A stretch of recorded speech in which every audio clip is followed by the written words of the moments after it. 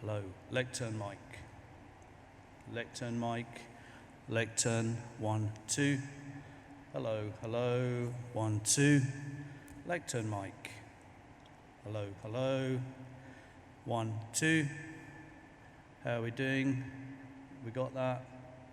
2, 2. Lectern. Thanks, Rick.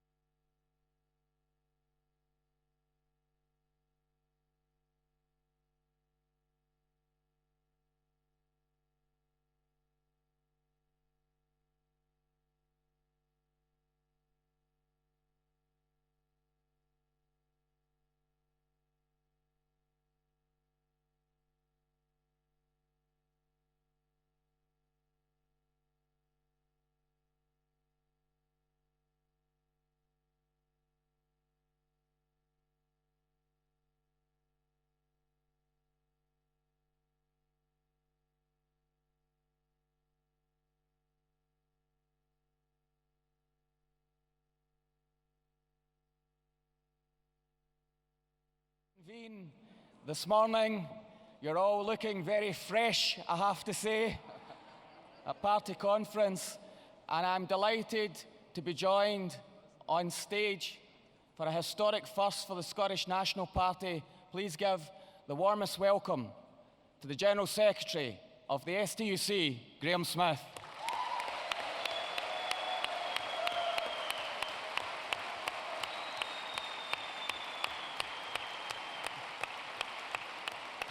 Who will have a slight break with tradition. With conference's approval, we'll ask Graham to second Resolution 21 on the restrictions and trade union rights. Do I have your approval?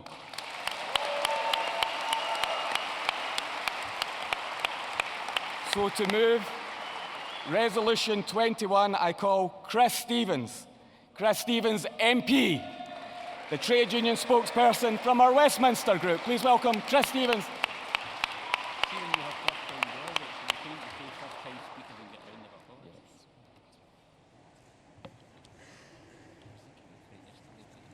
Thank you very much, Derek.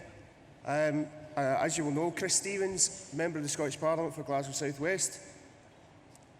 A couple of months ago I was asked to do an article on my first 10 weeks at Westminster, and the title of and the headline of that article was Bizarre, Surreal and Orwellian. That rather sums up, I think, quite nicely the Tory arguments in favour of the trade union bill. It is a Dickensian view of the world, and it's seeking, as the Conservatives usually do, to implement 19th century solutions in a 21st century world, while they, of course, call that modernisation. The trade union bill is a fundamental attack on human rights and on civil liberties. And let's just go through some of the proposals that the trade union bill seeks to do. It seeks to implement thresholds on industrial action ballots, which will have the consequence, colleagues, of women workers being unable to pursue industrial action where they are in a minority, and in cases where women workers are affected by shift changes. Women are more impacted by shift changes, and we've seen examples in some parts in England of being unable to pursue industrial action on that basis. It seeks to implement notice periods which are designed to make industrial action either impractical or where a trade union will lose momentum in trying to pursue industrial action. It also seeks, colleagues, to tell every public sector employer to restrict facility time and to publish that facility time, and to remove check-off. That is where employers allow trade union dues to be deducted at salary. That, I think, is one of the more pernicious parts of the legislation. It seems to say to the Scottish Government, the Welsh Government, other devolved administrations and local authorities how to handle their industrial relations. It's up to employers how to decide to conduct those industrial relations, not the Tory government. Because facility time is a good thing. Employers will tell you the facility time is a good thing so that they know how to arrange and sort out issues in the workplace. And in check-off, you know, workers can get a number of things off their salary. They can pay their council tax, they can pay their rent, but the government seems to think, the UK government seems to think that trade unions should be excluded from that. And what's most pernicious about that is that in some workplaces, staff associations will be allowed to have their deductions from their salary, but not trade unions. This is a hardline attack, colleagues, on the trade union movement, as is the proposals on picketing, criminalising picketing behaviour, asking pickets to wear armbands. They might as well wear two armbands. Union picket in one arm, blacklist me on the other. And that is a pernicious attack on picketing behaviour. And they seek to restrict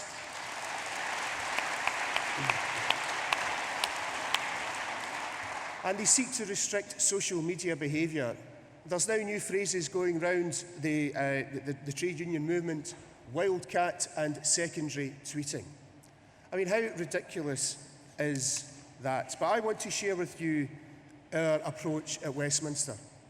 I've had, in the last few months, listened to some of the arguments in favour of this bill, and I've had to listen to some of the government witnesses at committee too.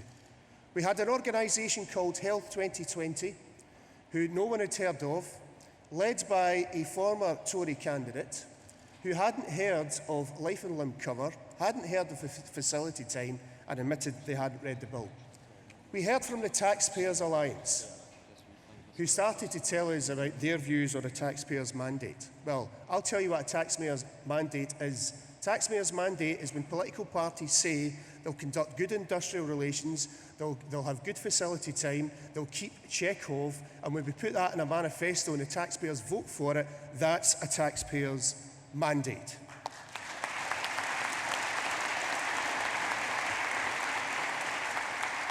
We've now submitted amendments to take Scotland out of this legislation, but not just taking Scotland out of this legislation. We will work with other progressive forces elsewhere, and we have done that with our amendments, seeking not just the Scottish Government, but the Welsh Government, Northern Ireland and local authorities across the UK should have their consent to some of this legislation. We oppose this bill. We will work with anyone to oppose this bill. And we will stand shoulder to shoulder with the largest group in society who stand up against exploitation, and that's the trade union movement, and I've always been proud of being a trade unionist. Thanks very much.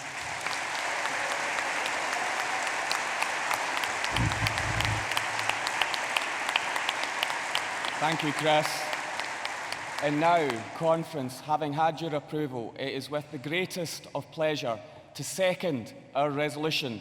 I ask you to welcome Graham Smith, the General Secretary of the STUC.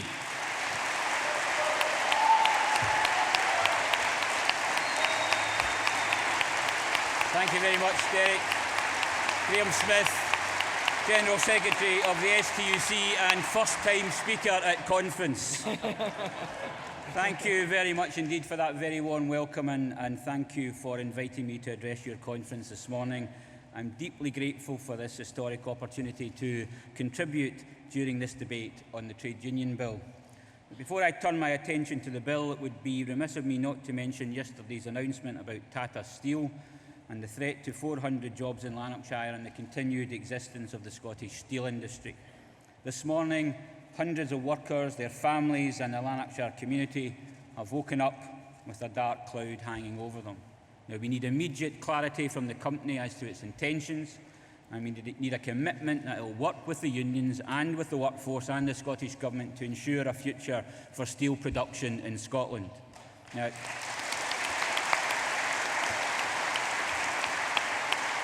I discussed the situation briefly with John Swinney yesterday and encouraged him and the Scottish Government to do all they can to retain the steel industry and its skilled workforce in Scotland, and I look forward to exploring all the options open to us to achieve that objective.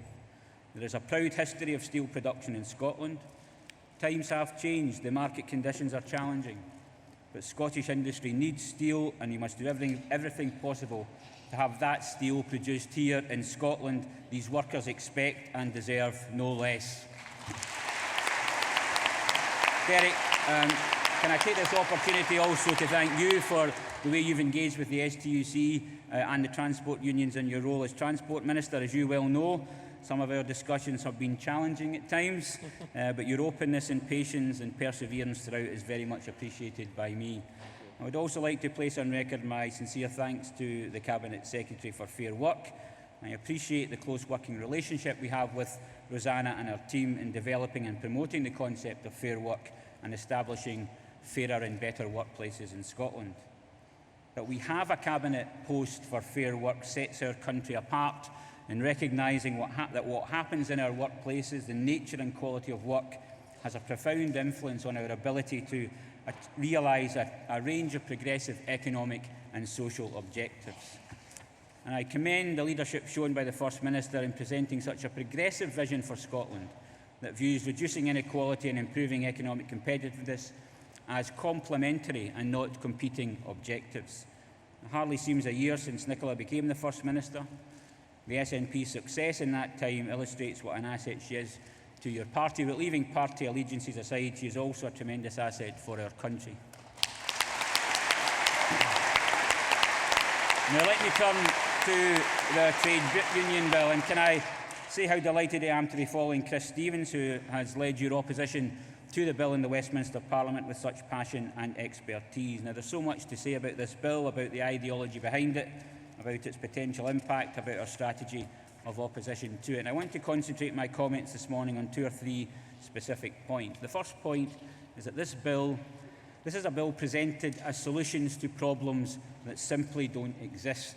We don't have a strike problem, and even if we did, that would be no reason to trample over civil and human rights of workers. We don't have a problem with picketing.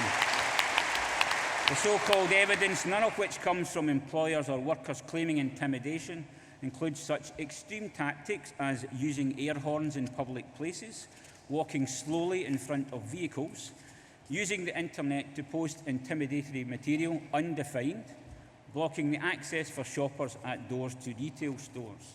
Now, the consultation document on picketing mentions that during the NEOS dispute, secondary targeting occurred at a number of premises and suppliers with links to Grangemouth. Unite the Union put a large inflatable rat outside the offices of Jim Radcliffe, the owner of NEOS. Now, it depends what you think is intimidation. I think it's intimidation if an employer, in the case of NEOS, threatens to close a plant and take away the livelihood of workers. And I think it's intimidation for an employer to threaten to decimate a local community, or indeed a national economy, if a union and its members don't agree to accept cuts in their pay, their terms and conditions and their pensions. And an inflatable rat seems pretty mild to me. Now, my second point is that this bill raises some serious questions about the nature of democracy in the United Kingdom. It should alarm not just unions and their members, but anyone concerned about democracy, human rights and civil liberties. And it represents a level of state interference in the activities of a civil society organisation that goes way beyond what is reasonable in any democracy. Now, through this vindictive, unnecessary bill, the Tory government has willfully placed our country at odds with international law and conventions on the freedom of speech, freedom of association and assembly, and the right to strike. These conventions exist to protect fundamental human rights. They are a recognition that our democratic well-being demands that workers have a meaningful collective voice in the workplace.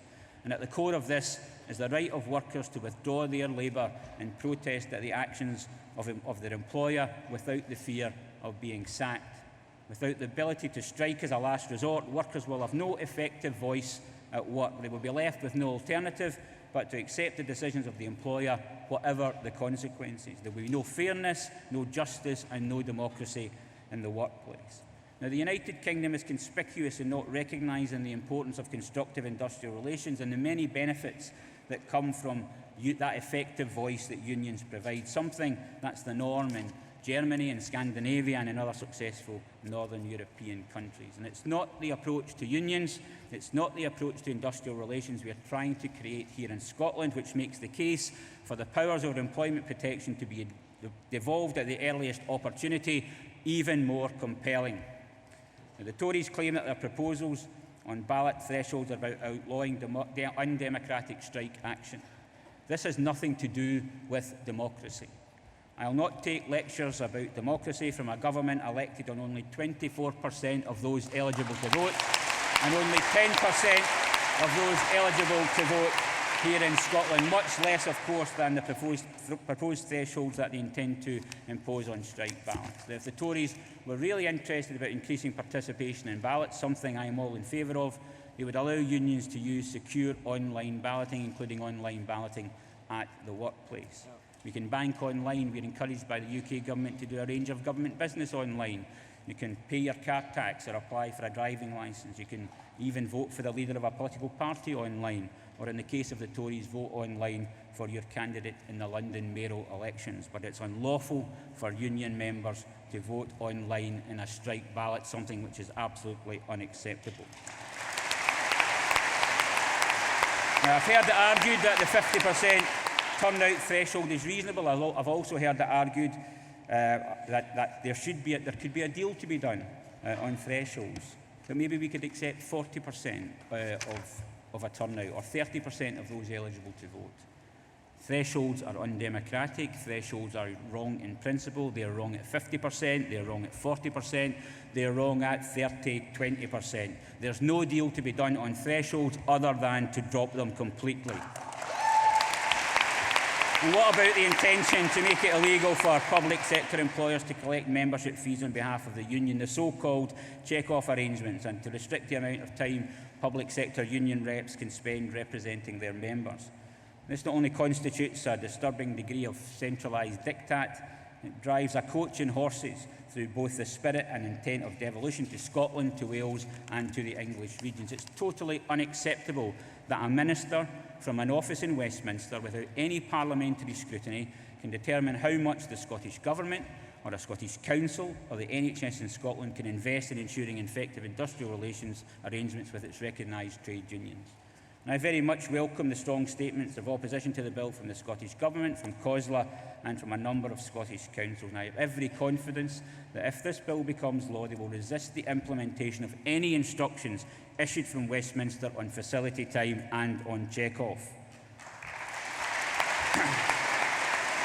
Now, we'll continue to work with you to defeat this bill in Parliament, and I commend your approach in building alliances to do that on behalf of workers across Britain. But let us also be clear. The provisions of this bill intrude on devolved responsibilities to such an extent that not one clause of this bill should be applied to Scotland without the consent of the Scottish Parliament, a consent that I'm confident would not be forthcoming. Now, we'll also oppose the bill through legal challenge, although, to be honest, the courts have never offered us much comfort. And it's inevitable that if this bill becomes law, it will bring unions into conflict with the law and bring the police and lawyers and judges into industrial relations as never before. Do we really want our police force to be monitoring what unions say on Twitter and Facebook to check if it matches what they would say 14 days earlier? And it's preposterous and impractical, and it's not what you would expect to find in a democracy. You might find it in a dictatorship, but not what you would expect to find in a democracy. But others have used the law to destroy the trade union movement, and we're still here and we're still fighting, and we won't be silenced and we won't be bullied and we won't be intimidated. This bill is an attack on unions, it's attacking our right to strike and to represent our members. But more than that, it's an attack on democracy, on fundamental human rights and civil liberties, on our right to free speech and our right to peaceful protest. Now, I know that the SNP values these rights and that we'll stand together as we have on other issues where we have a common cause. And I know also that the best way to defend and advance union and workers' rights is by building union membership and organisation in the workplace. So, if you're not in a union, please join. If you're a member, become an activist. If you're an activist, keep doing what you're doing. And if you can, do a bit more. Conference, thank you very much for allowing me to address your conference. It's been a real privilege and a pleasure. Thank you very much indeed.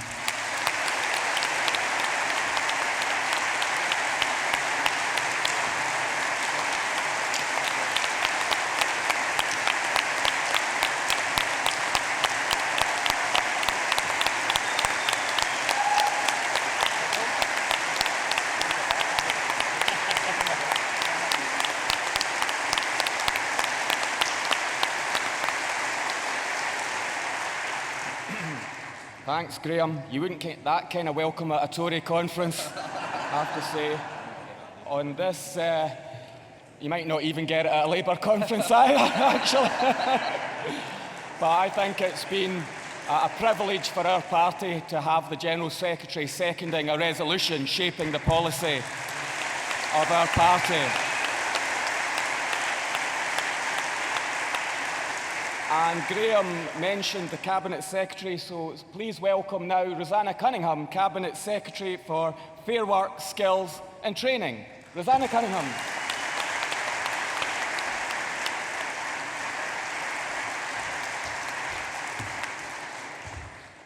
Graham, you're welcome back any time you like.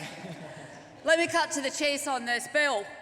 There is no part of this bill we think is a good idea. And indeed, we think the entire bill is a thoroughly bad idea. Now, what Graham didn't tell you was that both he and myself gave evidence to the House of Commons Standing Committee on the bill earlier this week. A salutary experience, probably worth a whole different speech, but can I just say in passing, do not listen to a single person that expresses criticism of the Scottish Parliamentary Committee system after what Graham and I sat through for an entire, what was it, Graham, 20 minutes? Because that's how much time they were prepared to allocate to the views of Scotland in that particular session. But what was interesting about it was that if you actually challenge the Conservatives on the need for this legislation, actually answer comes there none. Now, yesterday I was speaking here about some truths around the living wage and fair work. So today let me speak a couple of truths about industrial relations that people won't necessarily be aware of. First of all, we can't actually find any evidence suggesting that there's been a significant increase in days lost to disputes in the rest of the UK.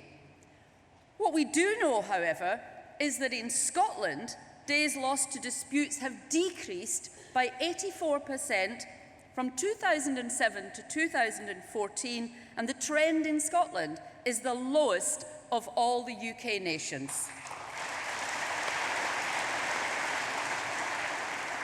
So maybe, just maybe, Scotland points them to a different way forward, if only they would listen. We are going to fight every single part of this bill. I've already written to and spoken to Nick Bowles, expressing, he's a minister, expressing our serious concern about the negative effect of the bill. And indeed, I would say today that to protect our approach of working in partnership with unions, Scotland should be excluded from the entire trade union bill. These bill proposals have the potential to undermine the effective engagement of trade unions across Scottish workplaces and in particular in the public sector. And you heard yesterday that we're taking a very different approach in Scotland to issues that relate to the workplace and to industrial relations. But the measures within the bill in combination will affect employees' right to strike, change the relationship between unions and organisations negatively, and lead to greater confusion amongst employees. And that directly impacts across Scottish business and especially our devolved public services in Scotland. Where is the constructive debate around this issue? We're not able to have it. Now, I've looked at the bill really carefully, and given the extent of the risk to us around future use of this legislation and abuse which may arise from it, the only solution I can see is to ask that Scotland is excluded from the entire bill. It's the only way in which we will be able to maintain the integrity of our more progressive approach of working in partnership with unions, an approach that actually delivers on a better industrial relations landscape instead of creating the landscape that they will down south, which will create an even worse scenario than the doomsday scenario they seem to think they're in already. So we are absolutely 100% opposed to this bill, and we want Scotland out of it. Thank you, Rosanna. And our final speaker will be Kirstine Fraser, Kirstine, can you come forward? Kirstine Fraser is from the SNP Trade Union Group, a shop steward, and of course, a trade union activist.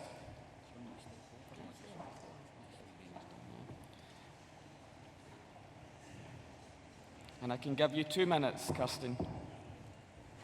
Welcome, Kirstine.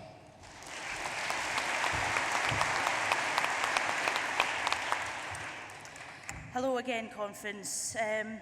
I come before you at a dark time for the trade and union movement and as myself as a trade unionist. I and my comrades from every trade union active within the UK are under the most sustained ideological attack in over 30 years from a Tory government that acts for bosses and not for workers. That's the reason for this attack. It's not because there's any actual reality or realism in what they're saying. As you've heard before, strikes are not rising. This is just purely to keep us underfoot. That's it. It's about making sure that the working people across the UK and in Scotland are kept exactly where the Tories want them, and that's in a vulnerable position for everyone.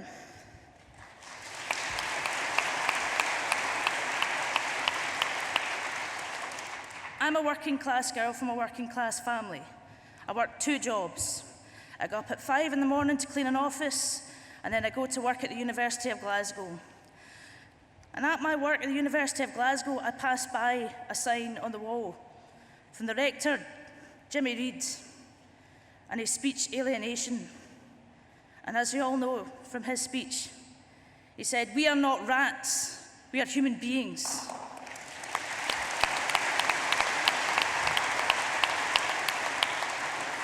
But we are having to contend with a Tory government that is intent to drive us down further than even rats, because they view us with contempt as working people. They don't work for us, they don't work for the trade union movement, they work for corporations and their friends in high places. That's why this legislation is being forced through.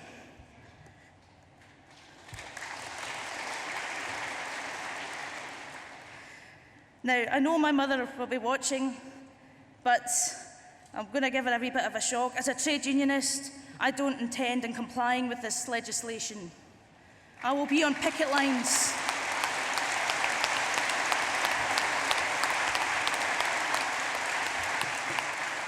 I won't wear an armband round my arm, pinning me out as someone who supports trade union rights and the rights of workers across this country. I will not comply, I will resist. And I will call on everyone in this room to resist this undemocratic legislation. Join us in the trade union movement. Thank you, Kirsten. Thank you, Kirsten. There are no cards in against. Chris, will you waive your right to sum up? You will. Thank you. Can I ask conference, is this resolution passed by acclaim?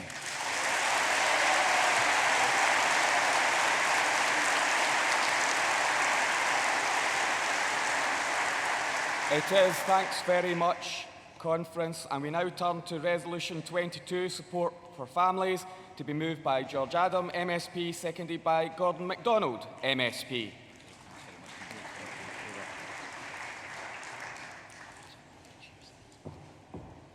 Please welcome Paisley's MSP, George Adam. Thank you, Derek, and thank you, conference. You know, conference, I'm one of the luckiest men in the world. Not only am I from the great town of Paisley, but I'm also the representative of that town. And that's an honour that I'll never forget, because I remember the days when our party never had gatherings like this and how difficult it was for us. But if a big boy from Paisley can't play centre half for St Mirren, then being the representative of the hometown is obviously a good thing as well. But when we are talking about young people and children, when they come to the Parliament, I often say to a lot of the youngsters, you know, be all you can be. Do everything you possibly can. Aim for if you want to be an astronaut, shoot for the stars. Work hard. I sound like an American wrestler saying to do your prayers and work hard and everything else, but the whole point is that we must encourage our children to do the best, because it's all about nurture, it's all about making sure that they have that opportunity. And the Scottish Government has done much work in this, making sure that we can go forward. But the problem is you don't always, no matter how hard you work, no matter how clever you are, there's times that you will not get that opportunity because of your background and where you live. And that is something that this government has decided should be changed. And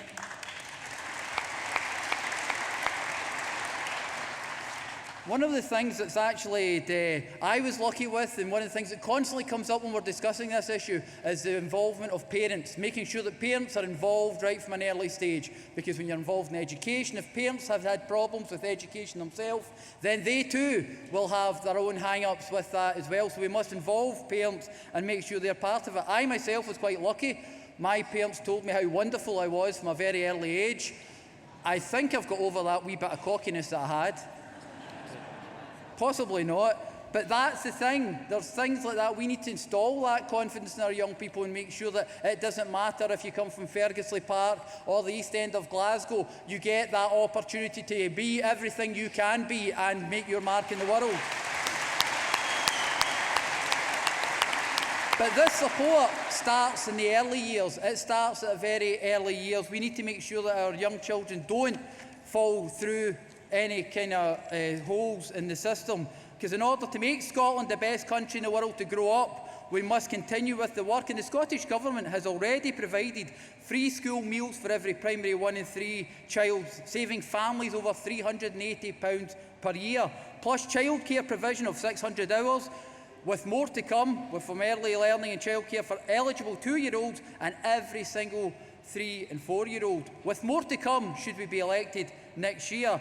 But this is a 45% increase in what the Labour Party actually provided. So I will not be lectured by the Labour Party on education or in childcare, because this government is showing the way forward.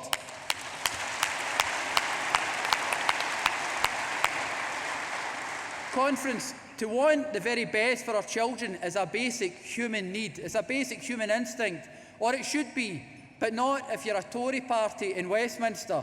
They risk putting 100,000 children into poverty with their policies. 100,000 Scottish children could be in poverty because of their policies. This cannot be allowed to happen. We must ensure that we support our government so that they can make Scotland the best place for our children to grow up.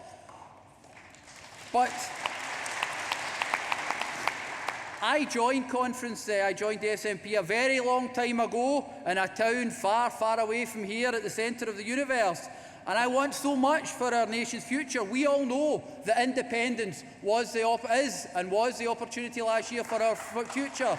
We know because it was for our children and for our grandchildren. Technically, I'm a grandparent now, so I know I don't look it, but you know, hey, there we go.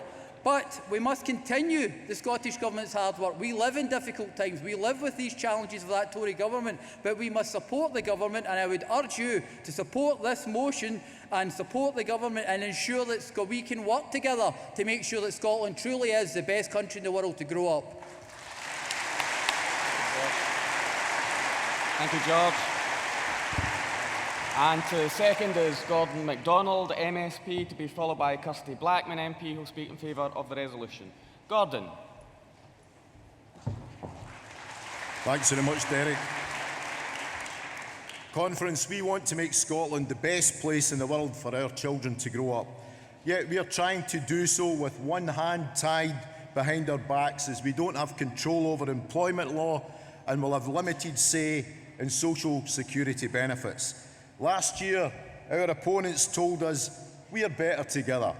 Tell that to the 480,000 Scottish workers paid less than a living wage. Tell that to the 120,000 Scottish children who live in families where one parent is in a low-paid job. And tell that to the 100,000 Scottish kids that are expected to be pushed into poverty as a result of Osborne's changes to social security. The Institute of Fiscal Studies calculated that the cuts to tax credits in April are going to take an average of £1,000 a year away from nearly 250,000 families in Scotland. That's £1 billion that will be taken out of the pockets of our lowest paid Scottish families by 2020. Since 2008, the minimum wage under successive Labour and Tory governments has failed to keep pace with inflation.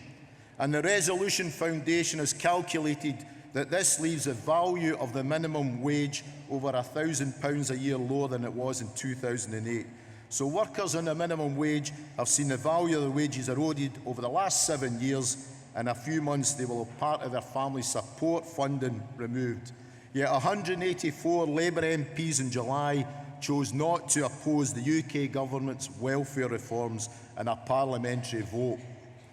The level of income inequality amongst the UK population has been well above the OECD average for the last 30 years. Failure of the last Labour government to tackle income inequality gave the UK the tag as one of the most unequal countries in the developed world, 28th out of 34. Given that background, it's no wonder the STUC called on the devolution of employment law, health and safety, trade union law and the minimum wage. Without those powers devolved to the Scottish Parliament, we cannot change procurement legislation to encourage payment of the living wage to all workers. The Scottish Government demonstrated its commitment to paying the living wage by becoming an officially accredited employer earlier this year. We are encouraging private sector companies to pay the living wage, and already 350 employers are accredited. The result is that Scotland has paid the highest proportion of working people being paid above the living wage of any nation in the UK, and a higher proportion than any region in England outside of London and the South East. We want to make Scotland the best place to grow up by tackling poverty and giving children the best start in life, but we need the power to do so. Support the motion. Thank you, Gordon. I now call Kirsty Blackman, MP, to speak in favour of the resolution. Please welcome the MP for Aberdeen North, Kirsty Blackman.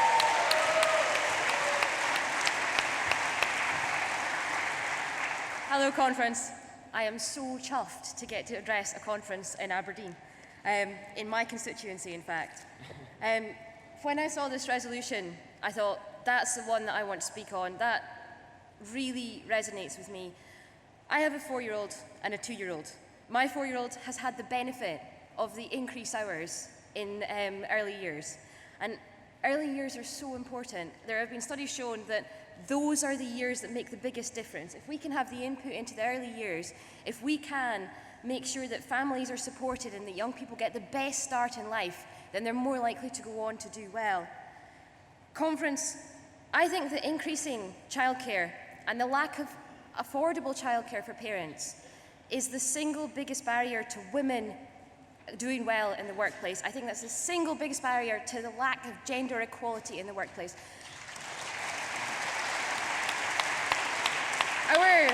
Our Scottish Government Conference has taken huge strides in terms of this, and we are committing next year, if our Scottish Government is re-elected, an SNP government, we're committing to further increasing those hours, and that makes such a huge difference for everyday lives of people. Conference, the Conservative budget this year was horrendous. It was an absolutely awful process to watch. As soon as the budget was announced, my Facebook feed went mad. There were so many people looked at that budget, did the calculations and worked out how much they were set to lose as a result of the tax credit cuts. Conference, I had someone comment on my Facebook that she's a self-employed single parent. She earns £13,000 working 52 hours a week, and she's going to lose £1,400 a year as a result of these cuts. How is that helping working people? She is working as hard as she possibly can for her children to do well and to improve the lives of her family, and the Tories are putting barriers in the face of that. Conference, we could not be more opposed to the Tories in relation to this.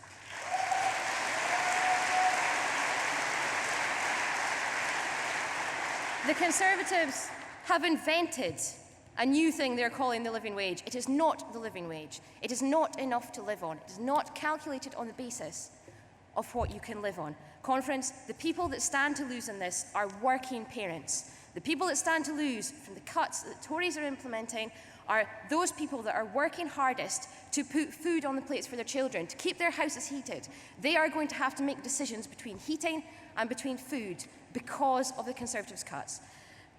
Conference, I urge you to support this resolution. I urge you to support our SNP Scottish parliamentary candidates for next year. Thank you.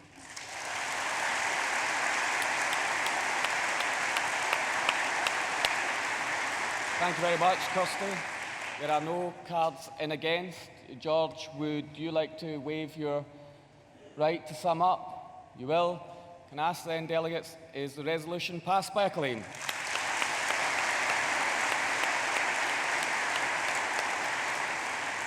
It is. Moving on to Resolution 23 on the BBC Charter Review, can I call Doug Thompson to move, to be seconded by Linda Fabiani, MSP. Please welcome Doug Thompson.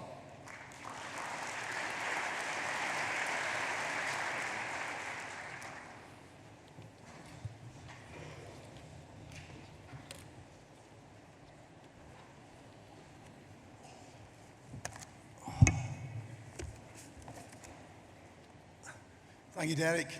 Morning conference. I'm Doug Thompson from Edinburgh Newington, the South Side branch. And as you can hear, my voice isn't that great today, so sorry about that, but I blame Derek for too many late nights during conference. So anyway, let's progress. The BBC lies at the heart of so much of civic life, both in the UK and here too in Scotland. However, in recent times, the BEEB has lost its way. We have devolved assemblies governing successfully in the 3 Celtic nations, but we have in the BBC an institution with a structure, governance and commitment to regional programming, which has remained London-centric, metropolitan and lacking in the accountability to the people of Scotland that successful institutions must have in a post-devolution world.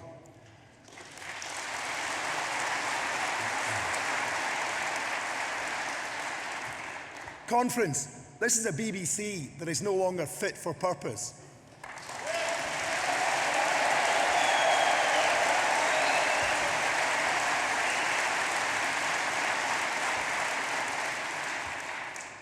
The Westminster Government has launched its much-anticipated Charter Review process, eagerly anticipated by Tory politicians, but dreaded by those of us with a passion for high-quality, relevant broadcasting in its many forms.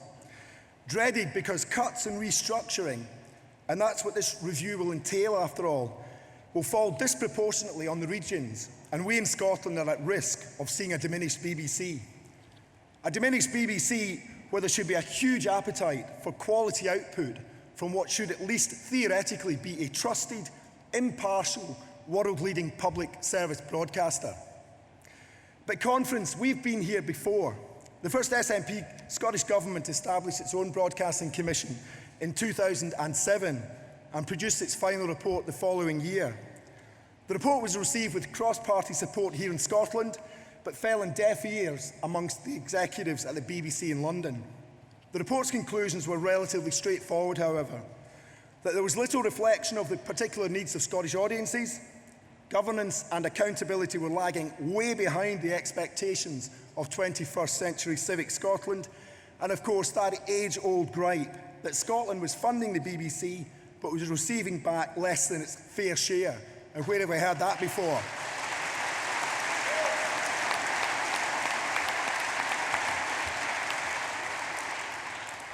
Seven years on, with the BBC having done little to reflect the true broadcasting needs of the regions, the findings of the Commission are more relevant than ever. So the UK Culture Secretary has set up an expert group to advise on the next BBC Charter Review. Not one, not a single member of that group can be seen to have any connections with Scotland, nor be considered to be seen to be championing further devolution of funding and programme making from London to Scotland. So who's going to put forward Scotland's case with regard to the future of the BBC? Well, nobody on this highly influential expert group. So conference, today we call on the UK Culture Secretary, John Whittingdale, to personally intervene and include regional representation and in particular with Scottish expertise.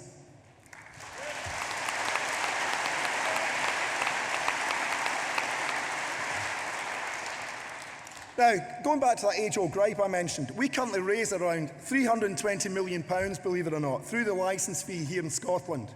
But according to the BBC's own figures, less than £200 million is directly spent here in Scotland. Now, that really is unjustifiable. So if Whittingdale won't include Scottish representation on his advisory group, he can instead focus his generosity on reversing that funding mismatch. And that lies at the heart of our own Broadcasting Commission report, that the BBC isn't broken, but it isn't fit for purpose though, and instead needs to be rehabilitated and made relevant to the dynamic world that modern-day Scotland has become. Now, of course, something else happened after the Broadcasting Commission. We had a referendum. We didn't win, but the Scottish The Smith Commission was set up with the promise of devolving substantial new powers to the people of Scotland. Well, not in broadcasting, it's not. Not in the accountability of the BBC, and not in giving the Scottish Parliament responsibility for media regulation, and not in enshrining further programme making in Scotland. No, instead, the Smith Commission, now called the Scotland Bill, offered a consultative role to both the Scottish Parliament and Scottish Government in the BBC Charter review process. And that was it. Quite simply, not nearly good enough. No conference. It's time for Scotland to have full control over broadcasting. First,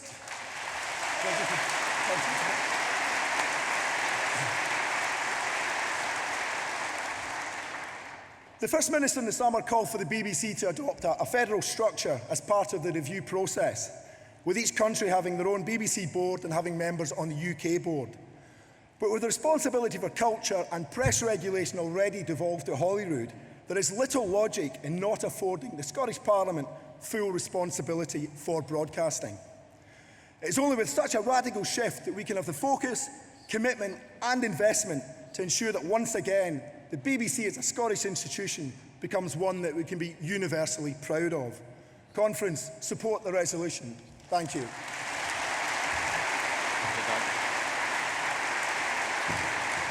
And to second, I call Linda Fabiani, MSP, to be followed by Craig Murray to move the remit back. Is there a formal seconder for the remit back, to be heard? There is, okay. Linda Fabiani. Of course, Scotland should control its own broadcasting. Of course, Scotland should be an independent nation. So, here we are. We have to move forward in every way we possibly can to get Scotland to achieve that independence. And broadcasting is crucial to that. We recognised that in 2007 when we became a minority government in Scotland. And it was Alex Salmond, I remember it very clearly. I think I was even in the room at the time. You know that way Alex just does things and everybody else runs along behind to catch up. I was the one running along behind to catch up. And Alec announced that there was going to be a broadcasting commission. It was Blair Jenkins who led that. And it was a comprehensive review of where Scotland was at and a comprehensive plan for where Scotland should go. Yes, it was some years ago now, but I know that Fiona Hislop and our current government are still looking at that very clearly in what they're doing currently in the renewal of the BBC Charter and what they're putting forward.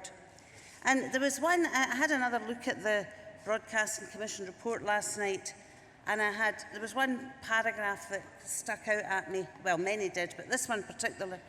Scotland has never had a universally available television channel of its own. One with not only a strong sense of public service to Scotland, but also a strong sense of public ownership. How ridiculous is that?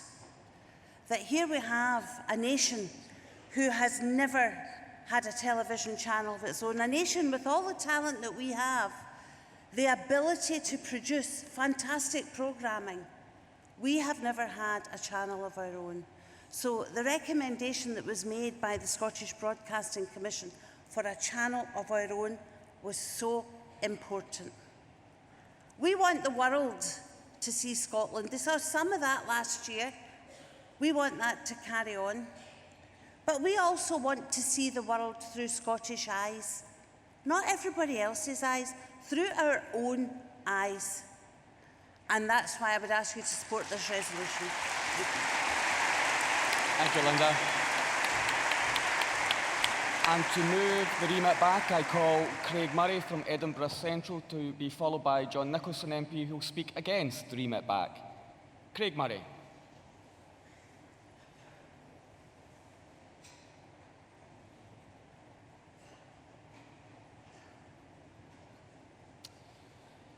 Craig Murray, despite having put in a card, doesn't appear to be in attendance, so I'll call John Nicholson to speak in favour of the resolution in that case.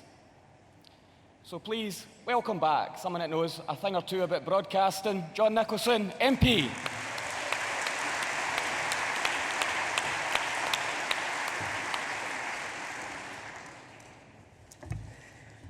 Delegates and friends, this is the first time I've spoken at conference since I was 16 years of age, so please be gentle. Now, conference notes with concern recent developments regarding governance at the BBC. That's what this motion says. Friends, we've been watching developments at the BBC with concern for years.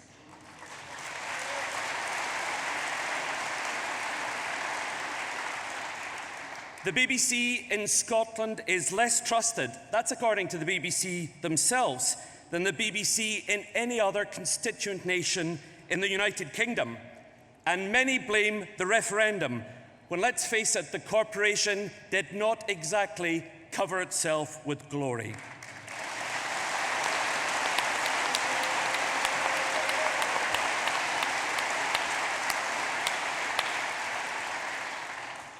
But let me be clear, I support public service broadcasting.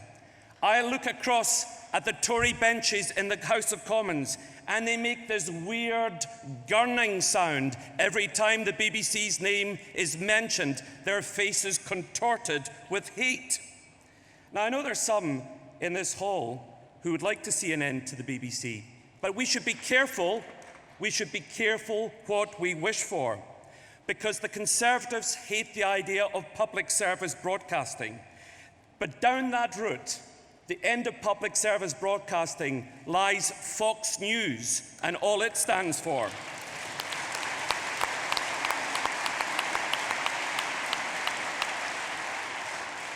It's an agenda driven entirely by advertisers and controlled by vested interests.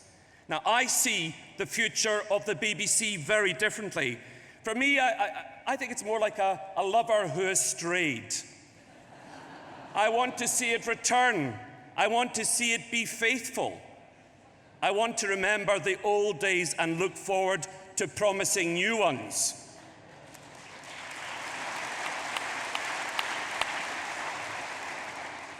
But of course, for the Tories, they see the BBC with a sort of post-divorce visceral hatred, and we don't share their vision.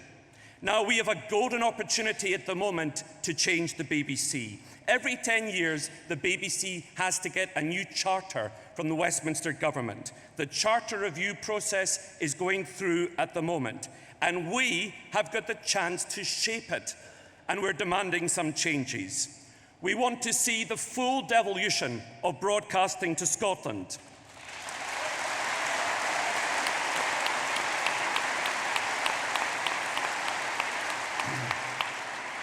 We need more investment. We need more jobs.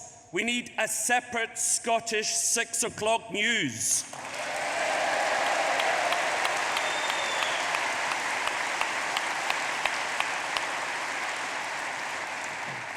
We need to liberate broadcasting talent throughout Scotland and in particular at the BBC.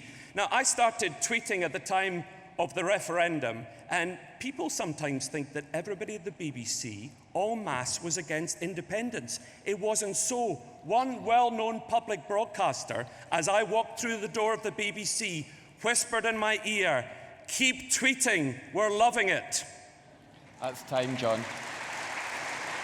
So let's not side with the Tories. Let's champion public service broadcasting. Let's change the BBC and liberate the talent. Thank you, John. That's you. I support the motion. Thank you, John. Thank you.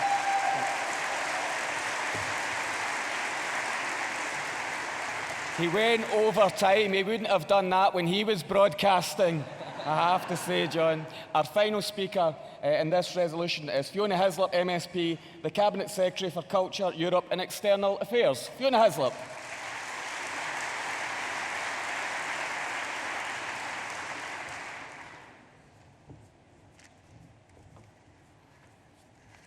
Delegates, Scotland needs a better service from the BBC, Scotland demands a better service from the BBC, and Scotland must have a better service from the BBC.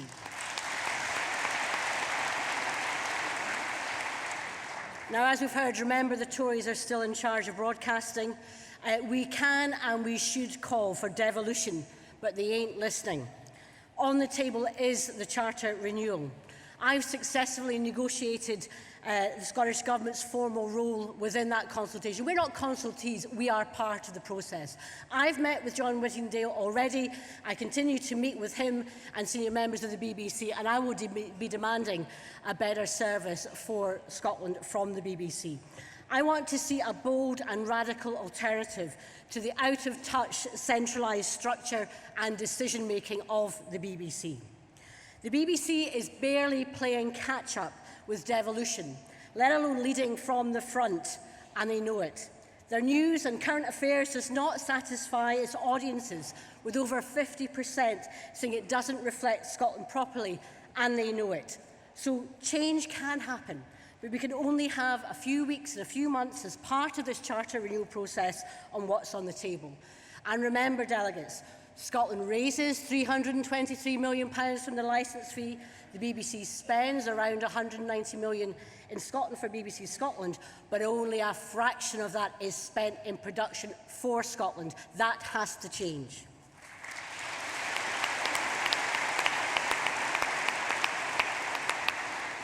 The Scottish Government has updated the Broadcasting Commission with additional information about how an additional channel would work.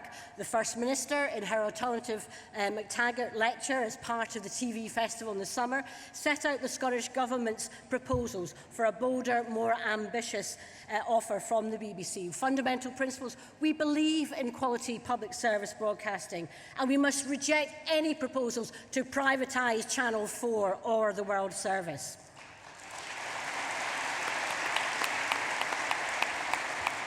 We believe in editorial independence of the BBC, and we propose a federal structure for the BBC, for governance, for editorial and management, and for commissioning. Internal transfers of decision-making and budgets within the BBC can and should happen. We want additional platforms for television and radio for channels to tell the stories of Scotland to itself, to tell the stories of the world to Scotland, and to tell the world the stories from Scotland.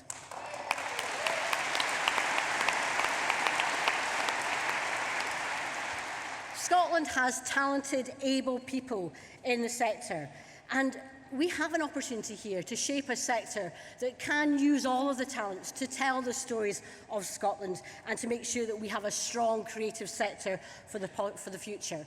But this is a Charter renewal for the next 10 years, delegates. I don't need to tell you how important it is that we get a BBC that is fit for purpose, that can lead from the front and can take the stories of Scotland to the world. This is our opportunity to do that. On your behalf, I will be in the room championing Scotland's interests, and I will make sure that we together can get a better deal from the BBC for Scotland.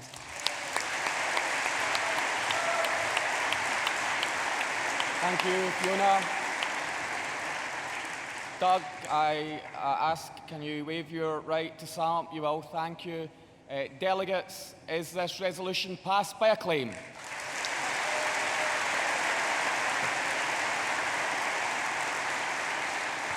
It is. And now, Conference, we turn to the President's Prize, so please welcome the President of the party, Ian Hudgton, MEP.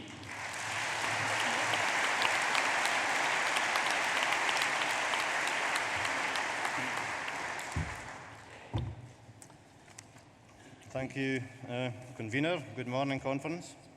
The President's Prize, as many of you will know, was instigated by my predecessor as President, Winnie Ewing, and it's awarded annually to an active SNP member who has had an exceptional contribution made to the activities and the cause of this party and of independence, and who has not otherwise been recognised through elected office and so on. The current success levels that we enjoy as a party as a result of our campaigning are due in large part to the foundations that have been laid by many, many people over many decades, working hard in extremely lean times that many of you will recall, ensuring that the party has built up credibility and that the cause of independence is one which more and more Scots are inclined to vote for. And this year's winner, I think, is another excellent example of what the President's Prize is all about. A Dundonian, he actually joined the SNP in Peterhead, where work had taken him and his family. And in a short time there, as happens to new members all over, he became branch chairman and thoroughly involved in all of the fundraising and publicity activities of the branch, including instigating a newsletter at the time locally.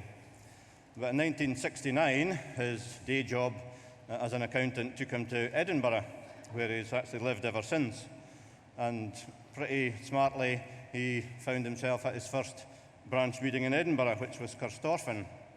And a Wheel Kent figure at the time, Muriel Gibson, the former National Secretary of the party, arm-twisted, I think was the word he used, him into being vice-convener, vice-chairman, as we called it then, of the branch.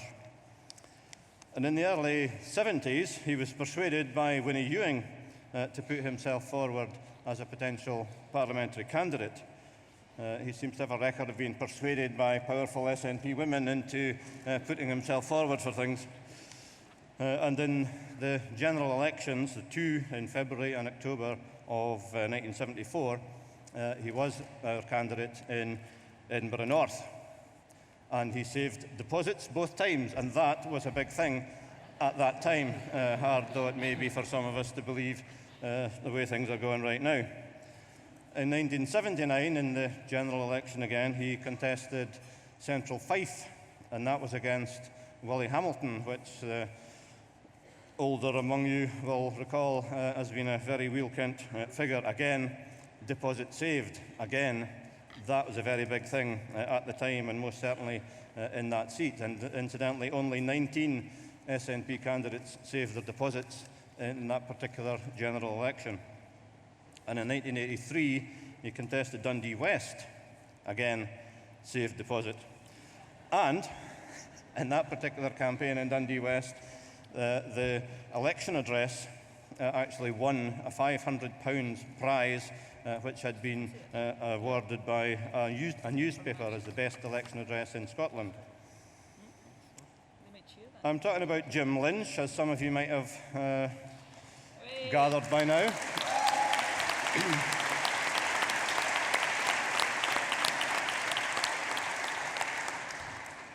Being an SNP parliamentary candidate in those days was not necessarily a career development move.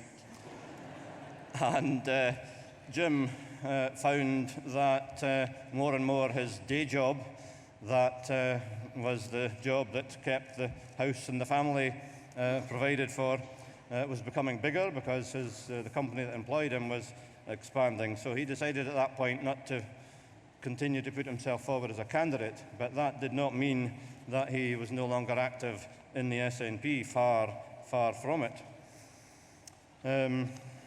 He travelled the country to by-elections and helped SNP candidates in target areas. He was always very aware and still aware of the national picture and the need to ensure that we won target seats and did as well as we could in by-elections. And he was always a supporter, including in the Peterhead days, of the Scots Independent, Scotland's original independence supporting newspaper and longest lasting. He became, in 1990, a member of the board of the Scots Independent, and the SI has always been run by volunteers, like SNP branches, generally speaking, a small bunch of very dedicated volunteers putting in a huge amount of work. And in 2005, there was a vacancy for editor of the Scots Independent, and Jim Lynch was identified as a potential, and he agreed to take on the job for 3 months to fill in until somebody could be found. Now that is 10 years ago, and he is still editor of the Scots Independent.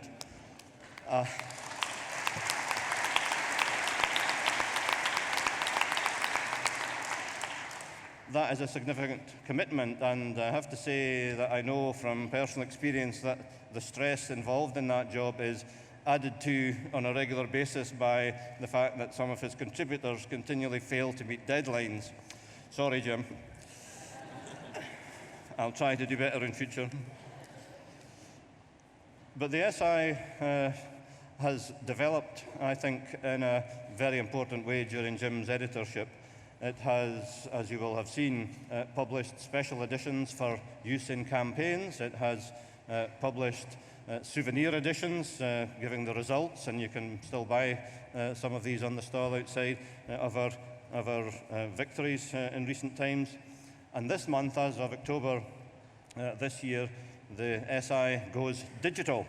So you can subscribe to a digital edition of the Scots Independent as of now, if you want to read it on your iPad rather than on paper, although it has to be said that the paper one will continue, so please make your choice.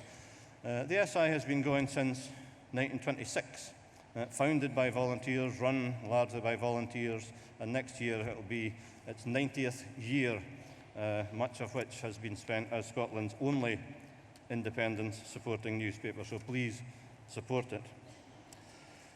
The prize is merely a token that can be offered to someone like Jim Lynch, who has done so much for the cause. The real prize, of course, that we will all enjoy very soon, I suspect, is to actually win independence for this country.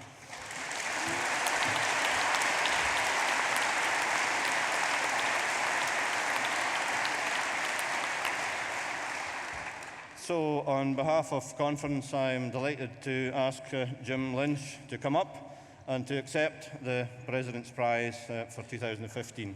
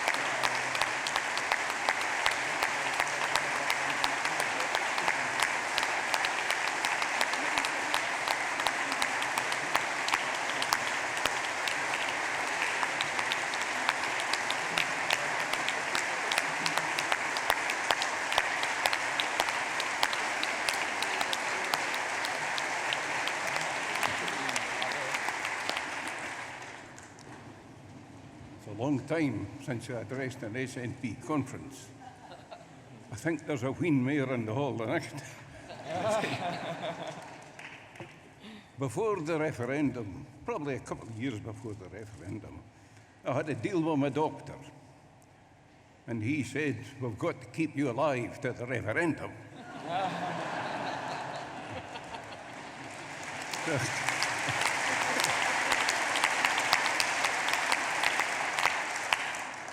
So I was going to go back for an extension, but he'd retired.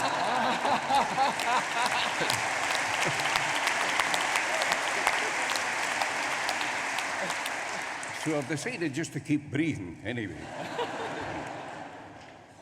Now, just now, there's very much going on about a second referendum.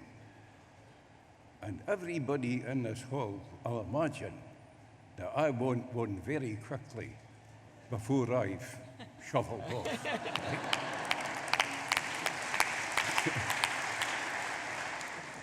I want one when we can win it.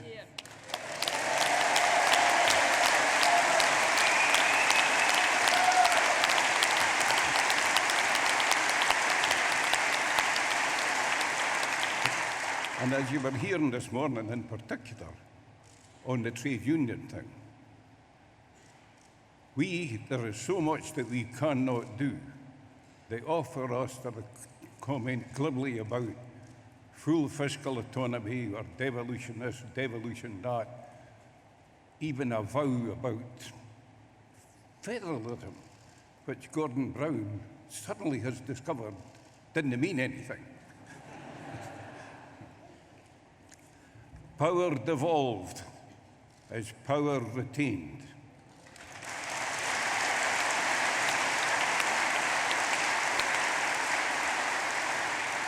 And before we get any more, the London lairds at the moment, a Tory bunch, will cut off our grasping hands. So that's what it'll going to be then. Nothing will do but independence, nothing less.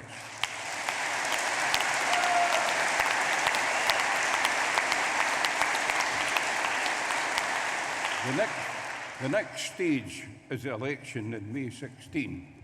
And when I went back to the SI stall yesterday, my wife had been given a wee bracelet that said, "Both votes SNP 2016. And that's what we should be doing.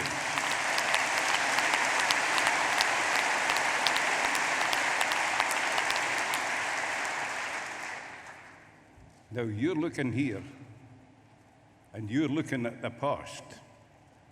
I'm looking at you, and I'm looking at the future.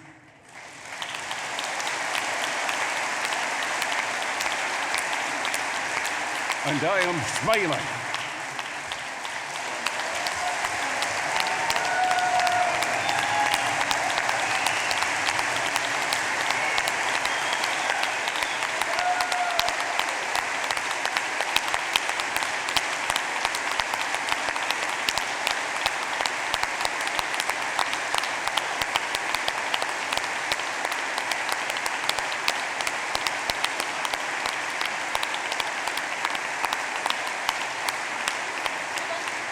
Conference, I'm sure I speak for everyone when I say Jim is not the past. He may be a legend, but he's got a strong future as well. And you know, Jim was around in the SNP and campaigning for independence in the darker days. He was a believer when many others weren't. So Jim, we appreciate your immense sacrifice and your contribution to our cause. Thank you very much, Jim.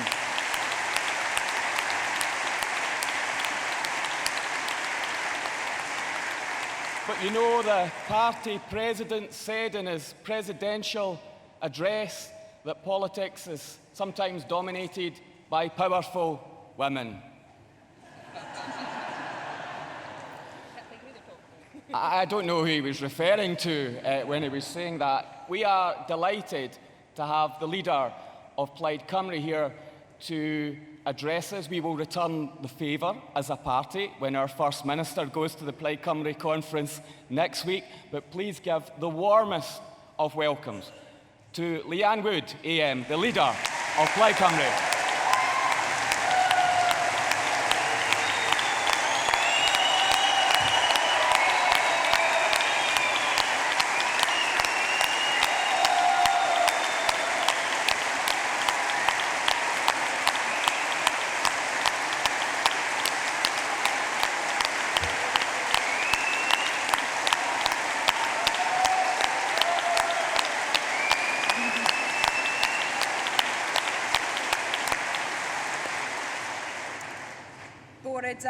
Good morning, Aberdeen. It's with great pleasure that I return to your conference to deliver Plaid Cymru's Fraternal address. And it's good to be on a stage again with your leader. The last time we shared a stage together, I think we caused a bit of an impact.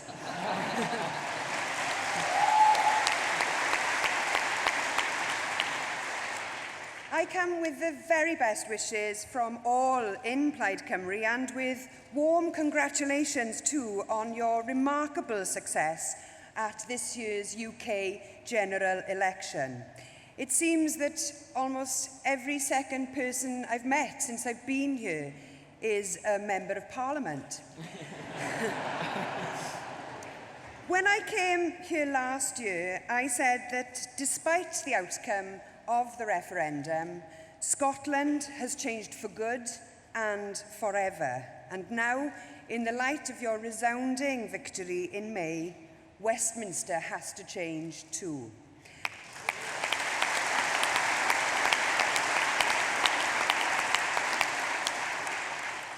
As well as congratulating you on your recent political success, I couldn't speak today without mentioning my country's recent sporting successes.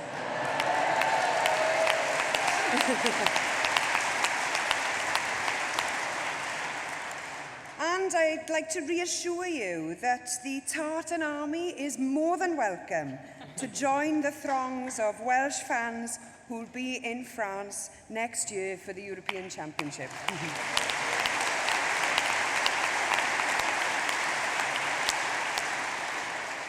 But if it's some solace to you, there is still a possibility of Wales and Scotland meeting in the Rugby World Cup final in a couple of weeks' time. But in all seriousness, I thank you.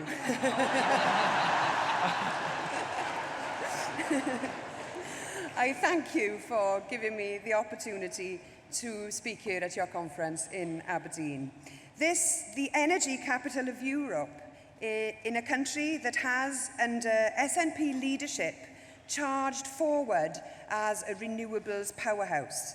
And let me tell you, from a Welsh perspective, how refreshing it is to see a devolved government taking the lead and creating the conditions for a thriving renewables sector. A government that has seen the economic and social opportunities presented by taking its responsibility to tackle climate change seriously. It's remarkable that the carbon emissions that have been displaced by Scotland's renewables sector has increased by 120% in the last 5 years. Clean energy in Scotland last year displaced more carbon dioxide than is produced by every Scottish car, bus and train combined. That is amazing. But doesn't it contrast strongly with the actions of Westminster's Tory government? When the benefits are being realised of Scotland's renewables revolution, the Conservatives adopt a dinosaur energy policy, slashing green subsidies and threatening the 34,000 jobs in the industry. Not only is the decision bad for the economy and bad for our collective efforts against climate change, the decision is undemocratic too. It cannot be right that an SNP government, democratically elected by the people of Scotland, can have the rug pulled from under it by a Tory elite with no mandate from Scotland at all.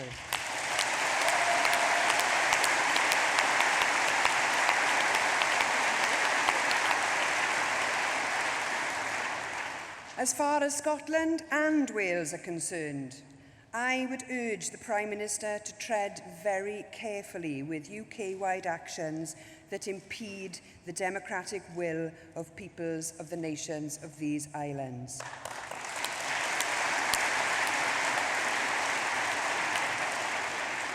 Now, climate change and green subsidies are a clear example of this, especially here in Scotland. Another area I know concerns you too, and is of particular concern to people in Wales, is the Tory government's assault on the hard-won rights of working people throughout the UK.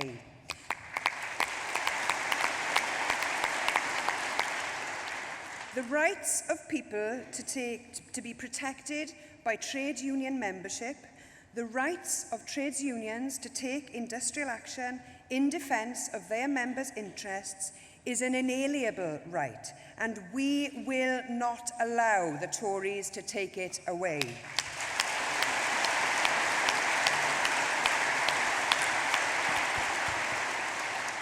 Plaid Cymru and SNP MPs are working closely to defeat such efforts, and I hope that all parties in both the Scottish Parliament and in the National Assembly for Wales can stop the trade union bill in its tracks. On subsidies for clean energy, on attacking rights in the workplace, on a shameless and cowardly attack on those in receipt of social security, on every single count, Westminster has proven that it cannot and it will not act in the interests of our peoples. Plaid Cymru backs your fight to make sure that they deliver on their ill-fated vow to Scotland, and that's why we need a new Wales bill that will finally deliver the devolution that our people in Wales deserve. We have waited far too long.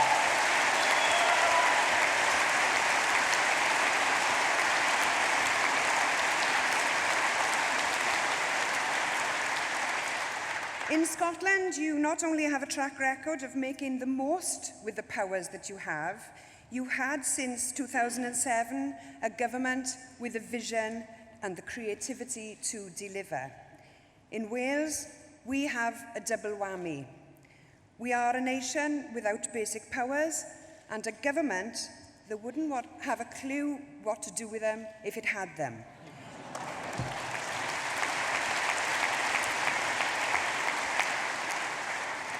Here in Scotland, you have an SNP government led by a more than able First Minister that is delivering for every community in your country.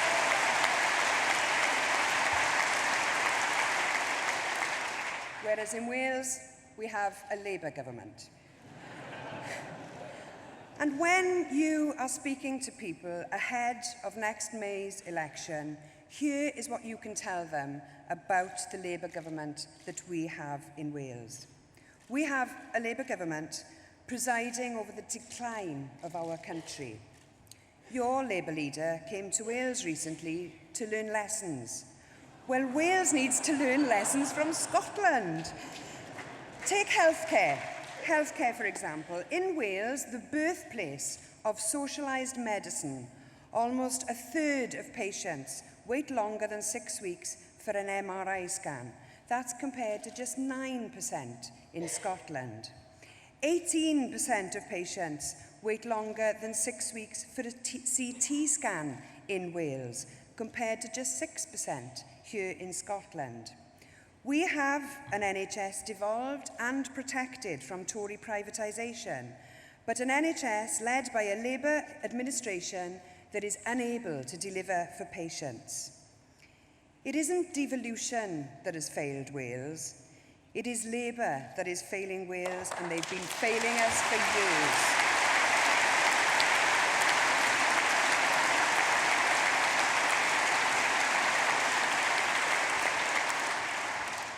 In May, people in Wales will be electing a new government, and let me tell you this, Plaid Cymru is ready and able to lead that new government.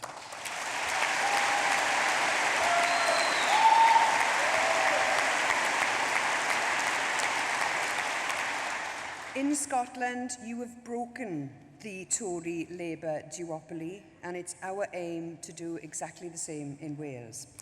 Just last week, we saw yet another example of how the choice between Tory and Labour is no choice at all. In our National Assembly, Labour members joined the Tories in voting against the Party of Wales amendment that would have outlawed the use of 0 hours contracts in the social care sector.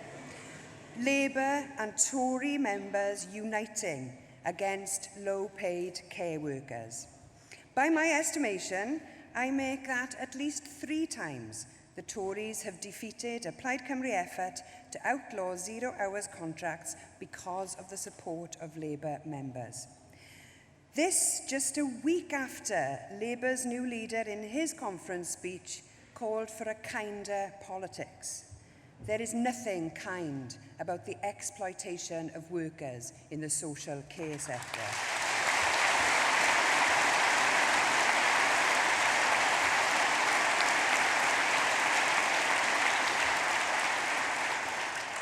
People want more than warm words. Yes, they want politicians and parties with conviction. Yes, they want politicians and parties with the courage of their convictions too. At a UK level, it is unacceptable that Labour MPs have had to be dragged kicking and screaming through the lobbies in Parliament to vote down George Osborne's austerity charter. They should be marching through those lobbies in defence of their communities and in defence of public services.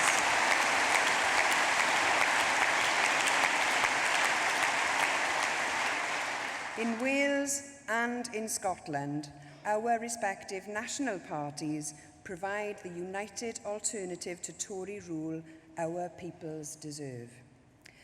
Now, I couldn't come to the Granite City without mentioning a link between this city and Wales.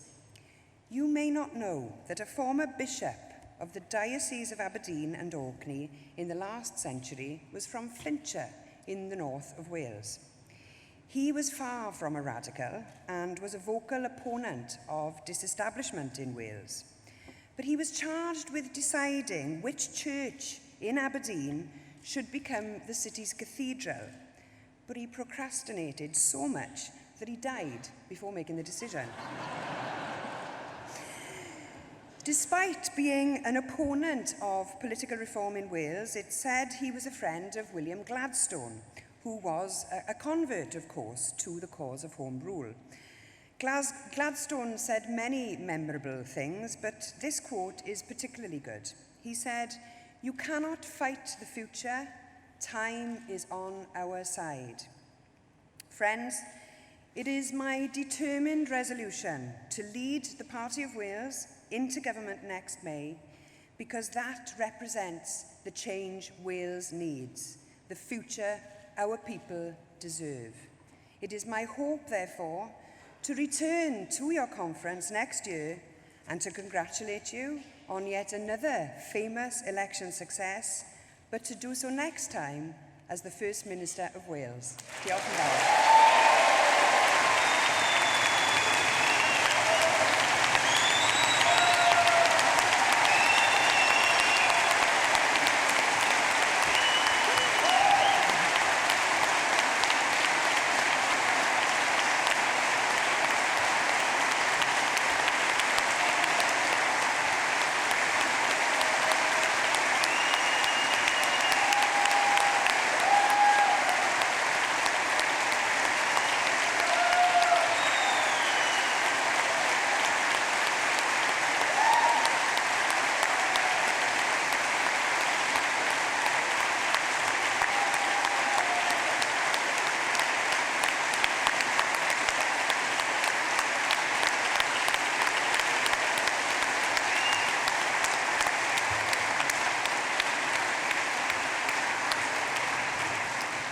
Conference, can you once again show your appreciation for the leader of Plaid Cymru, the future First Minister of Wales, Leanne Wood.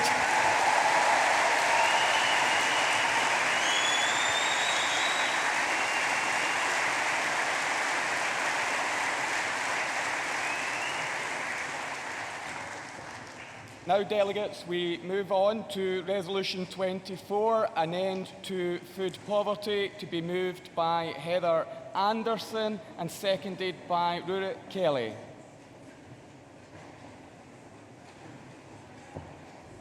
And Heather is a first-time speaker at conference. Welcome, Heather. I'm a first-time speaker, and that's quite an act to follow. Right. I'm going to be speaking about ending food poverty in Scotland, so hopefully you give me 5 minutes.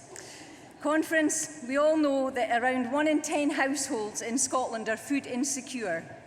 That means those households worry every week if they're going to be able to put food on the table. Westminster austerity is taking another £10 a week from our poorest fellow citizens, and it is no intention of giving it back. As a percentage of income, the poorest 10% are already spending twice as much of their limited income on food than the rest of us. And we all know that thousands of children in Scotland are going to bed hungry and then they get up in the morning and they're going to school hungry. For thousands of people who rely on food banks every week, they're a lifeline. Donating food is what we do in an emergency, and we must applaud everyone who's trying to do their best. But conference, we have to get our heads around the fact that we're not dealing with an emergency. We are not supporting the victims of Hurricane Katrina. We're dealing with a wholly different national, not natural disaster, Hurricane Osborne.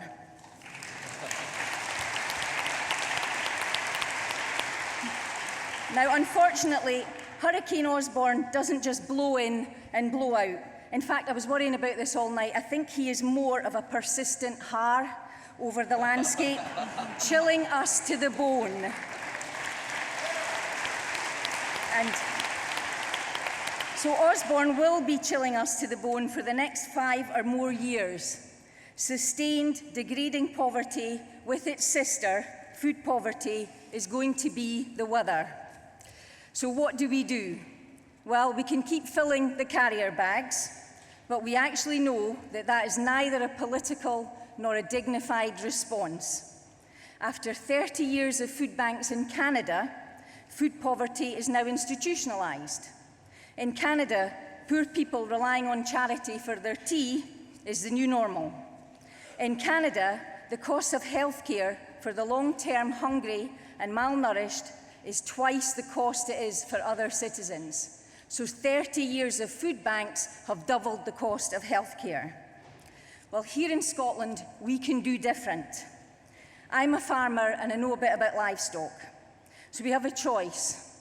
We can either thaw the austerity winter like sheep, or we can be more like pigs, who are very smart, and we can get a plan and have revenge. Right. Okay. Now, we have to wait a wee while before we can do welfare reform, but we can do food and land reform now. Food and land, to me, as a farmer, are the same thing. The two are inextricably linked. I'm a farmer, and I know my job is to look after the environment and feed you. My job is not to subsidise the profits of the global food supermarkets. Conference, you need to know that in the UK, 5% of the money spent on food and drink goes to the farmer. In case you didn't hear that the first time, 5% of the money spent on food and drink goes to the farmer. Farmers like me need the infrastructure to get our food to you, and you need new ways of getting food from us. As they say, we need to talk, and we need to have a different conversation. We need to start creating urban crofts and community food hubs. We need to stop just shopping for food, and we need to, or worse still, being assessed to see whether we're worthy of getting somebody else's shopping. We need to start growing, rearing, cooking, and eating together, and we need to do it as a partnership between farmers and communities.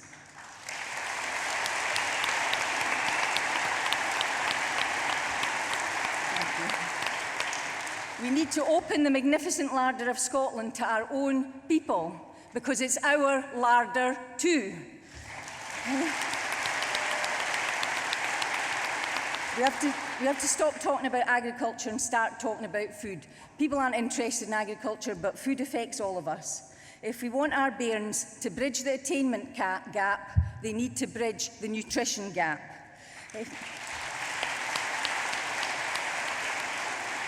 If we want our people to stop winning league tables for ill health and premature death, we need to feed them right. And most importantly for Scotland, people in Scotland need to believe they're worth it. Okay? The public kitchen needs to get the keys to the larder too. In Copenhagen, 95% of the food in the public kitchen is organic and freshly cooked. They can sort it, we can sort it. So in conclusion, friends, you need to know that Scotland is a signatory to the UN International Covenant on Economic and Social and Cultural Rights. That means we already have the right to food. Now we need to make the right to food a reality. So let's work together to sort our children. You need it to change. We need it to change as farmer, and the poor certainly need it to change. The Scottish Government has with the good work of Richard Lochhead, is working to become a good food nation. We have a blueprint. We've mutualised domestic energy through the Our Power programme. Now what we need to do is mutualise the food system through the Our Food programme. Please, let's not just thaw Hurricane Osborne, let's defeat it. Please support the motion.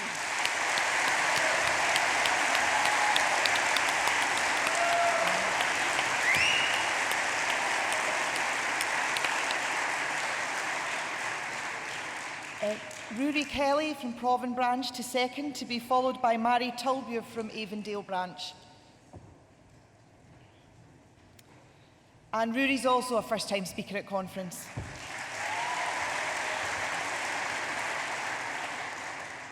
Yes, this is my first time speaking at conference, but I have spoke on this issue before at National Council, and I would like to once again lend my support to it. Conference, 13 million people in the UK live in poverty. 1 million of those people will use a food bank this year, and 120,000 of them will be right here in Scotland. 44% of these cases referred to food banks are through benefit sanctions, benefit delays and changes which are a direct result of the austerity agenda by the Westminster government. At the same time as food poverty being rife in the country, we have a ridiculous situation where 30% of all produce doesn't even make it to market. That has nothing to do with the nutritional value of this food. It is down to aesthetics alone. So that's 30% of agricultural land used to produce waste. It's massive amounts of energy and water used in vain. And the reluctance of supermarkets to sell this so-called ugly produce flies in the face of public opinion and, quite frankly, is a moral outrage at this stage.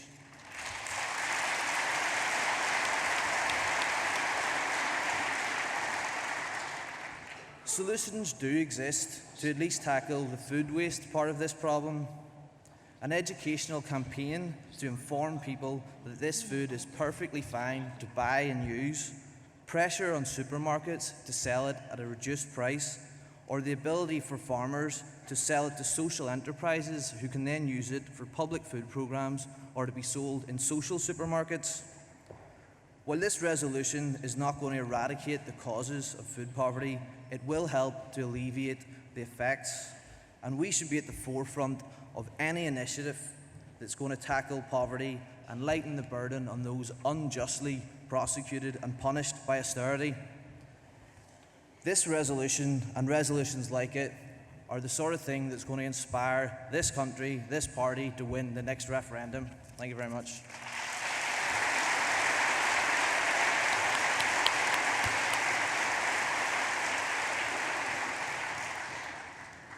Mary Tulbure to be followed by Christine Graham, MSP. Thanks very much for letting me speak. I would point out to the panel that the last time I spoke, I was a first-time speaker and didn't get my first-time speaker clap. Now I'm a second-time speaker. Conference, I'm compelled to come up and speak to you today because I've heard a lot of voices over these last 3 days.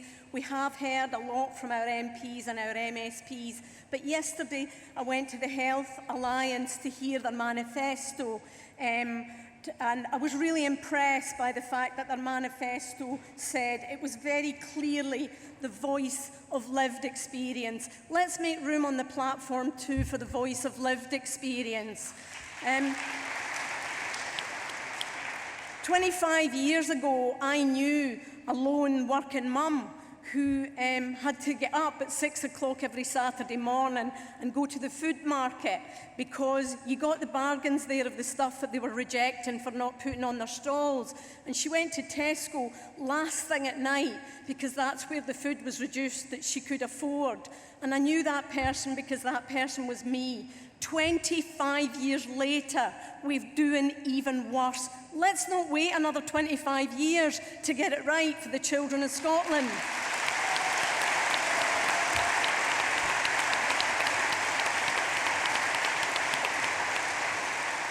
And no, not matter how much my life experience and circumstances have changed, I try to remember exactly what it was like, and I do that by volunteering.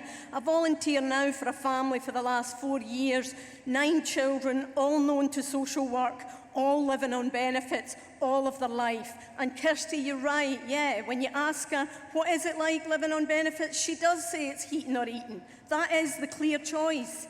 And when you say to a 13-year-old, so what is it like living from food banks? She says, Mary, how would you like folk choosing the food that you ate every night? Where's the benefit in that?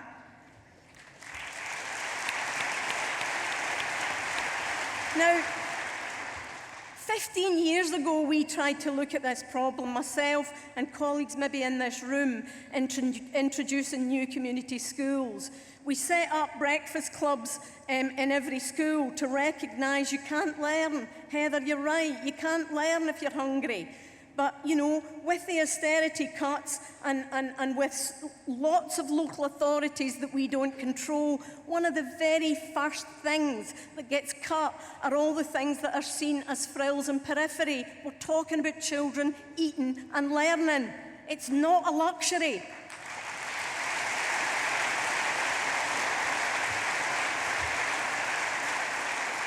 When I went into the new community schools, the school canteens were, the job of their work was to take trays and put them in the oven. I kid you not, in new community schools, we had to teach school cooks how to cook soup, how to make soup. Because what they knew about was putting trays in the oven. And that very, very same time, McDonald's came to Dumfries and Galloway for the first time. Where did they site their very first McDonald's?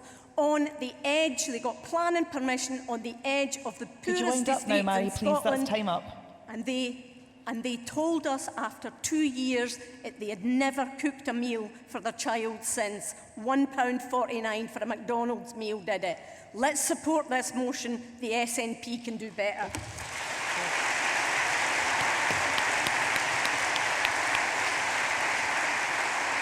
Thanks.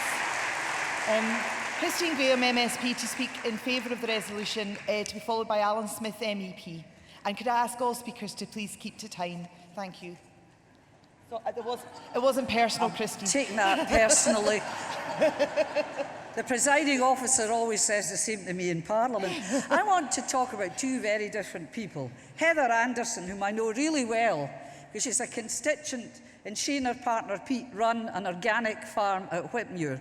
She puts her money where her mouth is. She educates about it. It's a social enterprise. She is determined, as you heard her today, in a one day of hope. She's a candidate for the Scottish Parliament. We need Heather there.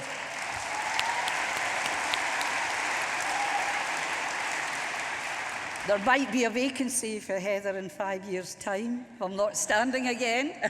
Anyway, I want to talk about this other person called David Mundell. Like you, I never thought in my lifetime I would see food banks. Food banks in Galashiels, food banks in Pennycook, food banks in Peebles. Now I'll go and congratulate the volunteers who work in those food banks. And I'll go into the supermarkets and put money and put things in and food into the trays that they have there for the food banks. But I won't go to the opening of a food bank.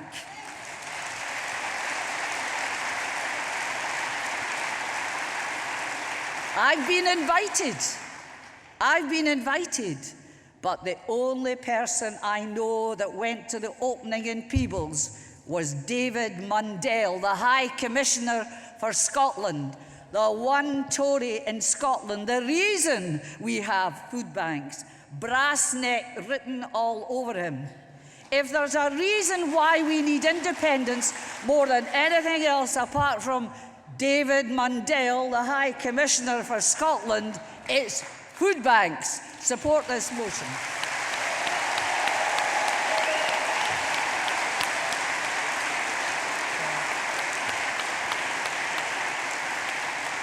And Christine was well within her time. Alan Smith MEP to speak in favour of the resolution, to be followed by Kim Lowe, who will also speak in favour of the resolution. And Kim will be the last speaker in this debate. Susan, thanks very much. Conference, you're looking fabulous. I wanted to come and support this motion and pay tribute to the work that Heather and Pete have done at Whitmuir Organic Farm and Nourish Scotland as well, which is an organisation I know well, which is trying to change how we think about food in this country. Now, I've been a member of the European Parliament's Agriculture Committee for 8 years now, working with and for Scotland's farmers and growers, and I always say, you call it agriculture, there's only so many people who are interested. You've got a special page in the Scotsman, a special page in the Press and Journal, and only the farmers read it. But call it food, and it's actually quite important to human existence. And how we treat our land and how we treat our animals is really important to who we are as a country and why we're here. We have a global challenge of feeding a rising population. We have bits of the world getting drier, bits of the world getting drier, all of the world becoming more climatically unstable. How we treat our food supply chain is of pivotal importance to how we exist as a species. And it's important that this motion's been brought before us because we need to think about this stuff really hard. We have a broken food supply chain in Scotland. We have a broken food supply chain in Europe, and I've spent an awful lot of time trying to reform the common agricultural policy of the European Union, without which round about a third of Scottish farms would go bankrupt. So broken is the system that we have.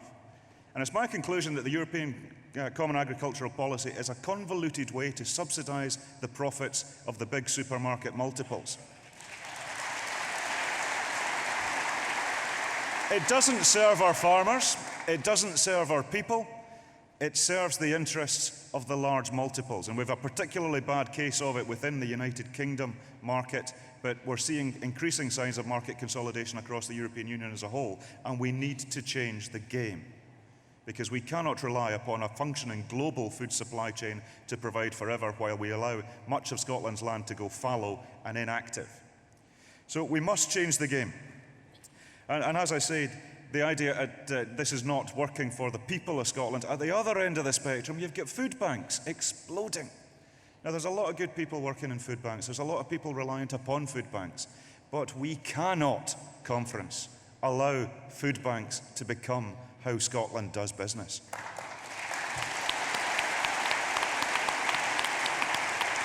The fact that we have food banks at all in our rich country is not a sign of the big society that the Tories tell us is working. It's a sign of societal systemic failure.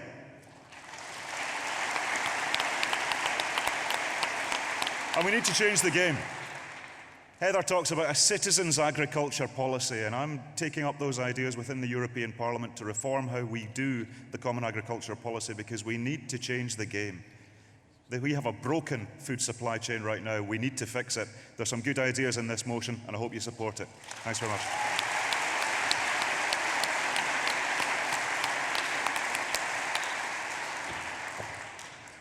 Kim Lowe from Kirkcudbright branch to speak in favour of the resolution. And Kim's a first-time speaker as well.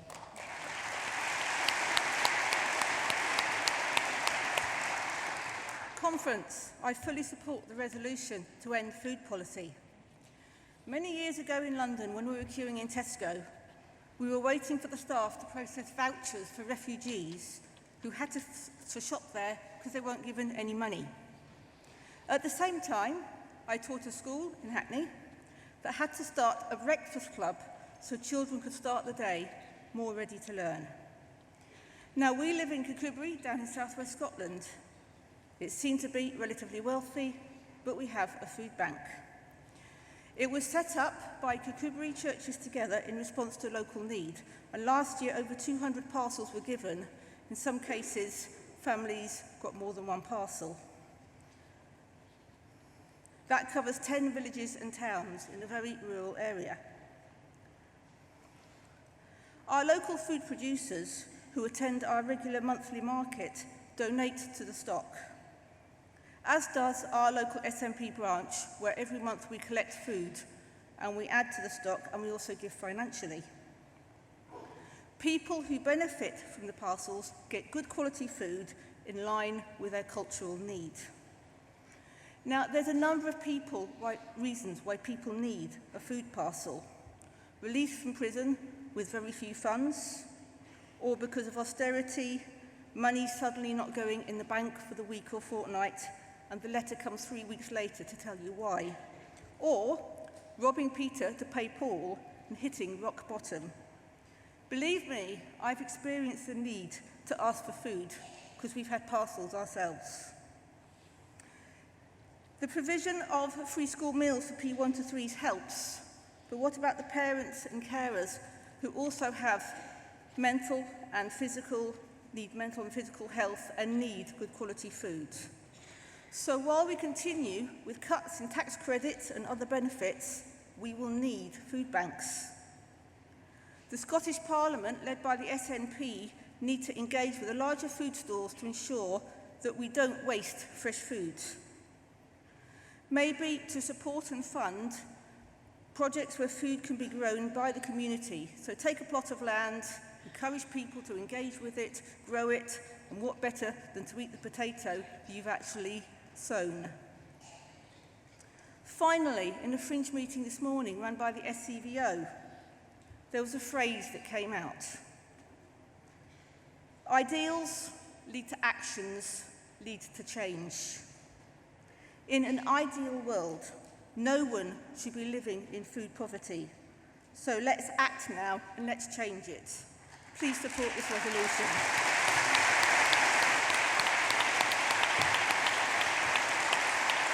Conference, we have no cards in to speak against this resolution, so can we approve it by acclaim, please?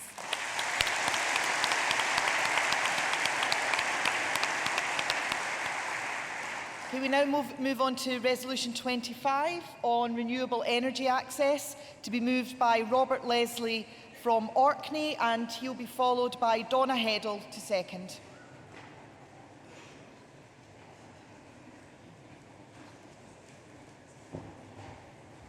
Okay. And Robert's also a first-time speaker at conference.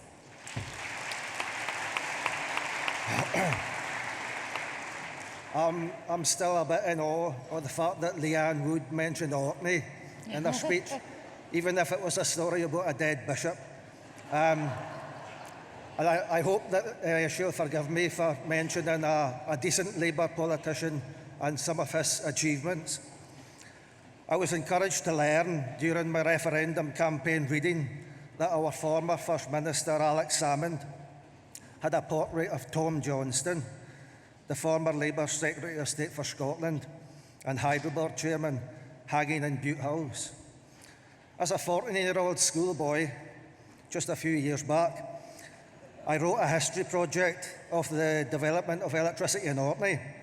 I quoted Tom Johnston, whose famous social clause in the Hydro Act obliged the Hydro Board to devise measures for the economic development and social improvement of the North of Scotland district.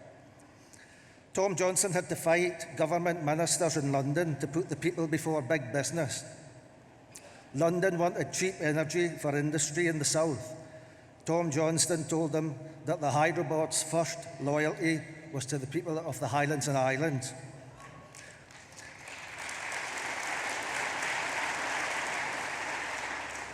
I'd like to think that that is why his portrait was hanging in Bute House. Today, the relationship is somewhat reversed. Tom Johnston's social clause is dead and buried under the present regime. Orkney's economic development is being hindered, not helped, by the actions of those who control our energy policy. It will not do. I was pleased to hear Aileen MacLeod report that Scotland is ahead of schedule to meet its interim target of 50% of electricity demand from renewables by 2015, 49.8% in 2014.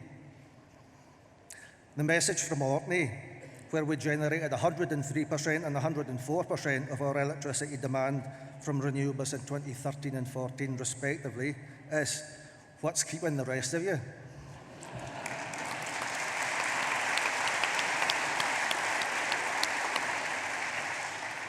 Feel free to catch up when the notion takes you. But seriously, for it is serious, despite our apparent success, Orkney is still second in the National Fuel Poverty League table, just behind our friends in the Western Isles. Our grid is full to bursting. Farmers with turbines are heating empty sheds, heating duck ponds even, because they can't put all the electricity they generate into the grid. It's a grid that was built to bring power to the people at a time when no one dreamed that Orkney might become a power station in its own right. Houses with turbines are never cold. One farmer observed recently that he was heating his home so well that there were large gaps opening up in the wood panelling in his hallway. But these are not the gaps that concern me.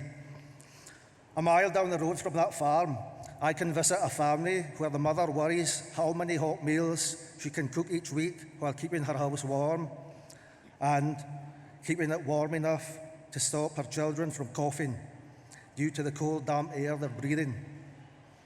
While some have virtually wiped out their household and transport energy costs, having invested in wind turbines, solar PV and electric vehicles, those who can't join the clean green energy revolution are paying some of the highest electricity prices in the UK. All this in the face of intransigence and indifference from the UK government and its regulator. This angers me. It angers those who see plentiful renewable electricity wasted when it could be heating homes at a reasonable price, all for the lack of inadequate infrastructure. We've heard a lot about justice this past few days in all its various forms. In these terms, what we have in Orkney and other areas of Scotland is energy injustice. It has to end.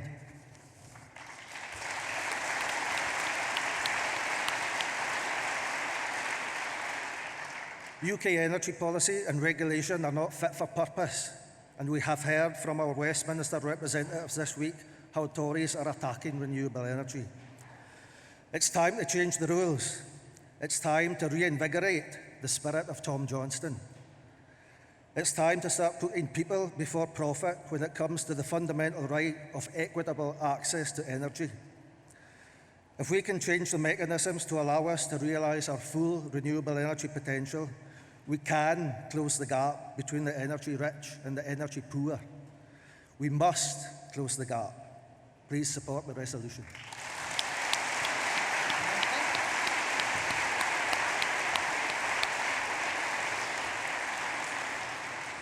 Donna Heddle to second, to be followed by Kate Forbes.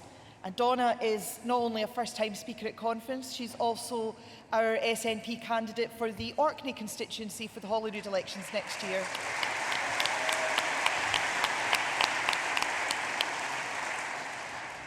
Aye, Aberdeen, what like the day?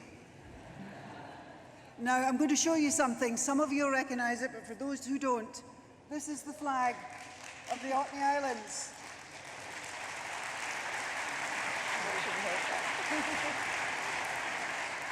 Let me tell you about this flag. This noble klute would last no time at all on a flagpole in Orkney. It would be subject to ferocious winds and sprays from a sea of unimaginable power, before which even the Roman general Agricola quailed. Orkney is a place of incredible energy potential and is achieving its potential by producing over 100% of its requirements. But we can't export this. Westminster will take power from anywhere, it seems, but Scotland. Worse than that, Orkney is second, as we've heard from Robert, in the Fuel Poverty League, and we have a localised 2p surcharge per unit on our electricity. The cost of a proposed submarine cable linking us to an inefficient grid system will have to be borne by the consumer. It's not a devolved matter. Ofgem and the privatised energy companies control this and blame each other for the costs, but it's we, the consumers, that will have to pay. The lack of a cable of any kind to take Orkney's potential, Orkney's energy out to the rest of the country is already costing jobs. EMEC, the European Marine Energy Centre, which leads developments in Europe, has had to make staff redundant because they can't follow through. They can do the testing, but they cannot allow the power to go forward. Fuel poverty isn't a paper exercise. It's a real economic cost. We appreciate what the Scottish Government have done in Orkney to help alleviate fuel poverty, and we appreciate the appointment of an Islands Minister. Tragically, he's not here for me to point to lovingly. We do that, that's Derek Mackay, of course. But we need more. So I'd just like to finish up by raising 2 points. One, electricity from sources like those providing Orkney's surplus should be designated green and thus eligible for support, and they should count towards our renewable targets. And two, we should be able to lobby the Islands Minister or the Scottish Government, please lobby Ofgem and other stakeholders to remove the 2p surcharge. It is an iniquity.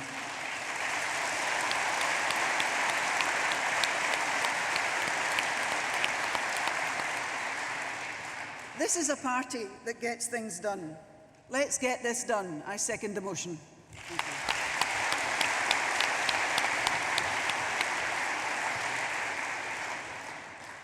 Kate Forbes to be followed by Hamish McPherson.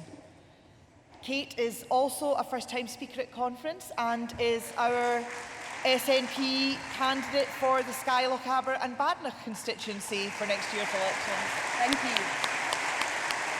Fes Gyrma, Cymra Hashiv. Conference, in the Highlands and Islands, we have a tale of two trajectories. We have wind farms and solar panels and wave machines that are going up. But we also have fuel bills and the number of households in fuel poverty also going up. Just short of 50% of the Highlands households are in fuel poverty, and that's extended to a whopping 71% if you include the Western Isles. Now, that is not helped one bit by the extra 2p per unit of electricity that we consume. Now, that's a reserved matter, and our SNP MPs raised it in Westminster last week. But the answer they got from the Energy Secretary, and the answer we've been getting for years from the energy companies, is that we are remote and far from the centre. But conference, when it comes to energy generation, we are the centre.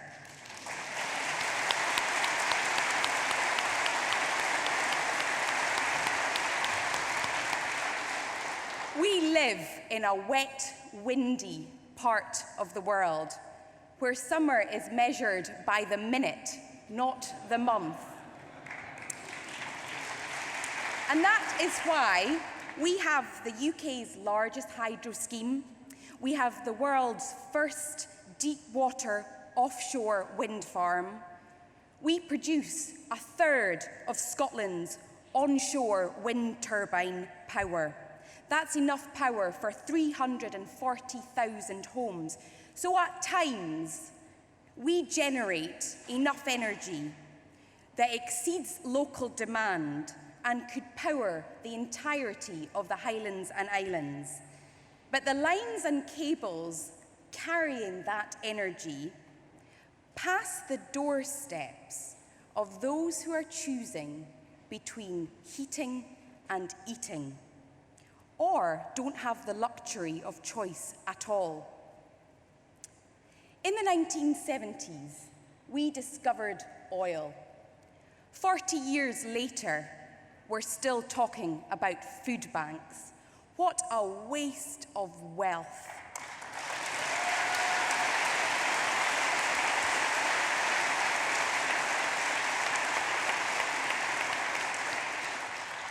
We are on the brink of our renewables revolution. And so I support this resolution so that we do not waste the wealth generated by our renewables. Thank you. Hamish McPherson to speak in favour of the resolution, to be followed by Charlie Gallagher.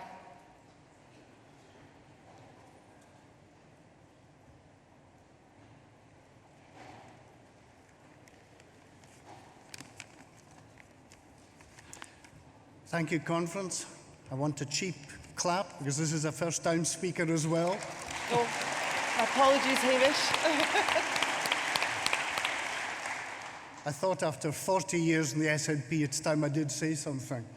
I fully support the motion, but I welcome also the opportunity to widen the debate into fuel poverty generally. In this land of plenty, 940,000 households, that's almost 1 million households, not individuals, are today classed as being in fuel poverty. We've heard that rural areas are particularly affected. 62% of homes in the Western Isles in fuel poverty, 58% in Orkney, 56% in fuel poverty close by in Aberdeenshire. These are shameful figures, and we need to reflect on what the phrase fuel poverty actually means in human terms. It means cold houses, damp houses, ill health, old people fearful about keeping the heating on. Fuel poverty impacts on social and health resources. Social care agencies and the NHS feel the impact, and the impact on the individual is a daily reduction in their quality of life. These are not human rights.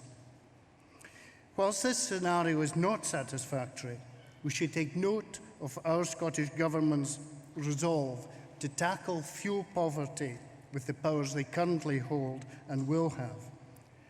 The National Infrastructure Programme in 2017 will address some of these issues. The Westminster Government is still considering future ECOs. That's the energy companies' obligations, which concerns the actions energy companies must take to provide energy efficiency measures for their customers. There's no guarantee that continues, and our MPs will have to follow that one. Area-based energy efficiency programmes being run by the Scottish Government are a further longer-term priority. The Fuel Poverty Forum has been actively tackled by the Scottish Government, and developments in this area underline the Scottish Government's commitment. Organisations such as Energy Action Scotland and Citizens Advice are influential organisations and sources of advice. There are a whole lot of other things we could go into. Light is flashing.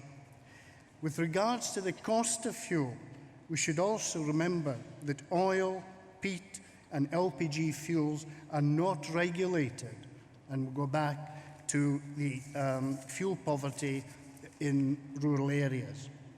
I would ask Conference to urge the Scottish and Westminster governments to introduce energy efficiency programmes, particularly in rural areas, and also programmes that don't depend just on carbon reductions, Could you move to close now, Hamish, please?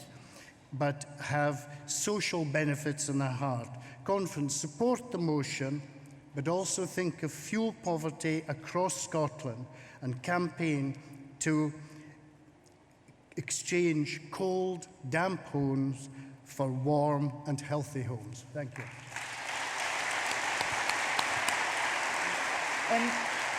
We've got a lot of interest in this debate conference, and we're going to try and get through all of the cards, if we can, all of the delegates who've put in speakers' cards.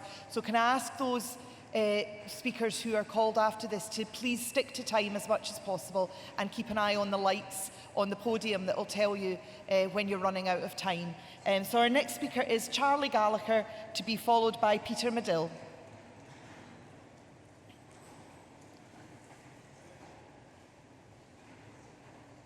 Charlie? Oh, sorry.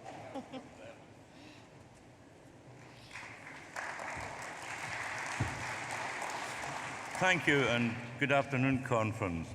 It's very sad looking around to see that so many have departed, but I'll bet a lot of those that have departed come from the Central Belt, where they don't pay the iniquitous 2p extra per unit that we pay in rural areas. This must be abolished. The great Tom Johnson has been mentioned. For some of you younger ones, you might know who Tom was. Well, he was probably the best Secretary of State for Scotland has ever had. He was a Labour man, but he was passionate for hydroelectricity. He was invited to become the chairman of the North of Scotland Hydroelectric. We lovingly call it the Hydro. It will never be Scottish and Southern to us, it's the Hydro.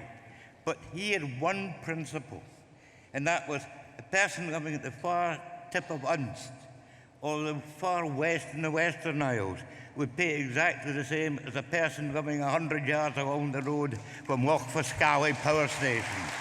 Let's get rid of this 2p, because that is part of the cause of fuel poverty. So I ask you to support Orkney's motion. Thank you very much. Thank you, Charlie. Peter Medill to speak in favour of the resolution, to be followed by John Smart. And Peter is a first-time speaker at conference as well. My goodness, it's bright. Peter Medill, Inverkeithing branch. I had the very great privilege of spending a large part of my childhood living in the Western Isles of Scotland, and in particular the beautiful island of South Uist. And when the wind wasn't blowing, it was pretty idyllic, but there were one or two dangers. First of all, there was the army firing rapier missiles, but they put up flags, so you knew about it. But I remember one day I was out playing with my friends and heard all these guns going off and wondered what was going on, and we saw the people in the next field and they were firing away and couldn't see what they were firing at. Turns out they're like tiny little birds that are no use at all. But these people were up hunting and fishing and all that kind of stuff from a place called Grogray Lodge, which was people like Prince Charles and his friends used to come there and use the island as a playground. I'm very proud to say that the Grogray Lodge and the island of South Uist is now owned by the people of South Uist.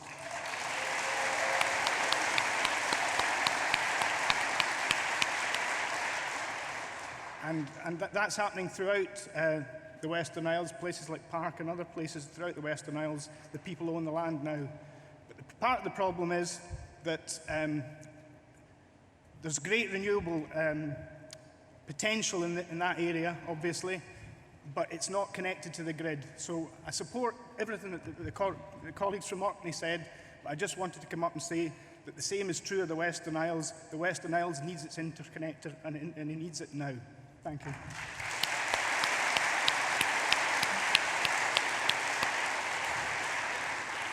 John Smart.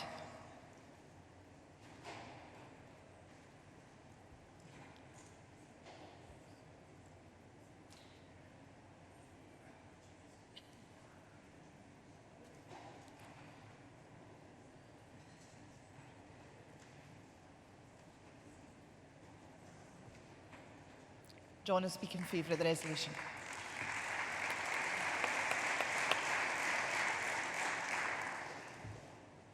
Good afternoon, conference. I'm not a first-time speaker, but in the old days when I was National Secretary in the 1950s, the attendance would have been about 2 rows there. So I feel like I'm a first-time speaker. Anyway,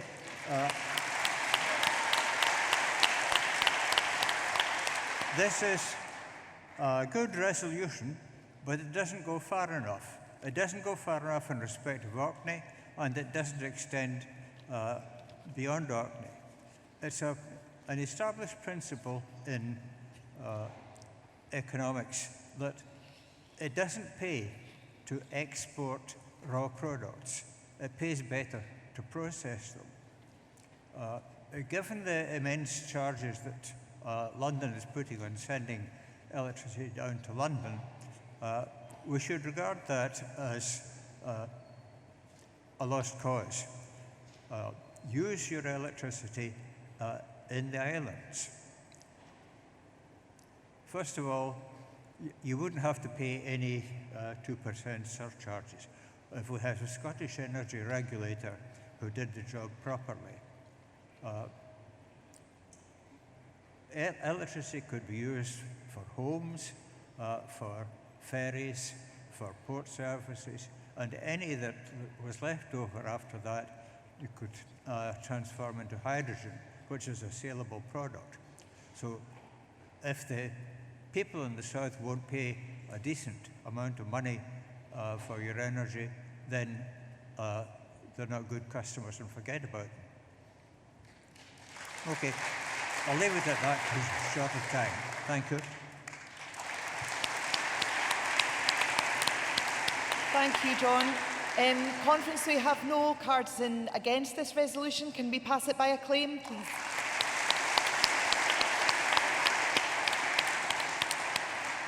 Okay, we've moved to our final resolution of this session, which is number 26, changing place accessible toilets, to be moved by Mark MacDonald, MSP, and seconded by Councillor Gail Ross. And Mark is, of course, our candidate for Aberdeen Donside for next year's elections. Thank you, Susan, and thank you, Conference, to those of you who are sticking around. I realise I'm what stands between you and the lunchtime fringe, so I promise not to detain you too long. You may have looked at your handbook and saw the resolution was submitted by Angus South and expected it to be Graham Day MSP moving this. This is a bit like when you order your shopping online and forget to tick no substitutions. Conference, I had the great pleasure of being invited to be at and to do the opening of the 100th Changing Places toilet in Scotland at Murrayfield Stadium. They say some politicians will attend the opening of an envelope. You're looking at a politician who attended the opening of a toilet. But I want to explain to you why I did that. In 2011, I took the opportunity, I was invited by the Princess Royal Trust for Carers to shadow a carer in the northeast of Scotland, a woman named Stephanie Chalmers, who cares for her son Connor. At that time, he was 10 years old. Connor has cerebral palsy, and in order to use the toilet, he requires hoist equipment and a changing table, which is provided within Changing Places toilets. And through my time speaking with Stephanie and spending the day with her and Connor, it became clear that there were limited opportunities for Stephanie and Connor to enjoy a normal day out that the rest of us would take for granted, because these facilities are not readily available across Scotland, particularly in rural communities. I also want to mention my wee pal Baxter, who is 3 years old and has spina bifida and other severe complications. Baxter, as he grows older, is going to be reliant on these kind of facilities. He was in my daughter's nursery class, and it drives it home to me every day. The things that we take for granted that many other people require military planning to organise a simple day out for the family. Now, there is great work being done by the charity PAMIS, by the Changing Places Consortium and by the Scottish Government. And the target for Changing Places toilet set out in the Keys for Life Learning Disability Strategy has not just been met, it has been smashed, and we should be very grateful for the fact that that has been the case. But Conference, we know that it's not enough to pat ourselves on the back. We must strive to do more and to go further. And that is why this resolution is important, because it asks specifically for that. I wrote the beginning of this year, to all of the football clubs in the Scottish Premiership and the top 3 clubs in the Championship, asking them if they would look at installing Changing Places toilets in their stadiums. Only 3 of those 15 clubs replied to me. They were Aberdeen, Dundee United and Celtic. All were positive, but said that there were limitations in the current makeup of their ground, but they would look into whether they could provide those. And I'm grateful to them for at least doing so. But I would ask, what about the other 12, and what can they do to ensure that disabled fans who require these facilities can have them available? And Conference, not one airport in Scotland has a Changing Places toilet, which limits the abilities for families to enjoy a holiday with the dignity that the rest of us would expect. So I've written to Aberdeen Airport, which is in my constituency, and asked them, as part of their terminal redevelopment, if they will install a Changing Places toilet and hopefully become the first airport in Scotland to do so. But I lay down the challenge to the other airports in Scotland. Why don't you get on board with this and do it as well? And let's ensure and let's aspire to go further than we currently are at the moment, so that Connor, Baxter and the many other families out there who want to enjoy a normal day out like the rest of us can do so with dignity. And that is what we ask for. Support the resolution. Thank you.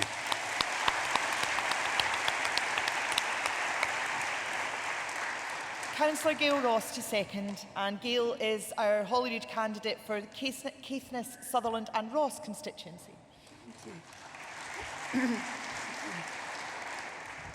Apologies, conference, for today. I am also a little hoarse. I would blame Derek if he was on stage, but he's not. It's a great pleasure for me to second this excellent resolution here today. And personally, I think it's essential amongst the debates about nuclear weapons, land reform, fracking, that we can bring forward a subject that affects so many people here in Scotland, a basic need that is often overlooked. This resolution is about many things: access to facilities, increasing need, individuals' freedoms, but to me it's about a more fundamental issue, and that is dignity. Take a minute to think about this. When you go for a shopping trip, a meal, or a day out, what is uppermost in your mind? Can I afford it? How am I going to get there? Am I going to enjoy myself? I'm sure for most of us it's not, are there going to be suitable public facilities? Yet this is the challenge faced by some families and carers every time they take their cared for person out of the house. In fact, many of the people faced with this dilemma are not even leaving their houses, increasing the levels of social isolation and mental health problems. There have been significant steps to try and address this, as Mark has said. Currently, there are 174 changing places facilities in Scotland, but not all of these are fully compliant with the new British standard, and as such cannot be fully registered, although they all have a hoist and an adjustable height changing bench. But at this moment in time, there are still thousands of people with profound and multiple learning and physical disabilities, including cerebral palsy, multiple sclerosis, spina bifida, motor neuron disease, acquired brain injury. And let's not forget that we're all living longer. That's a great thing, but many more people are likely to need a changing places facility in the future. So I fully support the petition put before the Scottish Parliament by Linda Burke on behalf of the Profound and Multiple Impairment Service and the Learning Disability Alliance Scotland, which calls on the Scottish Parliament to urge the Scottish Government to request that local authorities use the British standard to ensure that at least one changing places public toilet is built to the standard provided in the centre of every town with a population greater than 15,000 and in every new, larger and publicly accessible building and complex. Now, I would like to see that figure of 15,000 even lower, but I do realise that we have to set a limit at the moment. I hope for a day when these facilities are the norm and not the exception, when everyone, whether cared for or not, can enjoy all of our beautiful country, cities, towns, villages and rural areas without the additional burden of finding appropriate services. So today, I call on the Scottish Government to keep this as a priority, so that we can continue to reduce inequality, ensure a level of dignity for everyone in our society, and reaffirm our commitment to social justice. Conference, please support the resolution. Delegates, there are no cards in against. Can we pass that motion by acclaim? Before we adjourn, just a couple of very brief announcements.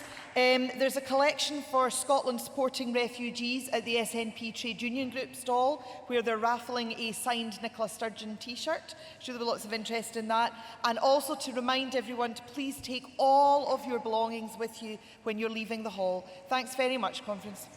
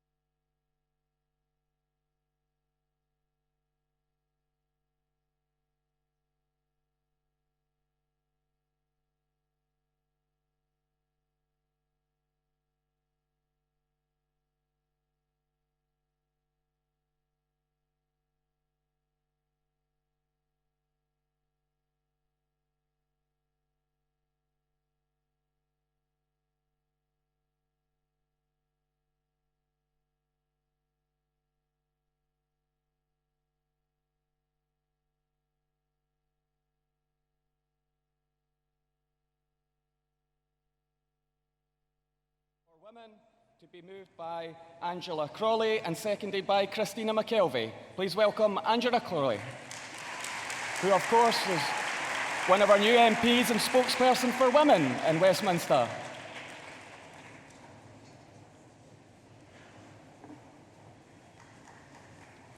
Welcome, Angela.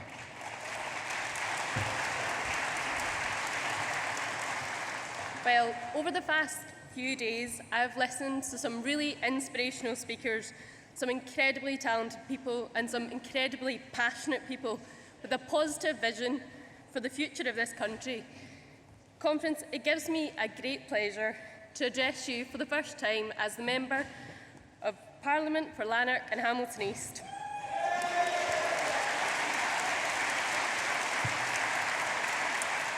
I don't think I ever saw that coming. I am so proud to be a member of this party, a member of a party that creates opportunities for young people, and without this party's policy on tuition fees, it would not have been possible for me to attend university, and unlikely that I would be standing here today. Being elected in Westminster is one of the biggest privileges of my life. Being given the chance to represent the people of Hamilton, the area that I grew up in and I choose to live in, is a huge honour. But it's all too uncommon to be elected in Westminster as a woman. It's a sad fact that there are more male MPs right now than there have ever been female MPs elected in Parliament. And a recent study indicates that students, 62% of female students, believe that women have to work harder than men to be as good as a man. 48% of females believe that their gender will hold them back from promotion, and 60% of graduates in the UK are female, yet only 42% of them go on to graduate employment.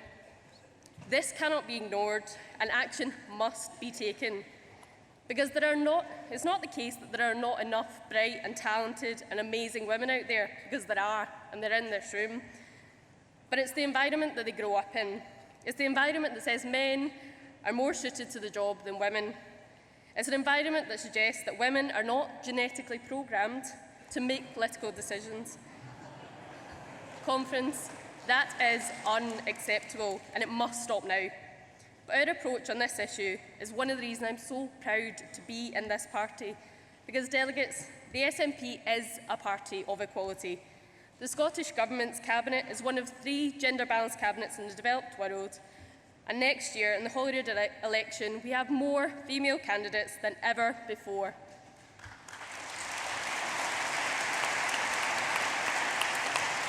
But make no mistake, we are not there, and we have to continue that effort, and then we will be there. More than that, though, the policies that we are introducing are policies that impact on women's lives. Thanks to our party, Scotland is one of the leading countries in Europe for reducing female unemployment. It's through practical policies like expanding childcare in early years that we've managed to achieve that. And it's through tackling some of the most progressive laws in this land, tackling domestic violence, revenge porn, and providing greater protection for women that we can achieve real, true equality. It's through policies that this government is delivering on that we can achieve that action. And it's through the leadership of the First Minister, who is making sure that we address businesses and that we ensure that gender balance is a priority. It's thanks to our Scottish Government that labour market figures show that female unemployment has reached its record high. And it's thanks to this Government that we are taking strong actions to ensure that we redress the balance in our society. We must tell boys and girls that they can achieve anything. We are not simply a party of actions, or words rather. We are not a party of words. We are a party of actions. We must continue to make progress. So, Conference, I urge you to move this motion. Thank you. Thank you, Angela. And Christina McKelvey, MSP, to second, to be followed by Angela Constance, MSP. Christina. Thank you very much, Derek. Conference, it's a real privilege for me to second this motion at conference today, and to be followed by such an amazing example of one of our young women who has came through the ranks of this party and is now representing me at Westminster.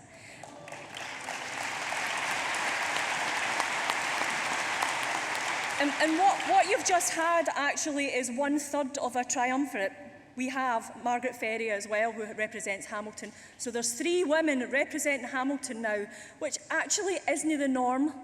It isn't usual. It's actually very unusual. And across South Lanarkshire, between our MPs and our MSPs, there's 6 amazing women. I've counted myself in that as well.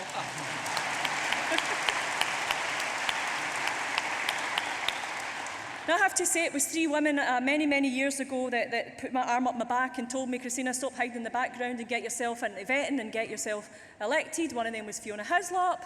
Another one was a man called Jim Mather, and I thank him for that. But the other one was an amazing woman who now happens to be our amazing First Minister.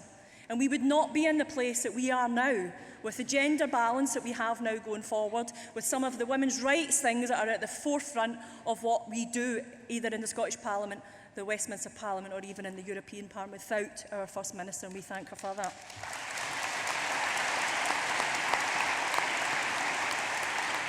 Now, as a campaigner for women's rights and people's rights for many, many, many years, I have pushed forward on many occasions, and my ministerial colleagues will know this, on things like Clare's Law, on revenge porn, on domestic violence and how we tackle that, and I co-chair the cross-party group on domestic violence. So when you see some of that campaigning coming forward as actual policy, and there's going to be made laws in Scotland that will be some of the best laws in the world to tackle some of that, is really, really exciting indeed. A few days ago, I opened the Women's Rights Centre in Hamilton, which provides a service to women who can't afford a lawyer when they're going through some of the really scary processes of dealing with domestic violence. And it was amazing to open that in my constituency. But conference, this is pretty simple. You know, it's not about quotas, it's not about that, it's not about mechanisms, it's about how do we make this world a better place for us all. And if we can make this world a better place for our women and our girls, then we make our world a better place for our men and our boys. And I say that as a mother of 2 sons.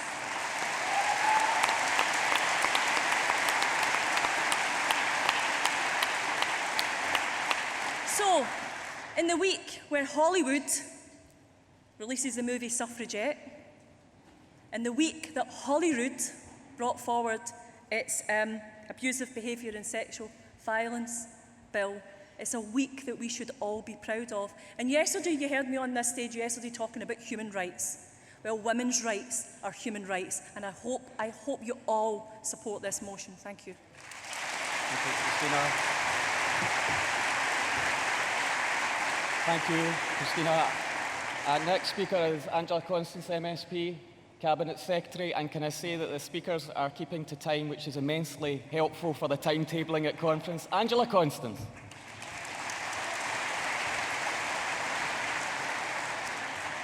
Thank you, Derek. Conference, as Cabinet Secretary for Education and Lifelong Learning, I'm pleased to be doing my bit to contribute to the 50-50 gender balance in the Scottish Government. But more importantly, my portfolio helps to deliver on our ambitions for women and girls. And as the suffragettes used to say, it's deeds, not words, that count. And the revolution in early learning and childcare is helping women into work, training and education.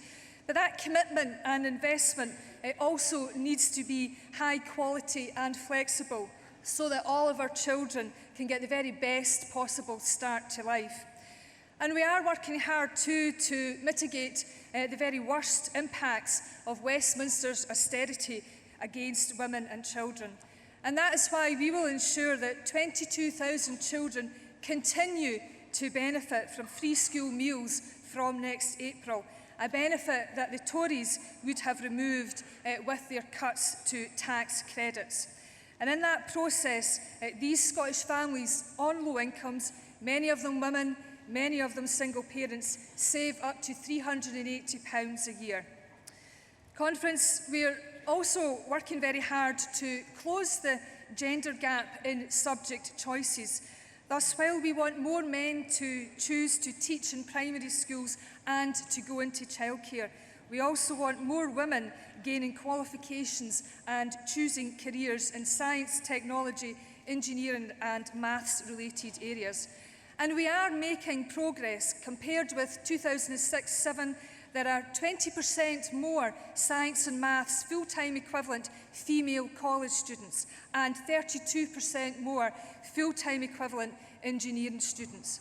And the number of female entrants to first-degree courses in STEM subjects at Scottish universities has increased by 15% since we came to power in 2007. And to continue this work, today I am announcing £135,000 funding for 4 very important initiatives. Initiatives which aim to encourage and enthuse all of our young people about STEM.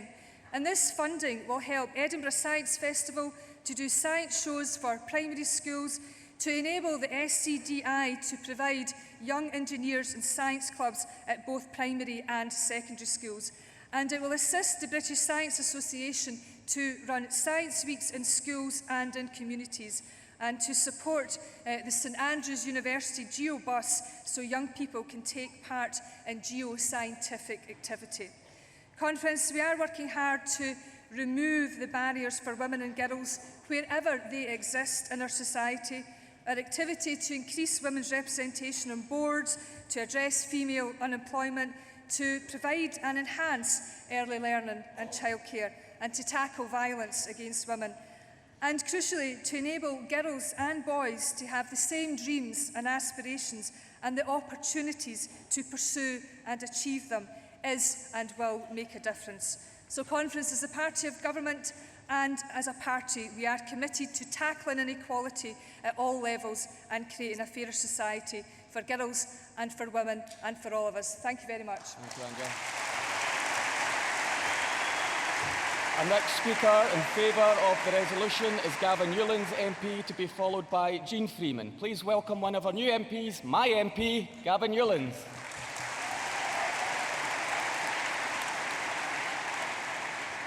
Thanks so much, Derek, and can I congratulate you on finishing top of the West of Scotland list for the upcoming Scottish Parliament elections as well.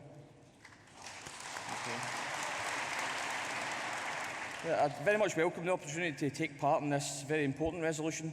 There's not many more important resolutions that will be passed this weekend. There's no doubt that this party and our Scottish Government have made massive strides in this area in the last few years. The commitment on 50-50 representation on boards, best exemplified by our fantastic gender-balanced cabinet, a Europe-leading movement on reducing female unemployment, and our groundbreaking plans for childcare in this country, all designed to allow women as much access to the job market as men. These are all commendable and wonderful initiatives, and we should applaud them. However, I want to speak to the section of the resolution that deals with violence against women. It's disappointing, to say the least, that in 2015 we're still having to talk about any of this, but in particular it's quite frankly ridiculous that we're still having to campaign for the end of male violence against women. No matter how frustrated you get, no matter how angry you might be, there's never any excuse whatsoever for hitting a woman.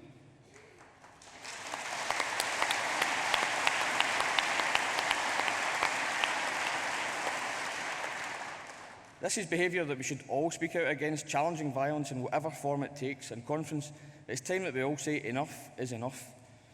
That's why I recently supported the White Ribbon campaign, which is a movement by men, for men, active in over 60 countries, challenging men to take responsibility for the issue, which aims to end the scourge of violence against women. I tabled an early day motion in Parliament backing the White Ribbon campaign, which has received widespread support and which notes that 45% of women in this country have experienced some form of domestic violence, sexual assault or stalking. 45%. I'm delighted that Clare's Law has been rolled out across Scotland. Clare's Law is a scheme which allows people to be told if their partner has been violent in the past and is needed now more than ever. Conference, we're making progress in a lot of areas mentioned in this motion. However, as a man and as a Scot, I'm ashamed to say that the number of domestic abuse incidents actually rose in Scotland last year. There were nearly 60,000 incidents reported to the police this last year, an increase of over 1,000. Domestic violence is the issue that nobody wants to talk about. It's the elephant in the room. Of course, not all violence is physical. The scars left by mental bullying can at times last longer and have a bigger impact. Abuse, both physical and mental, is about power. The uncomfortable truth is that far too many men still think that they are the boss. Relationships only last if they're a partnership of equals, and we must do more to help address controlling behaviours in men through education and shining a light on areas such as this. We should not be afraid to talk about our shortcomings. We can, we must, we will do better. As a father of 2 young daughters, it's not a world I want my girls to grow up living in. I pledge never to commit, condone or remain silent about men's violence against women in all its forms, and urge you to pass this resolution. Thanks very much, Conference. Thank you, Gavin.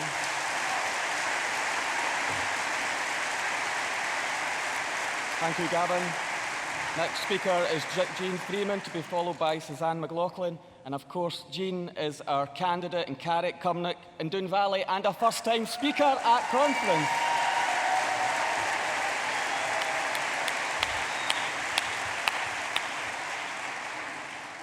Thank you very much. And before I say what I want to say about this resolution, can I thank you, all of you who have been in this party for very, very many years, for the opportunity, your hard work and your role throughout those years has given to people like me who are now part of your family and proud to be so. Thank you.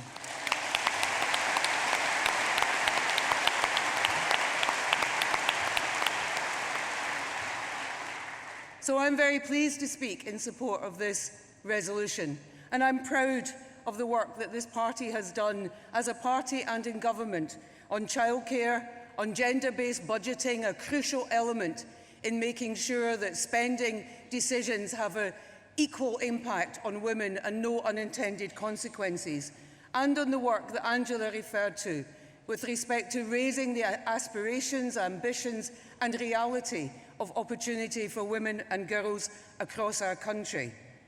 I'm also proud too, like all of you, that we have our first woman First Minister, and in our cabinet, senior women making important decisions that affect the lives of people across Scotland and affect those lives in a good way. Can I also say that I am delighted that abortion law will now be transferred to the Scottish Parliament. It is right that we make those decisions.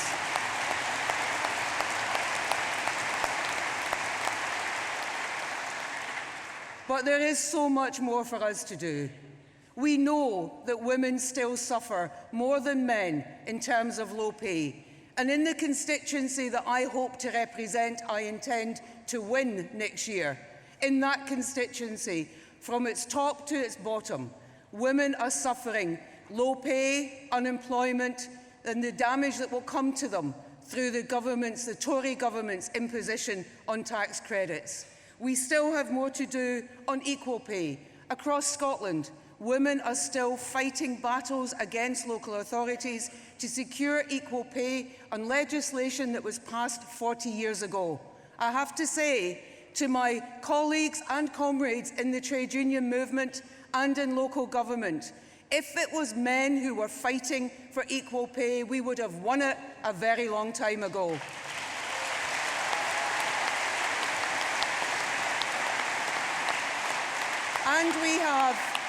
And we have so much more work to do in terms of the images that we see and the voices that we hear portrayed back to us through our media, our mainstream media in particular, through magazines and through entertainment. If we are really to change our society, where our belief that women's rights are human rights, then we need to change attitudes.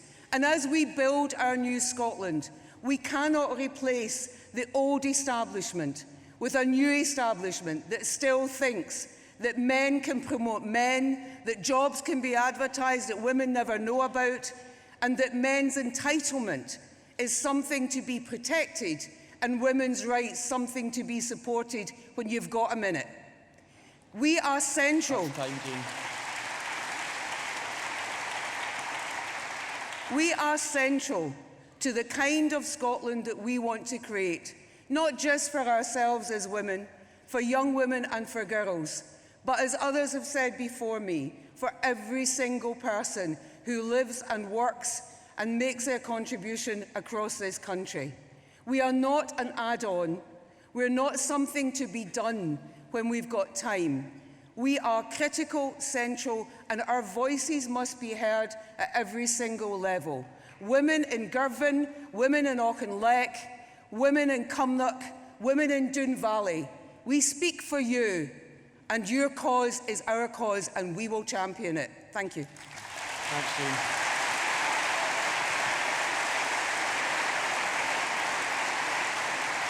I now call Suzanne McLaughlin from Glasgow Kelvin. who is a first-time speaker at conference. Where are you, Suzanne? And can I remind speakers to be waiting at the stairs when your name is called, but please give Suzanne a very warm welcome to not just your first-time speaker, she owns the Yes Bar in Glasgow.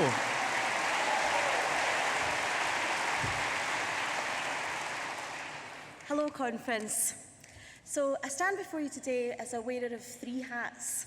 A proud SNP member, first and foremost, a woman, a lifelong feminist, and a member of the National Council of Women for Indy.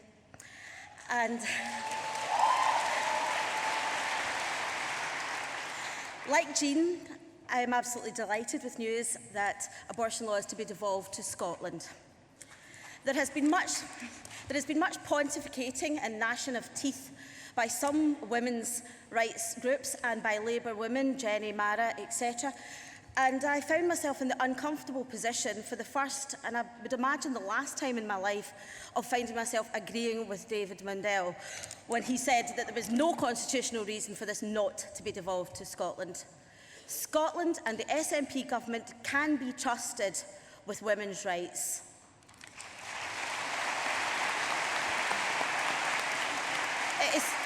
It is quite frankly insulting of Jenny Mara and Labour women to say that we cannot be trusted. I am also the daughter of a single mum, and 40 years ago, my mum had to make very, very difficult choices. She had to choose between feeding me and heating our home. I didn't get to go to university. The poverty was too bad in my home, my family. And 40 years later, women are still making these disgusting choices thanks to the cruelest cuts. We in the Scottish Government and our SNP, are mitigating those cuts and fighting the way forward for women in every single corner and every single way. And I firmly trust the Scottish Government, the Scottish people and ourselves with women's rights and women's bodies. Holyrood is and will forevermore be a better protector of women's rights than Westminster could ever dream of being.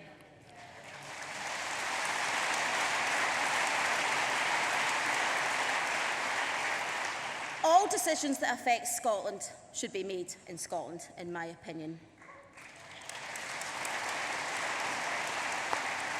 I am so proud to be part of a family that has made available, our government made available funding to tackle the worst violence against women, has backed the extension of the Domestic Abuse Disclosure Scheme. As a woman, a mother, a daughter, a member of Women for India and the proudest SNP member, can I ask you to pass this motion wholeheartedly and every single person in this room. And thank you very much for listening to me. And I thank Angela for bringing this motion. Thank you.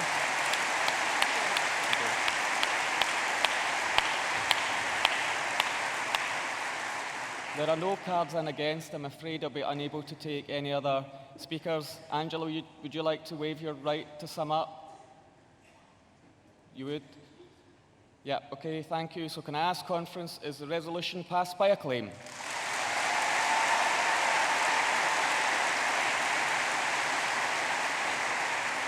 Thank you, conference. On resolution 28 on autism and the justice system, this resolution will be moved by Mark MacDonald, MSP, and seconded by Donna Scott. Please welcome Mark MacDonald.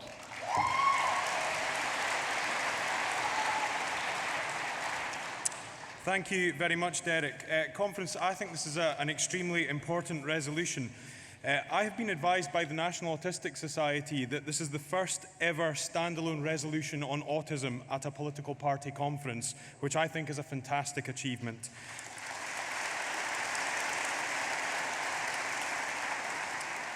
In conference, lots has been achieved on autism awareness and understanding, driven by the Scottish Strategy for Autism and the work of autism strategies. Criminal justice, however, does not feature in the autism strategy, and I believe it requires attention and have been encouraged by the discussions that I've had with Michael Matheson, the Cabinet Secretary for Justice, who previously was the Minister responsible for the autism strategy, and that has led to the formulation of this resolution by my branch. I, in the recent past, attended the launch of the Autism Alert Card, which was launched in the Grampian area. It was a card which could be presented by an autistic individual to help them to to navigate the often stressful experience of dealing with the police. And at that, I met a gentleman called David Sylvester, a retired joiner, from Murray. And David said, "I find making eye contact hard, especially when under pressure. Meeting someone for the first time who asks me a lot of questions can make me feel overloaded and anxious. At these times, I start stimming, flapping my arms to try and relieve stress. This could easily be misinterpreted as suspicious behaviour when I'm actually just struggling to make sense of the world around me and what's being said." And that really is the essence of this. Individuals on the autistic spectrum need understanding at all levels of the justice system, whether they interact with it as a witness, a victim, a suspect, or an offender. We need to have understanding at all levels that behaviour that may appear suspicious is not born of guilt, but is born as a result of their condition. That the individual who refuses to make eye contact or who fidgets is not necessarily doing so as a result of guilt or suspicious behaviour, it is a result of their autism. Understanding throughout the justice system how to question a witness who is on the autistic spectrum in order to get the answers from them. The fact that they often will interpret things literally and perhaps do not have the social imagination to be able to understand nuance can be extremely important, especially when you consider that many individuals on the autistic spectrum have a memory for detail which can be absolutely valuable when it comes to being a witness in a criminal prosecution.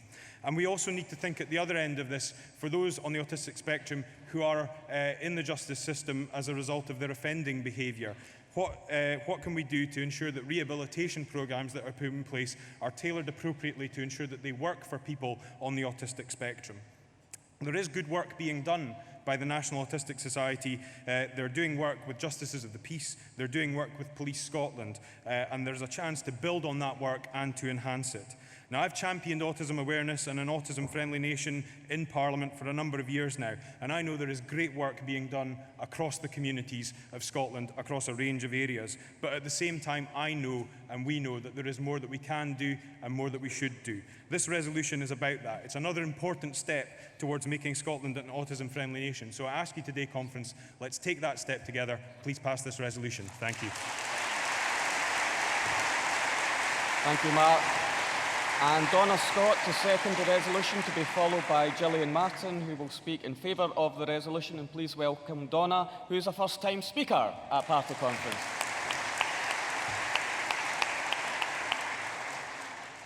Good afternoon, Conference. I have to say I was very pleased when I saw in the conference pack that we got that this was a badge of the conference, Aberdeen Welcome. Not least because it's in the Doric, which is the local variant of Scots, which is now one of the 3 official languages that you can gain formal qualifications in Scotland.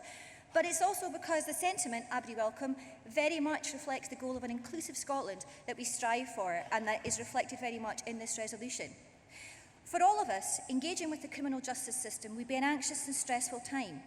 Whether a witness to or a victim of crime, or even and especially if apprehended as a suspect, none of us would find this easy, and as individuals we cannot reliably predict how we might personally react. Imagine then that in addition to this most stressful of circumstances, you also have a condition that makes it more difficult for you to communicate and socially interact with others and to make sense of the world around you. Autism affects an estimated 1 in 100 of the population and is very much an invisible disability. Over half of people diagnosed with autism do not have a learning disability, and those with high-functioning autism and Asperger's syndrome will often live independently without carers. Precisely because of this, it can be difficult for professionals such as the police to quickly ascertain that someone is on the autistic spectrum. Autism can also impact on how others involved in the criminal justice system, such as solicitors, judges, and jury members, interpret an individual's behaviour.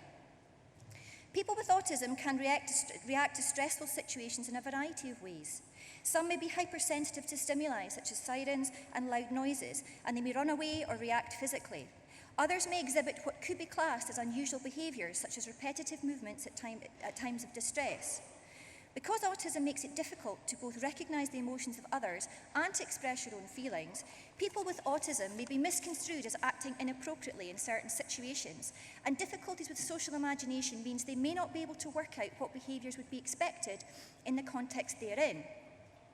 Difficulties with processing language and social cues means that people with autism may also make too literal an interpretation of events and be unable to communicate their perspective of events clearly. Pilot schemes where those with autism can carry a card with information about their condition on it and can present this should the need arise have already run in a number of Police Scotland areas.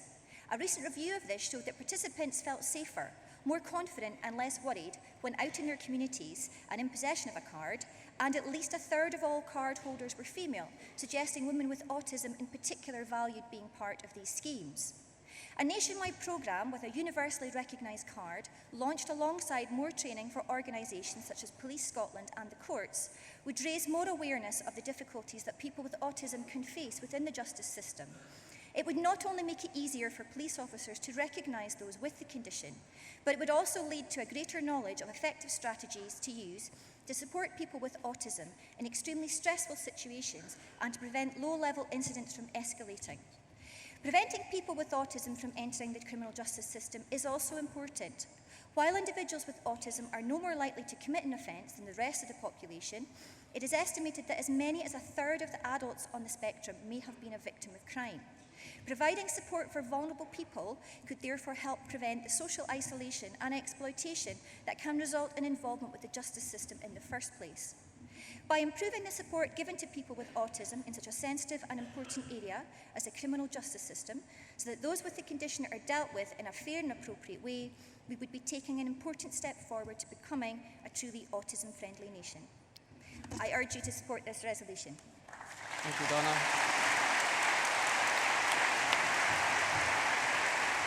Our next speaker is Gillian Martin from Ellingham District, and Gillian is another first-time speaker at conference. Welcome, Gillian. And of course, she's also the candidate for Aberdeenshire East. But it's great, I just want to say it's great to be following a fellow indie queen.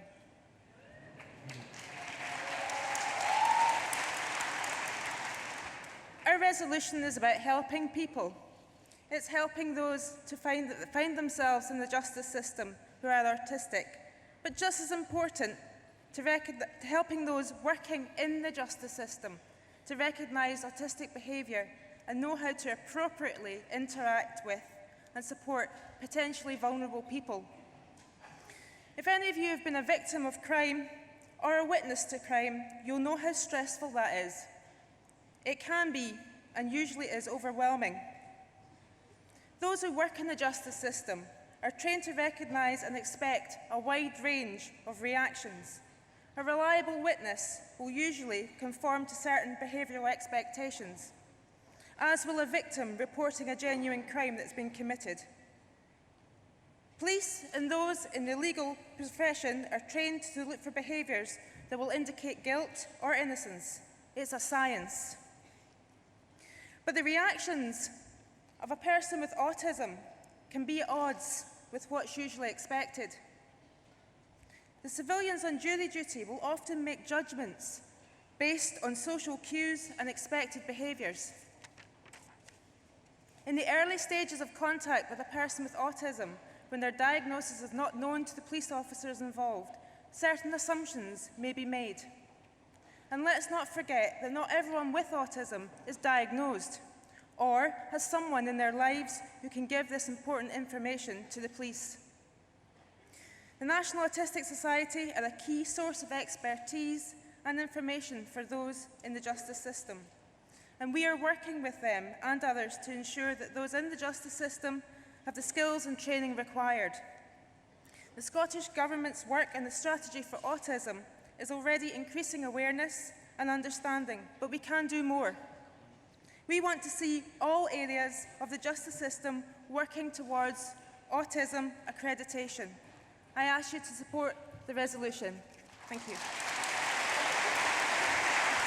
Thank you, Gillian. And Gillian's the final speaker. There are no cards in against. Can I ask conference, is the resolution passed by acclaim?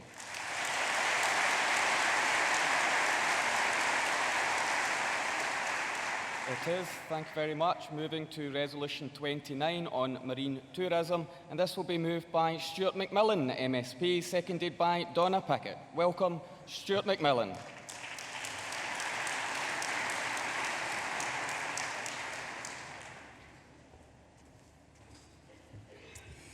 Thank you very much, Derek, and good afternoon, Conference. Conference, it's actually gives me great pleasure to bring forward and speak about a resolution to this conference. It's actually quite a positive thing for the country. Usually when I stand up here, I'm talking about something that Westminster have undertaken that's going to have a detrimental effect upon Scotland. But this time, actually, it's something totally different, and I'm really happy to do that. This strategy, this Awakening the Giant strategy, was something that came about from 2 years ago. I chair the Scottish Parliament's cross-party group on recreational boating and marine tourism. Now, I don't sail, I don't canoe, I actually don't take part in any of the activities. But the thing that I recognised when I was first elected in 2007, it was just that there are opportunities. I stay in Inverclyde, a beautiful part of the world, and I encourage you to go and visit any time you can. But I stay in an area where we've got the River Clyde, and very few people actually have that opportunity to go and see their town from the river. Very few people actually take up the opportunity to actually go and undertake something like that. But there will be many other people in the country that will actually have a similar experience, that they don't really see their town or their village from the river or from a loch. So it really kind of struck me that here's an opportunity, that's something that we should be doing a bit more with. Now, one of the things in terms of marine tourism, the element of this particular strategy and this resolution in front of us, it's not just about sailing and boating. It's about kayaking, it's about recreational sea angling, it's about scuba diving, it's also about wildlife tourism. There is so much more to the whole issue of marine tourism. Now, marine tourism, we have a fabulous coastline in Scotland. There's only a small part of our country that's got a bit of a border, but the rest is all coastline, over 11,000 kilometres of coastline. We've got more coastline than France. So there is more for us to actually do, and there's a huge amount that we can actually go and see and take part in. Now, as I said, I stay in Inverclyde. It's a small local authority area. We've got 2 marinas. We've got Kip Marina and James Rock Dock Marina. We've got the cruise liners that come in to Greenock. Over 100,000 passengers come in to Greenock this year alone. And we've also got the home of Calmac and Seamal. And just on that particular point, I want to express my thanks and my gratitude to Derek Mackay and also to the former First Minister, Alex Salmond. Without Alex Salmond, we wouldn't have Jim McCall, and without the deal that we signed yesterday, Ferguson's in Port Glasgow might not actually be here.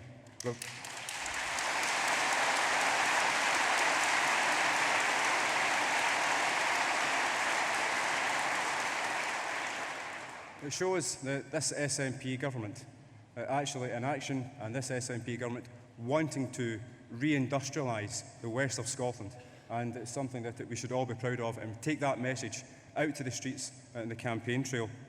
Now, whether our coastland whether you live on the coast or whether it's in an inland part of the country, there are opportunities there for everyone. And every single MSP and MP will actually have somebody who's got a link or an affiliation with marine tourism. Now, I said this strategy came about 2 years ago because the cross-party group, we had a symposium in the Parliament, and we're going to have a second one next month. But this was actually one of the action points from this cross-party group. Now, some people don't think cross-party groups actually do that much, but I can assure you many of the cross-party groups in the Parliament do, and this is certainly kind of one element. The whole marine tourism sector was quite disparate up until the cross-party group was established, because many of the folk who actually take part in the activities are small businesses. So there wasn't really kind of a pan approach to moving things forward. Somebody who started at the CPG, who doesn't actually have any extra grind, I was very much considered to be someone who was neutral and independent, and that helped actually move the agenda forward. Now, the strategy is very simple. By 2020, we want Scotland to be a marine tourism destination of first choice for high quality value for money. And also, the financial figures are very clear. To develop the local growth of sailing tourism from 101 million to 145 million by 2020, but also increase the overall economic value of the marine tourism sector from 360 million to 450 million by 2020. So that means jobs, it means economic prosperity, and also means training. And certainly, Conference, I urge you to please back this resolution today by acclaim. Thank you very much.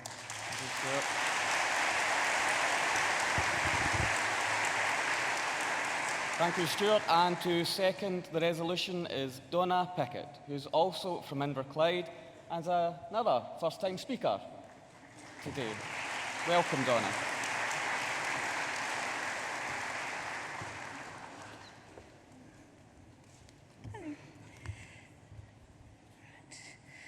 G'day. Yes, I was born in Australia, so sorry about the accent. I'm here to help you vote to support the Maritime Museum resolution. I'm here as part of a family that now lives in Inverclyde and Greenock. I've chosen to have Scotland as my home. I became a citizen last week.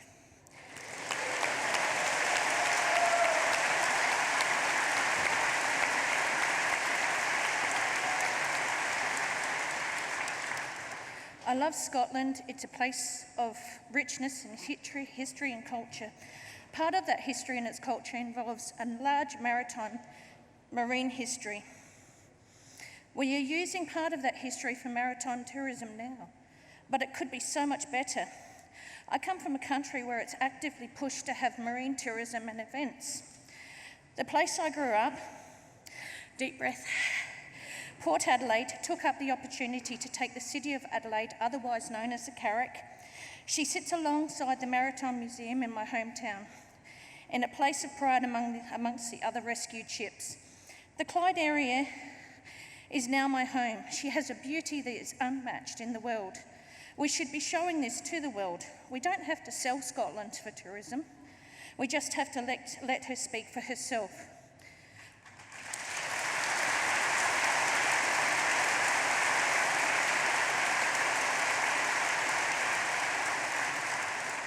She is beautiful under the water as well as above. Has anyone ever heard of a nudibranch? They are a colourful little vibrant slug. They are stunning. They're colourful, like little caterpillars. There is an amazing population of them under the pier at Port and Cross along the Clyde. It's one of the best places in the world for them. Any divers here, go and have a look. It's an amazing little population. Google it. It's worth it. Imagine if the workforce we could have by adding to our current workforce with more tourism-based jobs when we approve this resolution. There's a lovely little boat called the Waverley which goes up and down the Clyde, which was bought for £1. There is also another one called the QE2, which we're hoping to get back to Inverclyde. Yeah, fingers crossed.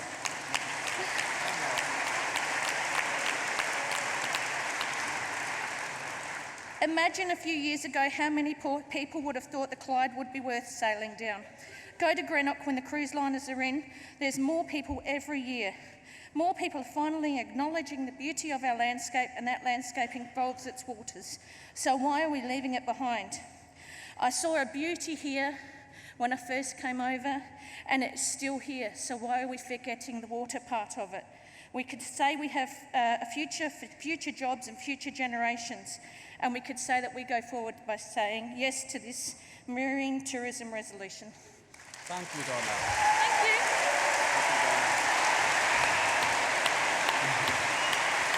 Well, I think we'll all agree that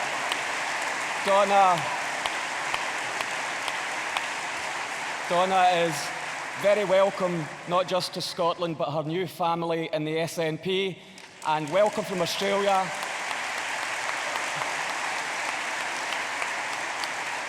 And I only wish that you had brought the sunshine with you as well. Now, there are no cards in against. Stuart, will you waive your right to sum up? I'm sorry, I can't call any further speakers. So is the resolution passed by acclaim?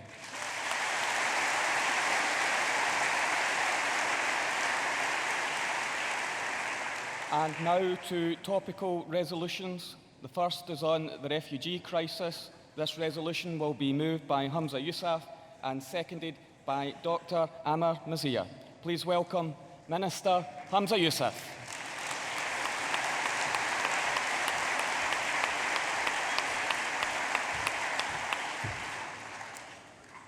Conference, this is one of those motions that we would rather not be having. The refugee crisis that we see on our shores in Europe is the worst since the Second World War. And let me use that word again deliberately and purposefully. It is a refugee crisis, not a crisis of immigrants. not a crisis of economic migrants. It is a refugee crisis. Conference, you do not put your child's life in danger for £35 a week and a food bank voucher. These people are amongst the most desperate the world has ever seen. And you will shortly hear the story of Ammar Masri from the city of Hama in Syria, who will tell you his own story. Conference was in the island of Lesbos most recently to see for myself the scale of that humanitarian crisis. I cannot explain to you quite what I saw in words. It is images that will haunt me for the rest of my life. For those desperate families walking through Syria to the Turkish coast, having to cross a 5-kilometre crossing over the Aegean Sea, 50 of them packed like sardines into rubber dinghies that are only meant for 15 or 20. And as they approach the shore, the noises, the screams, the terror from such a traumatic journey evident on their faces. And after arriving, that arduous journey for not just days but for weeks, they were told that they had to walk 56 kilometres in the searing heat to the nearest registration camp. Women, children, mothers and the elderly. And then I hear the audacity of some who say they must be scroungers. Well, every single refugee I spoke to had a job. Every single one was a mechanic or a teacher or a nurse or a doctor. They had a life back home. And why would you put that in jeopardy and the safety of your children? Why would you do that unless you are completely and utterly desperate? At conference,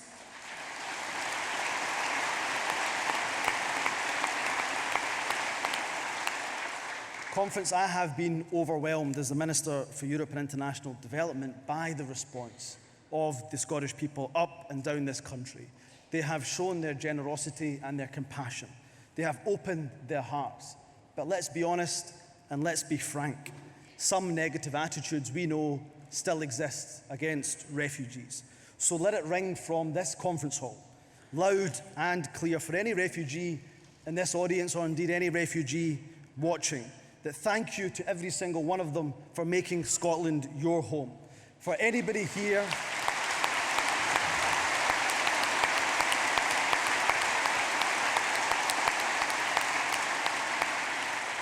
and let me say to those refugees that if anybody says that you're not welcome here, well, you are welcome here. If anybody says to you, this is not your home, this is your home. If anybody tells you that they don't want you here, well, I'll tell you what, I want you here. And this conference, and our party, and our government, we want you here.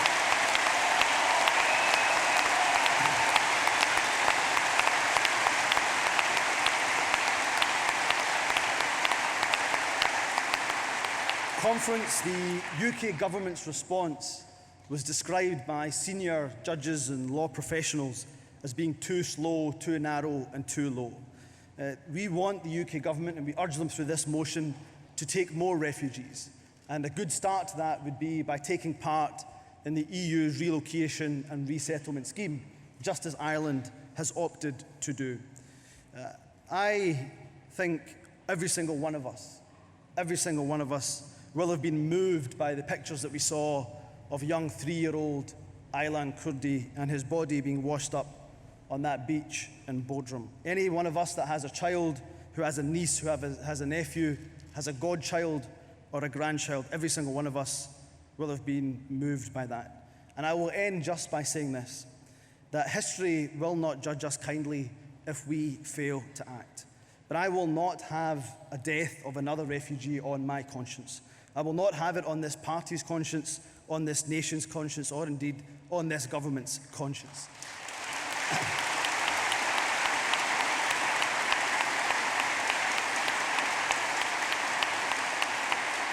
So I want this conference to say loudly and clearly that when the world needed compassion, that we stretched out and extended the hand of friendship. The world, when it needed courage, when it needed leadership, and when it needed humanity, then Scotland was at the forefront and we did not cower back. So let's say it loud and let's say it clear. Refugees are welcome here.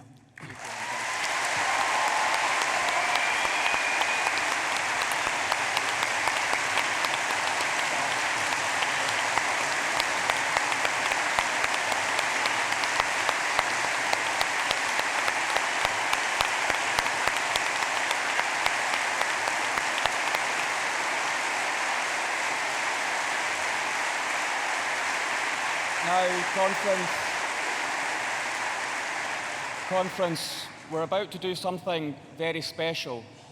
To second the resolution, I require your permission to do something very special, and that's to hear from a refugee, to hear from Dr. Amar Muzia, who has fled Syria. He fled the Assad regime, and he now works with refugee groups in Scotland. Do I have your permission to call Amir? Then I am delighted to call Amir to second the resolution.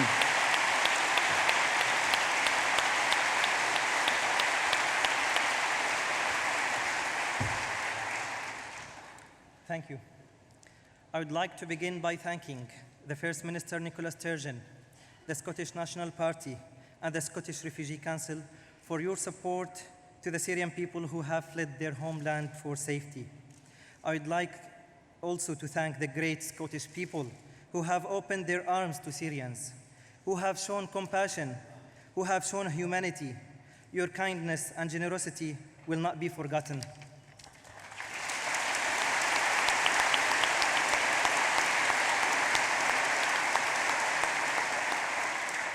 My friends, it is an absolute honor to be invited to speak to you today at your party conference. You are all gathered here for freely participate in the democratic governing of your country, free to speak your mind and express your opinion, free to criticize your leaders without fear. We Syrians have been denied these rights for over 40 years. When we stood up in 2011 and demanded an end to the dictatorship, we were met with full and brutal force of the Assad regime. Our aspirations and dreams have been destroyed by airstrikes. Our optimism and hope destroyed by barrel bombs. Conference, I'm addressing you today as a survivor of the Assad regime brutality, as someone who was beaten with electricity cable until I could no longer feel the sole of my feet, until I could no longer walk from the pain. As someone who was threatened to have my wife and my mother raped in front of me if I did not give information. But I'm only one Syrian. Thousands have been tortured and raped by this brutal regime. Tens of thousands have been killed by the indiscriminate aerial bombardments and illegal weaponry. Millions have fled its brutality and the chaos and instability it has brought upon my country. 5 years into what began as a peaceful Syrian uprising, we are all now confronted by two global problems that are symptoms of the Assad regime's dictatorship and brutality: the refugee crisis and the threat of extremism. The fallout from Syria is now the single largest humanitarian crisis since the Second World War. Over 4 million Syrians have fled in search for safety abroad. 11 million Syrians, almost double the population of Scotland, are displaced inside Syria. Thousands of others continue to try the dangerous route of the Mediterranean, confronted daily with the terrifying reality of their own likely death. For 5 years now, we have been fleeing barrel bombs in Syria, only to be faced with barbed wire in Europe. We cannot allow this inhumanity to continue.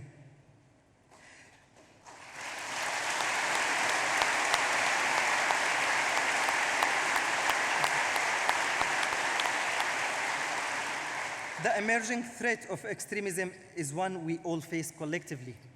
These terrorists have exploited the chaos and instability in Syria created by Assad regime. They are a symptom of Assad dictatorship and brutality.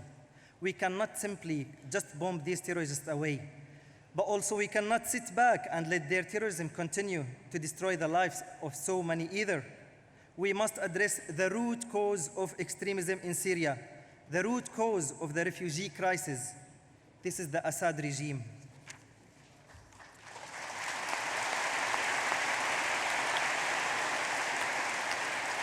Now, many of you have asked me who the UK should be supporting in Syria. The conflict in Syria is so complex, but my answer is simple: civilians, the millions who are trapped.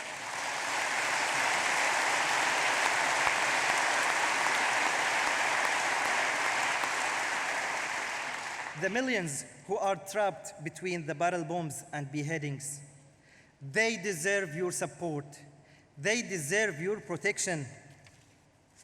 Let me be clear. Like all of you here today, no Syrian wants to see more bombs dropped in their country. The reality we Syrians face is that Assad Air Force has systematically and indiscriminately bombed us for over 4 years now. Assad Air Force has reduced many of our cities, our towns, our homes to rubble under which our lives and our families lie dead. Russia's intervention, supporting Assad in his indiscriminate targeting of civilians, has only further increased the urgent need to protect them.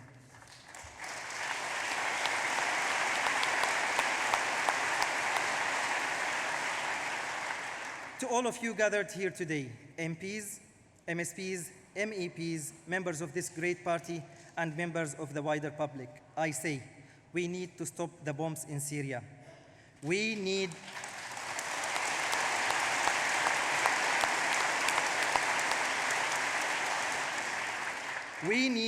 a no-bombing zone to stop the Assad regime indiscriminate aerial bombardments and save lives. We need a no-bombing zone to protect civilians and reduce the mass exodus of the Syrians from their homeland. We need a no-bombing zone to reduce the threat of radicalization planted in the aftermath of every barrel bomb and airstrike, in the rubble of every destroyed home and life, while the international community looks on. We need a no-bombing zone to make clear to Assad and Putin that there is no military solution to this conflict, and that the international community is prepared to uphold international law, enforce UN Security Council resolutions, and apply the Geneva I communiqué. We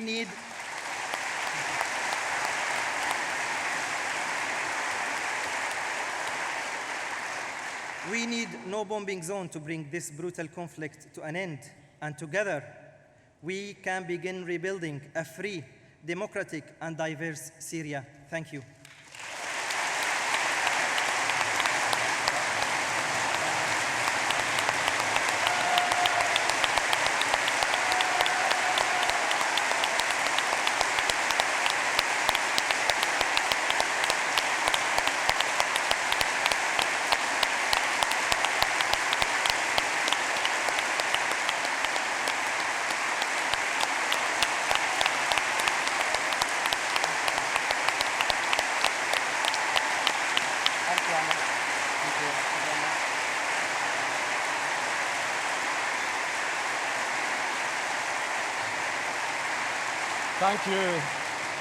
Thank you very much, Amar, for addressing our conference. Our final speaker will be Tasmina Ahmed Sheikh, MP, final speaker on this topical resolution. Welcome, Tasmina.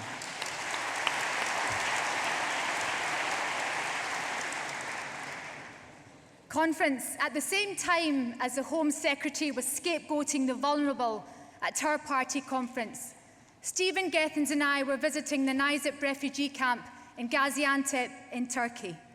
And the head of the camp made a striking point. These people are not refugees, he said. They are guests of Turkey. Guests, Conference.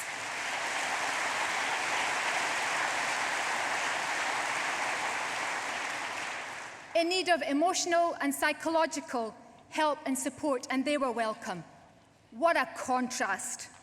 On one hand, we have the principled humanitarian response of the Turkish population to the displaced, and on the others, the Tories' woeful lack of proportionate action. Yes, the UK government is offering some support, but it is not enough.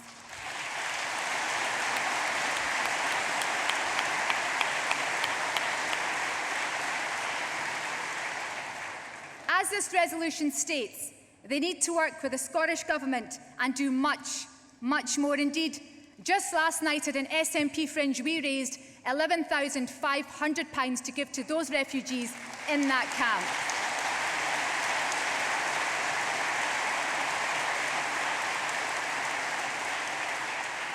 David Cameron said this is a swarm. He's talking about human beings. The Tories' Foreign Secretary said that migrants are marauding across Europe. Marauding? Is that how we describe families fleeing the violence which has killed millions and threatens even more? Some in the press call what we're seeing today a tidal wave, the biggest threat to Europe since the war. Shame on them all.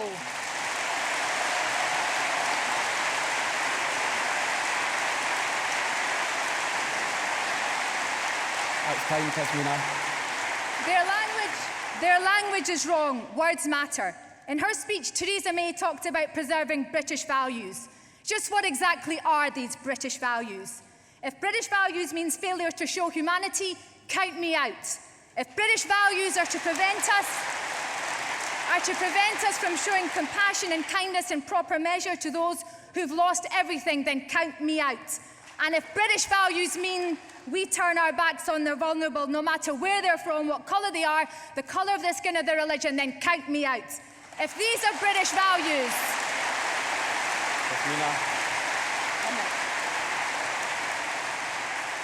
If these are British values, I'm prouder to be Scottish today than I've ever been before. Conference.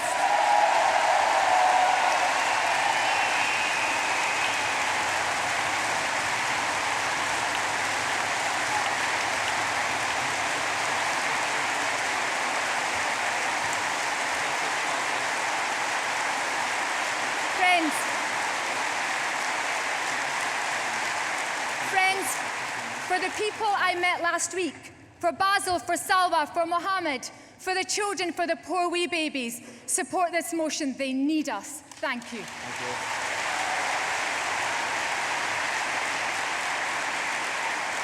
Thank you, Tasmina.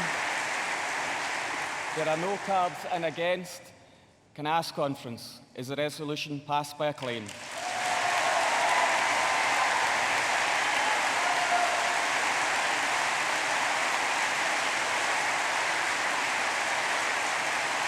Thank you.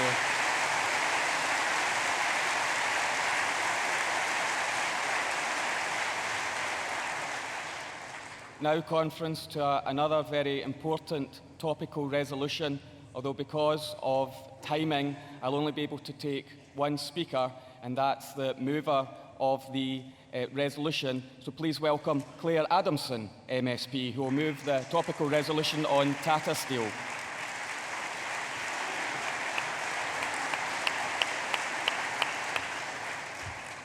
Thank you, Conference. My grandfather came from Warrenpoint in Northern Ireland in the early 1920s to work in the steel industry in Motherwell. The steel industry defines my community. It defines my hometown. Just ask a Motherwell supporter, the steel men. It was the closure of Ravenscraig that brought me to the cause of Scottish nationalism, because I knew that as a small independent country in Europe, we would have saved Ravenscraig for Scotland.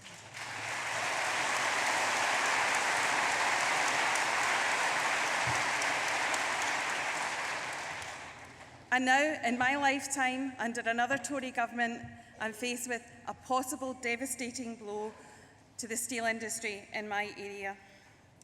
We don't know the detail of what these losses will mean from Tata. We don't have the detail yet.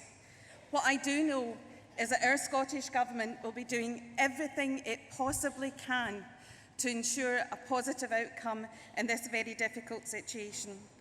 And I can say that with confidence because I know they were successful in saving Ferguson's and shipbuilding in Scotland.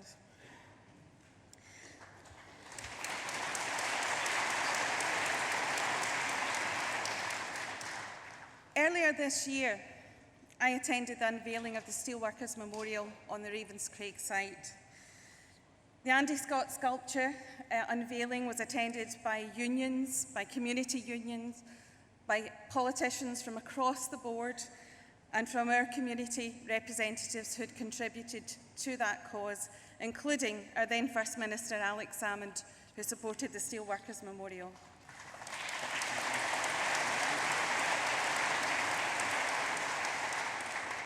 And it's that spirit of solidarity I call on conference to support today.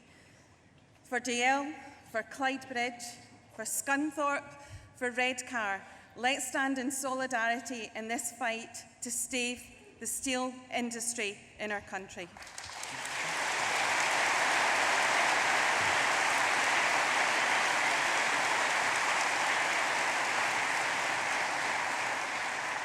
Now, conference, Margaret Ferry, I'm sorry I can't call you, but I know you'll formally second this resolution. There are no cards in against.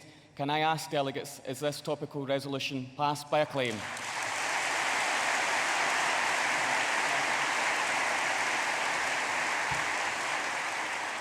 Thank you, conference. We are moving towards the address by the leader of the party, Nicola Sturgeon, but I'd like to introduce you to our fantastic candidates, including myself, for the Scottish Parliament elections next year. So please give the warmest of welcomes to your candidates for Scotland for the Holyrood direction next year. Welcome your SNP team.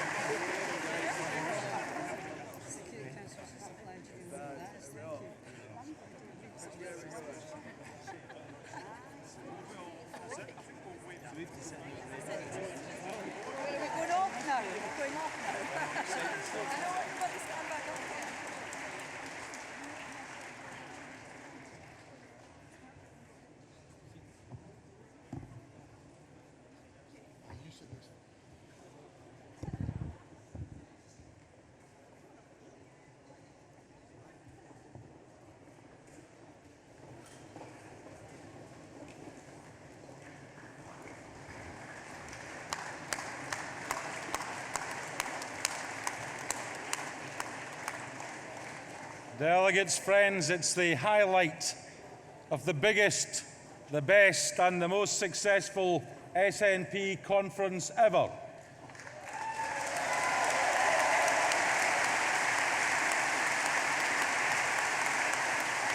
I have the most enormous pleasure to introduce to you the leader of the most united political party in the United Kingdom,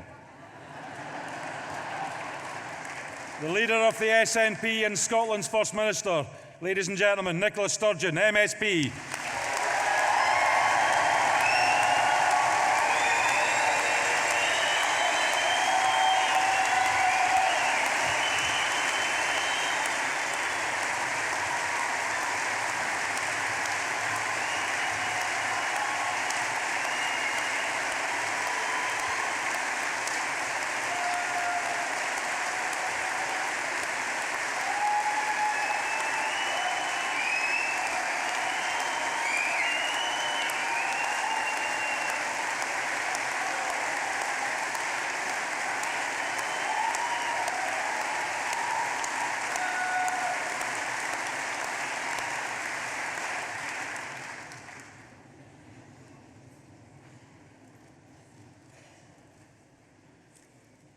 Friends, I begin today on a sombre note.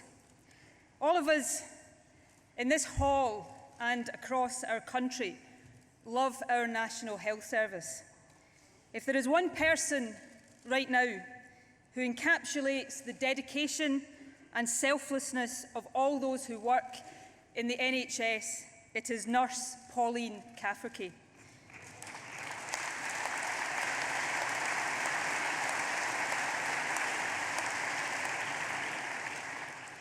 Pauline went to Africa to help fight Ebola. As a result of her bravery, she is now for the second time fighting for her own life. Let us send her all the love and the strength we can as we wish her the quickest possible recovery.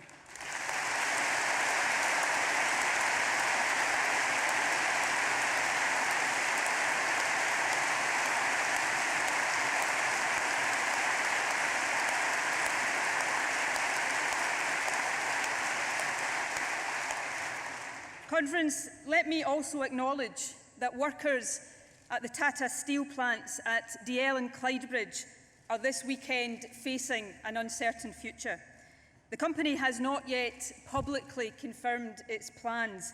However, if our worst fears are realised next week, I can confirm that I will immediately establish a task force to work with the company, the trade unions and the relevant local authorities, and I promise this: we will leave no stone unturned in our efforts to find and secure a viable future for these plants and for our steel industry here in Scotland.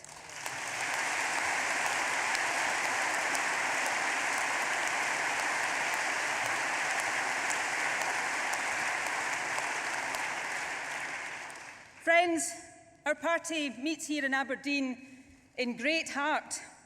By tomorrow night, I hope we will be in even better heart.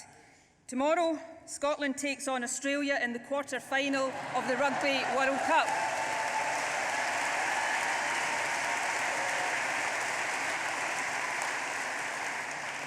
So to Vern Cotter and the whole squad, let me say on behalf of the entire nation, good luck.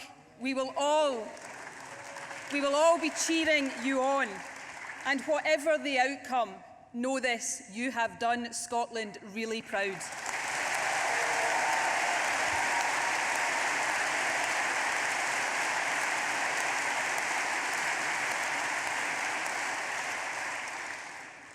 Friends, we are a party energised and enthused. Just under a year ago, I stood before you as your new leader, excited and, to be honest, more than a little apprehensive. The sense of responsibility I felt then and feel now to our party, and even more so to our country, is immense. But there has not been a single day in this last year when I have not drawn great strength from the support you give me. So to each and every one of you, from the bottom of my heart, thank you for your encouragement and for your kindness.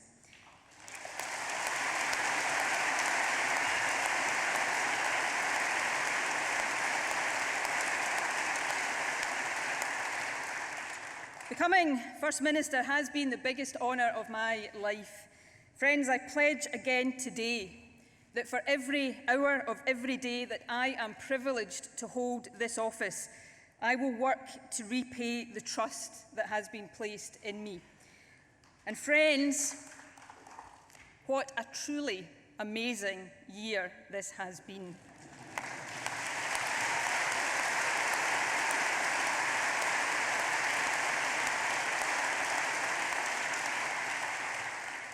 I thought I might just recap on some of the highlights, if that's okay with you.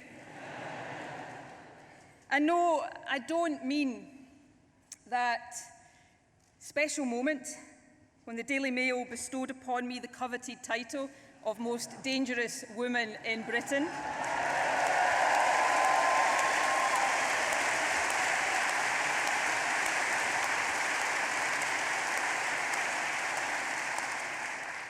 though that does remain by far the nicest thing the Daily Mail has ever said about me.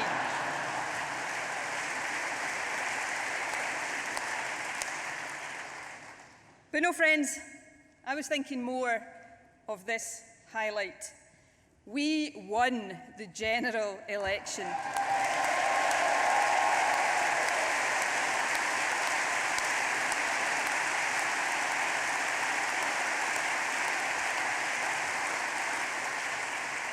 Conference, it makes me very proud indeed to present to you the third biggest parliamentary group in Westminster and ask you to give the warmest of welcomes to Scotland's new SNP MPs.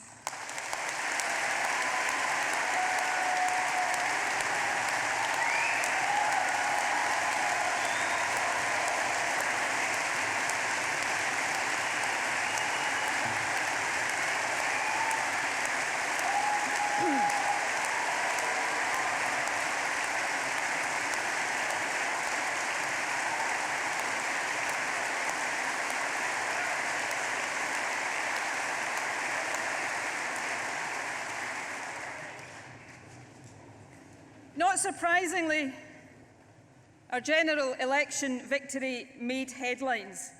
But Conference, you might be interested to know that we've also contested 24 local by-elections in the last few months. And Conference, we have won 22 of them, so let's congratulate all of our new councillors as well.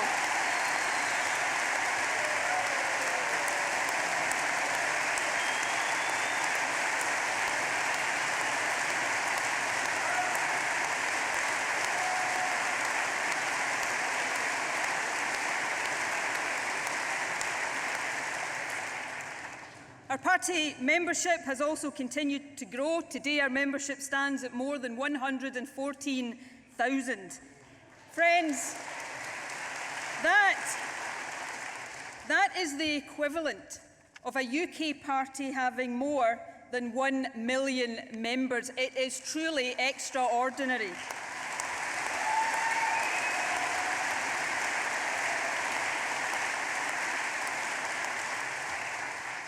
But it is as nothing compared to the growing support we have in every corner of our country.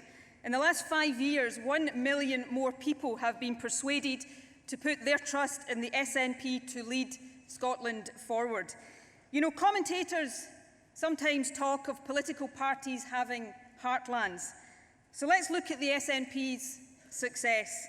From the Highlands and our Western Islands to this granite city of the North East, through Stirling, across Fife in the east to Ayrshire in the west and down to the borders. In our great cities of the Central Belt, the people all across our country are speaking. Their message is clear. The SNP's heartland is Scotland.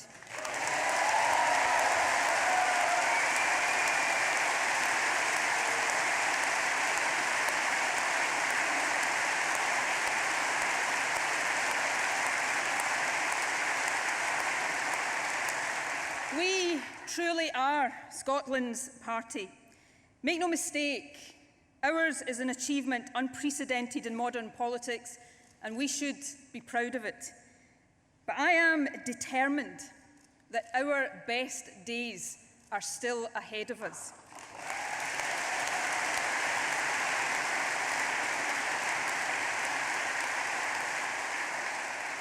So listen when I say this. We will never take a single vote for granted, not now, not ever.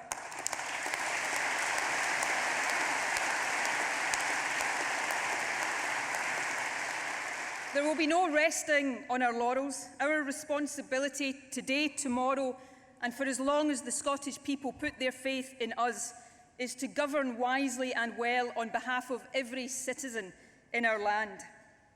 Some say that Labour has lost its sense of purpose, and it has. But Labour does still serve one useful purpose for the SNP.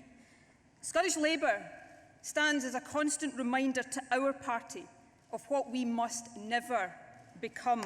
They were arrogant, lazy and complacent.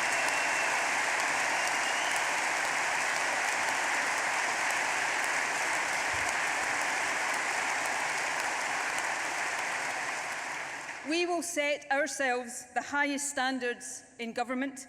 If we fall short, we will learn lessons and strive even harder in future. We will welcome scrutiny, no matter how tough it might sometimes feel. We will respect those whose opinion differs from ours.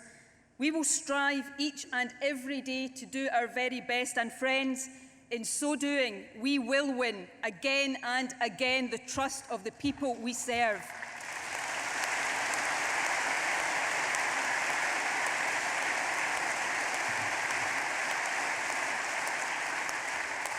Delegates, some say we live in a post-political age, a time when old labels of left and right are meaningless. I don't agree with that.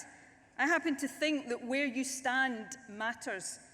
We face a Tory party that, despite its rhetoric, is shifting sharply to the right.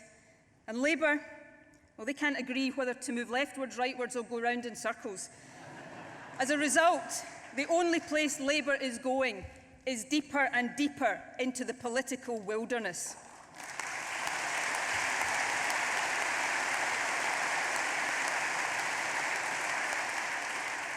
I know where we stand. We are a left-of-centre social democratic party standing up for the values, interests and aspirations of mainstream Scotland, and that is what we will always be.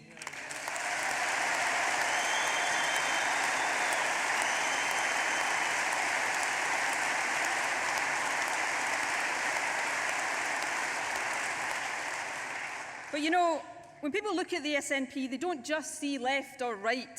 They see above all else a party that will always seek to do the right thing for Scotland. Whether in government at Holyrood or in opposition at Westminster, they see our party united, standing up for Scotland and always making our country's voice heard. Friends, we are not just the real opposition. We are now the only effective opposition to the Tories at Westminster.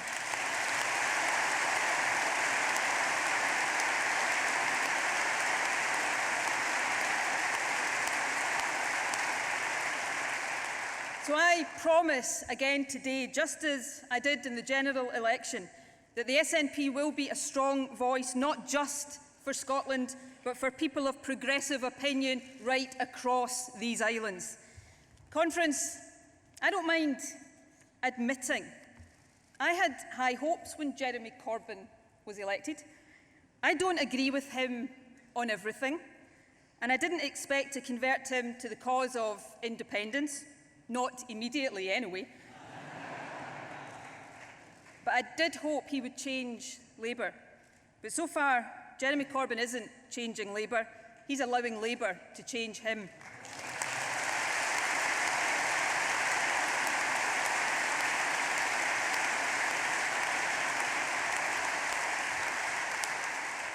At the start of this week, he planned to vote for George Osborne's fiscal charter.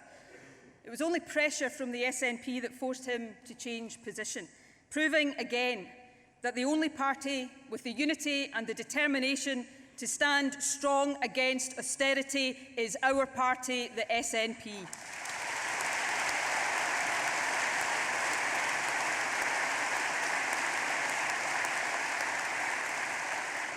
But it is surely Labour's incoherent position on Trident that shows how unfit they are to govern. Their leader says rightly that he would never use nuclear weapons, but he is leading a party that is intent on supporting the renewal of Trident anyway. Friends, a party that can't be crystal clear about its position on an issue as fundamental as nuclear weapons doesn't deserve support, not from those who oppose Trident and not from those who support it either. Labour will have to decide what side it is on, because I know what side we are on. The renewal of Trident is unjustified, it is unaffordable, it is immoral.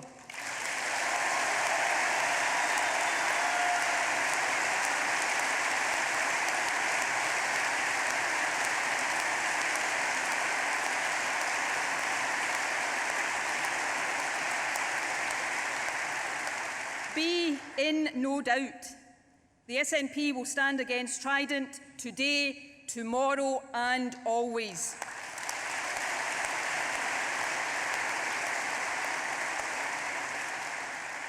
Labour's failure to meet even the basic requirements of an effective opposition to be united and credible as an alternative government should make them deeply ashamed of themselves. Their disunity threatens to consign the UK to another decade of Tory government. That's a tragedy for people all across the UK. But for more and more people in Scotland, Labour's inability to mount a credible challenge for government will bring into sharp focus this fundamental truth. The only real and lasting alternative to Tory governments that we don't vote for is independence for our country.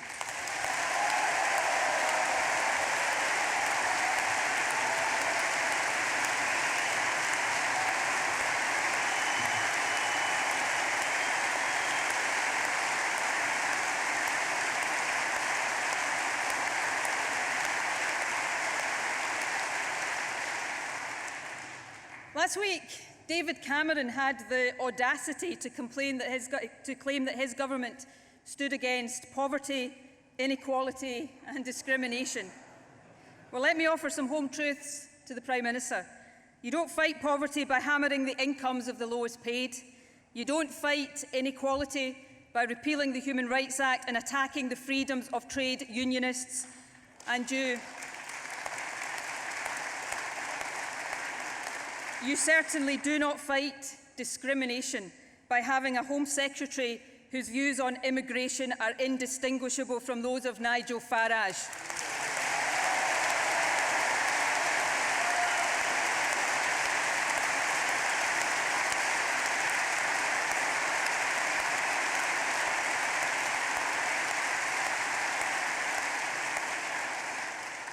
The Tories' toxic debate about immigration was surely one of the reasons that David Cameron's initial response to the Syrian refugee crisis was so woefully inadequate.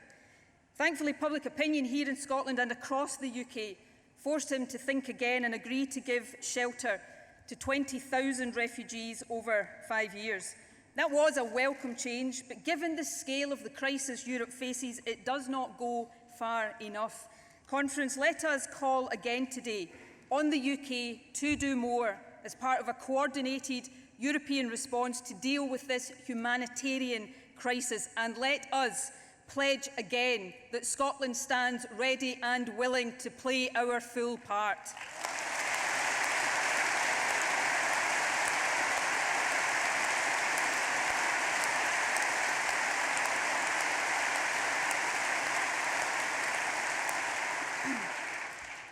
What we should certainly not do in Syria is make matters even worse. The motivation for UK military action appears to be based on a need to do something rather than any real consideration of whether the action proposed will make any positive difference. This question has not been answered. When airstrikes by US, Russian, Arab, Turkish and French forces have not brought this multi-layered conflict closer to a resolution, what possible grounds are there for believing that adding UK airstrikes will do so? The risk is that they will simply add to the already unimaginable human suffering. What is needed is not more bombing, but a renewed and intensive diplomatic initiative led by the UN to seek a lasting resolution of the conflict and defeat the horror that is ISIS. Friends, it is for these reasons that the SNP will oppose UK airstrikes on Syria.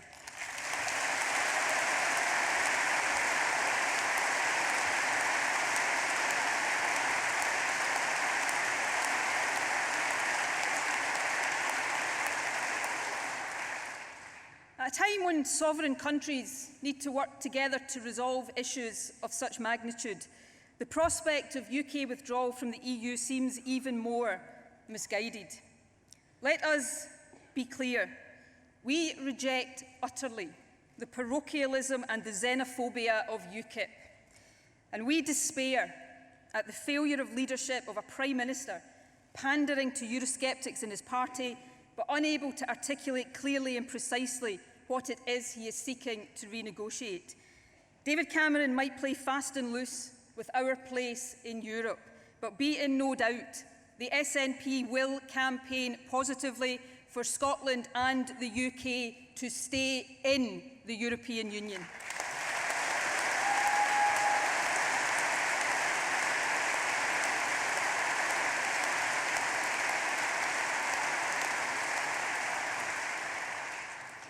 Friends, closer to home, it's the Tories' plans to slash tax credits that is causing alarm in households across the country. Make no mistake, tax credit cuts are right up there with the bedroom tax as the most iniquitous policy since Margaret Thatcher's poll tax.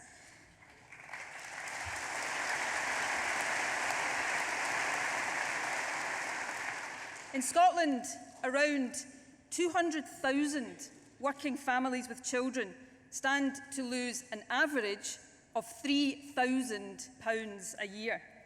That's staggering. But sometimes big numbers mask the real human impact. So let me tell you exactly what these cuts could mean for an ordinary family. Imagine a couple with 2 children who live in a council house. One parent works full-time, the other part-time. Both earn just above the level of the minimum wage. Next year, they'll gain around £80 from the increase in the personal allowance, but they will lose more than £2,000 of their tax credits. That net loss is equivalent to their basic rate of income tax rising to 90%. Now, can you imagine if the Chancellor had told people before the election that he was going to increase the basic rate of income tax to anywhere near 90%, no one would have voted for him. But he thinks it's acceptable to do the equivalent of that to some of the lowest paid people in our society and not even mention it in his manifesto. Well, it is not acceptable. It is nothing short of scandalous.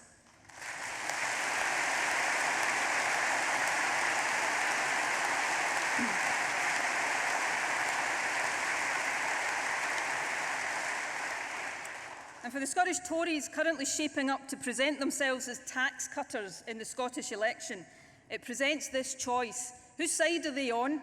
George Osborne's or the working people of Scotland? Because it simply cannot be both. If they back these cuts, that choice will haunt them every single day from now to the Scottish election next May.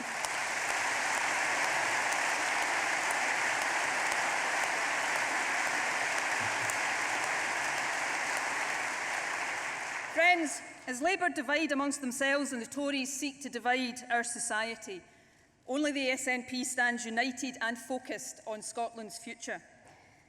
I often think that what was most special about the general election outcome in May wasn't the scale of our victory, but the nature of it. People didn't just vote SNP.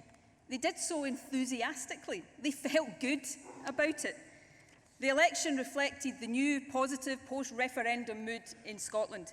We are a more confident country. We believe that our views matter and deserve to be heard. We are determined to no longer be sidelined or ignored. It was that determination that led so many people across this country to vote SNP.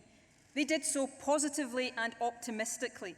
And together, we sent this message ringing around the world. Scotland has found her voice, and we are never, ever going to let our voice be silenced again.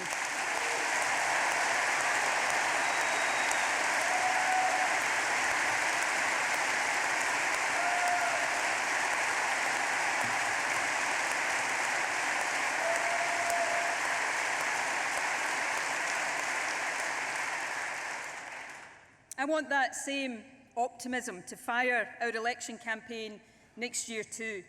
Next May, we will seek a historic third term in office. And for the first time, I will look you, the Scottish people, in the eye and ask you to choose me as your First Minister. My promise to Scotland is this. I won't ask you to vote SNP or re-elect me as your First Minister just because the opposition is not up to the job. I intend to prove to you that we are the best government with the best people and the best ideas to lead this country confidently into the next decade. Our job is to make sure that on 5th May next year, you vote SNP with both votes, and that you do so with real pride at the positive choice you are making for Scotland's future.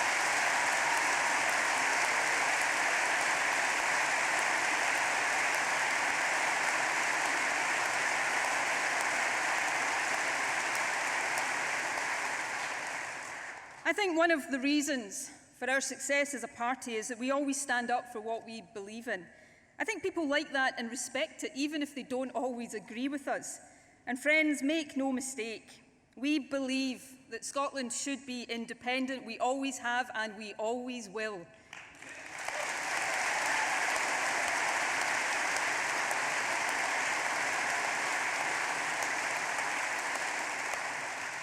As I said as our conference opened, the time to propose another referendum will be when there is clear evidence that opinion has changed and that independence has become the choice of a majority of people in our country.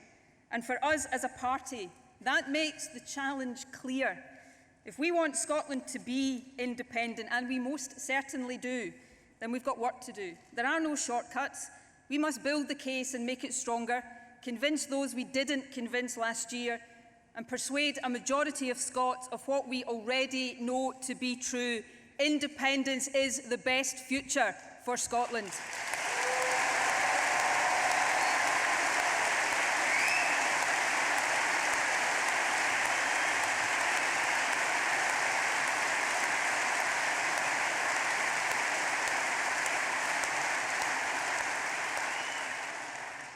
Independence matters, and we will never waver in our commitment to it.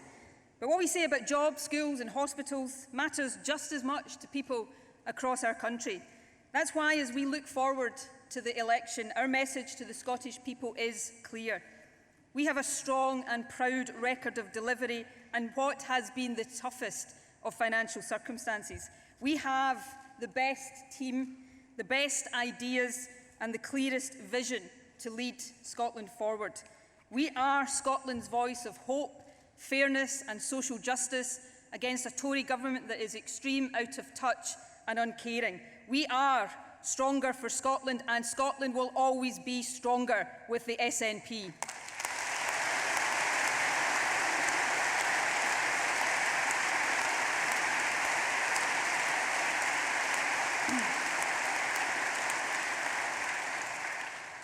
I am determined that we will win a third term in office, not for its own sake, but for what we can achieve with a renewed mandate. Over the past 9 years, the majority of it under the fantastic leadership of Alex Salmond,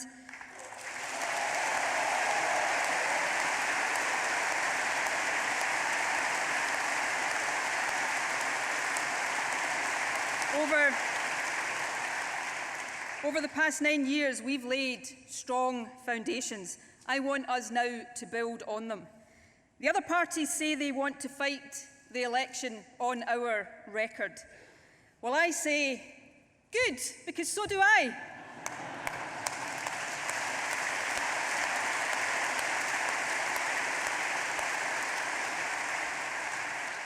Our record in government is one of delivery and achievement. It's not perfect, of course it's not. The recession and Westminster austerity created a financial climate much tougher than anything we could have contemplated back in 2007. But make no mistake, it is a record I am proud of, and friends, you should be proud of it too.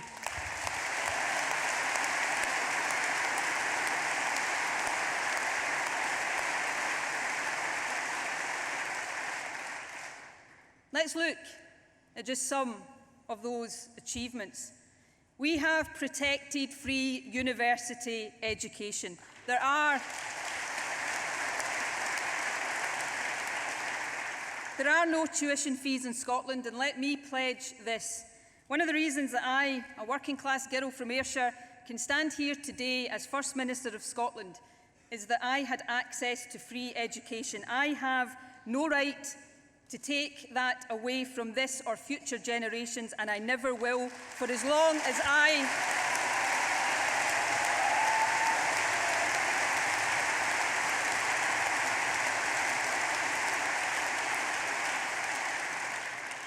as I'm First Minister, there will be no tuition fees in Scotland. Friends, we've also protected and extended the educational maintenance allowance so that more young people can stay on at school. And more students from poorer backgrounds in Scotland are now going to university.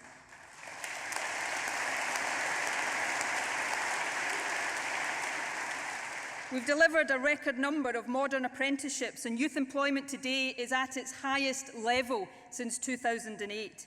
We have rebuilt or refurbished more than a fifth of all schools across our country, and that is why there are almost 150,000 fewer children learning in outdated classrooms today than when Labour was last in office.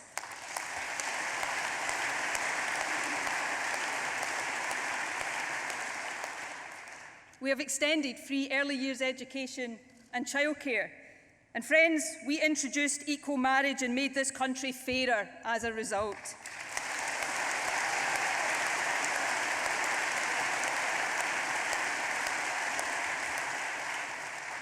We have a higher proportion of our workforce now earning the living wage, the real living wage, than any other nation in the UK.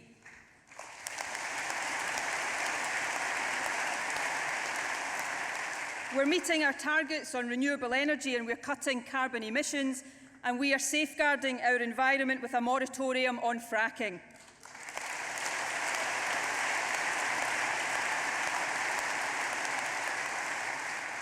We introduced universal free school meals for all pupils in primaries 1, 2 and 3. We're investing £100 million every year to protect against welfare cuts, and we have taken action to make sure that no one in Scotland has to pay the Tory bedroom tax.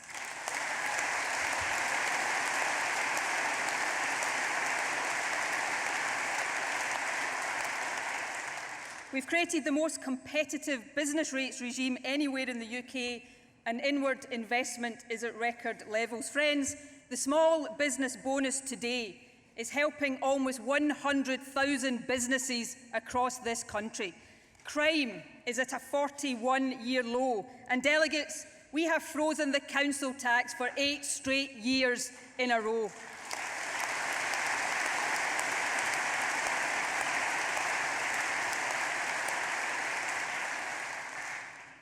We've also protected our precious NHS, and we have kept it firmly where it belongs, in public hands.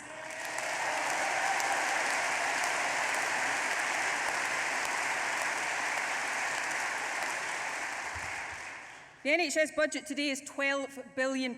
That's up £3 billion, and when we took office, it employs 10,000 more people, and waiting times are shorter. You know, when I became Health Secretary in 2007, the waiting time target for inpatient and day case treatment was 18 weeks. Just 85% of patients were seen in that time. Today, the target is 12 weeks, and 95% of patients are seen within it.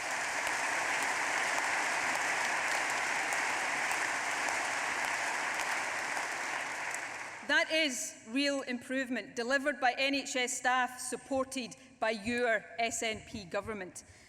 And don't forget, we also abolished prescription charges so that access to medicine is once again free at the point of need. So friends, that's our record. We should shout it from the rooftops. And when our opponents say they want to put it at the heart of the election, let us say, bring it on.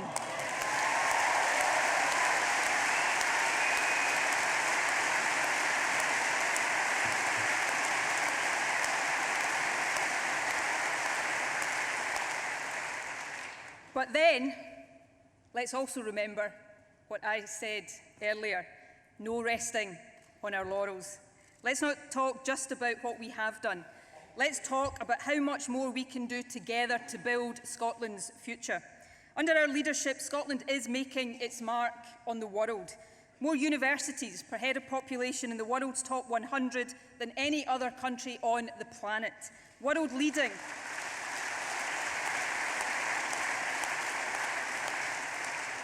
World-leading climate change legislation, and I am very proud to say one of just a few countries in the world leading by example on gender balance with a 50-50 Scottish Cabinet.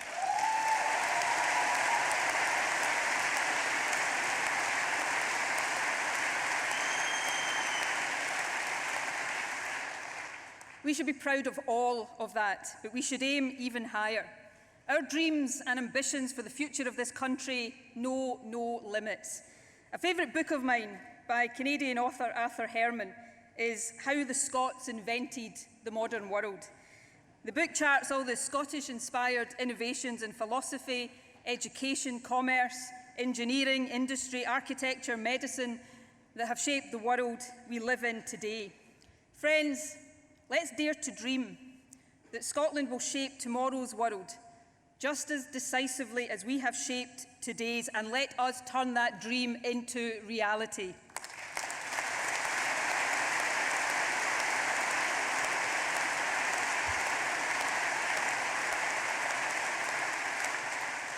Let's make sure that the names of the innovators, entrepreneurs and inventors working across our country today will be just as familiar to future generations as Alexander Graham Bell, John Logie Baird, Alexander Fleming and James Watt are to ours.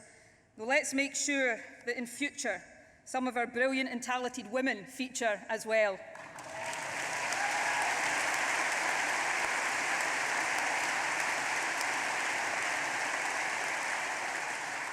Friends, I want the motto of our country to be Can Do Scotland.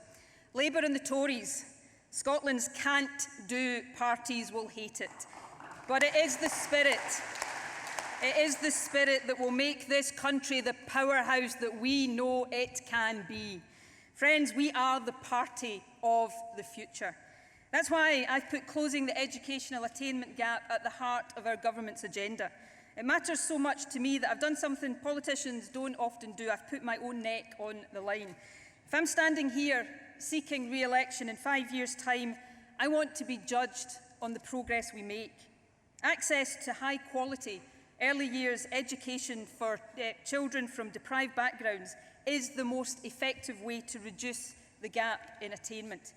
That's why in the next Parliament, our most transformative infrastructure project will not be a bridge or a road or a railway, important though all those things are. Our flagship infrastructure project in the next Parliament will be a revolution in early years education and childcare.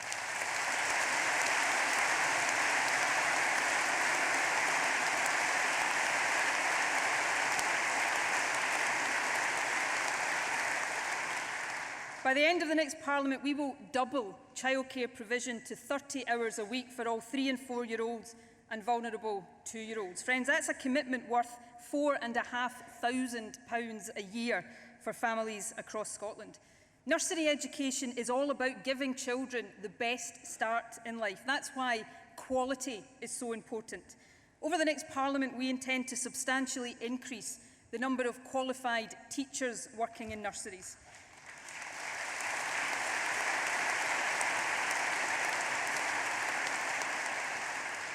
Every nursery manager is already required to have a childcare degree, but we will go further.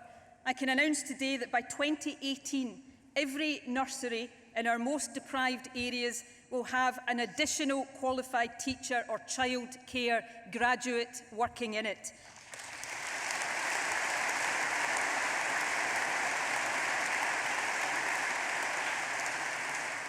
Helping children reach their full potential, whatever their background, is my driving mission. Good quality childcare is vital to that. Of course, childcare also helps parents. It helps mothers in particular get back to work. That's good for families as well as for our national prosperity. So to help parents further, I can also announce that as we expand the hours of childcare, we will also increase the flexibility of it. Over the next Parliament, we will ensure that parents can opt to take their available hours of childcare to better suit their working patterns. They will increasingly be able to take them as full-day sessions as well as half-days, and they will have the right to spread these hours over the summer holidays as well as term time. Friends,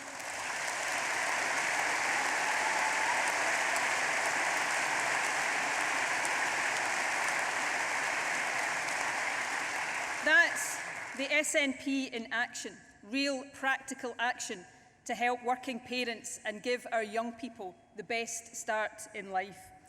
Friends, I've talked a lot today about young people. They are, after all, the future of our country.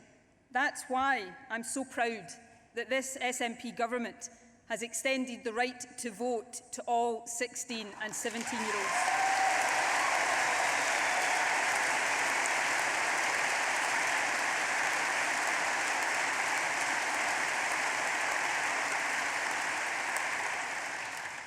But the contribution of our older citizens drives our prosperity too. Older people make up a growing proportion of our population. You know, by 2037, the number of people who are over 70 will increase by 50%. The numbers over 75 will increase by almost 80%. These changing demographics will demand new ways of thinking and new ways of working right across our society, but especially in our NHS. Something I hear time and again from my older constituents is how a hip or knee replacement or a cataract operation has given them a new lease of life. These operations make a real difference to people. More of them are being done than ever before, and waiting times are shorter, much shorter than when we took office. Friends, that is down to the sterling service and dedication of all those who work so hard in our NHS. Let's thank them for what they do.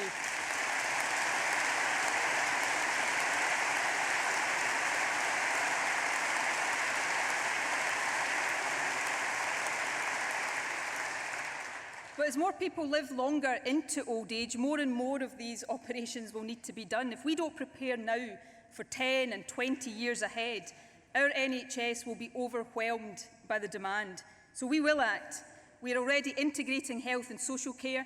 A few weeks ago, I set out our plans to transform primary care so that more people can be cared for in the community. That is vital, but we must reshape our acute care system too.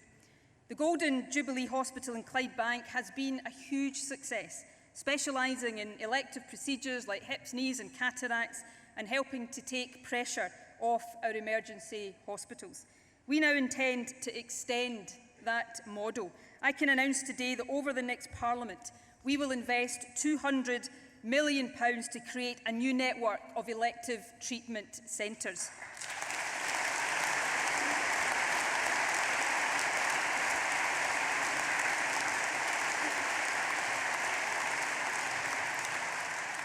We will extend the Golden Jubilee and develop new centres at St John's in Livingston, at Edinburgh Royal Infirmary, at Ninewells in Dundee, at Raigmore in Inverness, and here in this city at Aberdeen Royal Infirmary.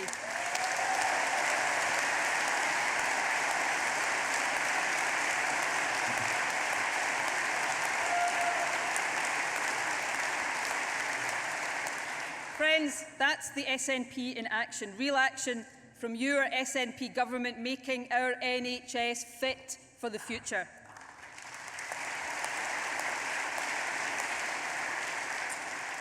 Friends, we will always use our existing powers wisely and well, and we will use our new powers in the interests of the people we serve too. Friends, these new powers are welcome, but let us be in no doubt. The Scotland Bill does not even come close to honouring the vow that was made to the Scottish people.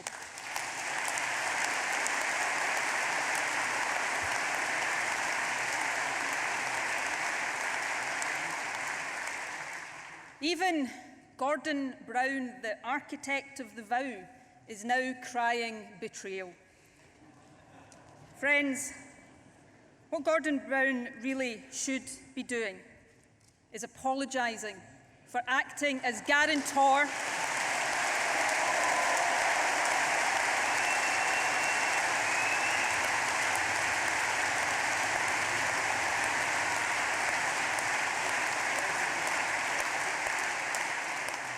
Yes, what Gordon Brown really should be doing is apologising for acting as guarantor for a Tory government and telling the Scottish people to trust the Tories on more powers for our Parliament.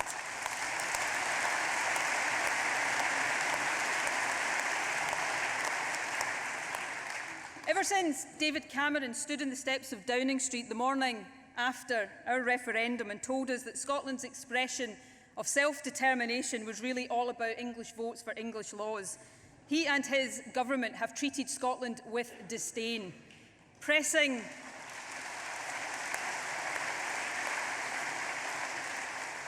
ahead with austerity despite 50% of people in Scotland voting for an anti-austerity party and voting down amendment after amendment after amendment to the Scotland Bill against the views of the vast majority of Scotland's MPs. In fact, the Prime Minister's attitude to Scotland betrays the worst characteristics of his government: arrogant, patrician, out of touch, pig-headed, some might say.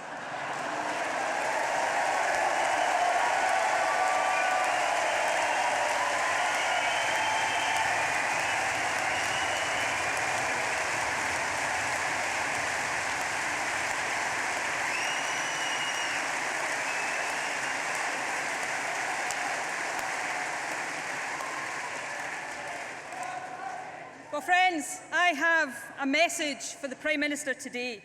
It's the same one that I gave him in Bute House just a week after the general election. Ignore Scotland at your peril. Know that people are watching and listening. And remember this: it is not you who will decide the future of Scotland. It will be the people of Scotland who decide the future of our country.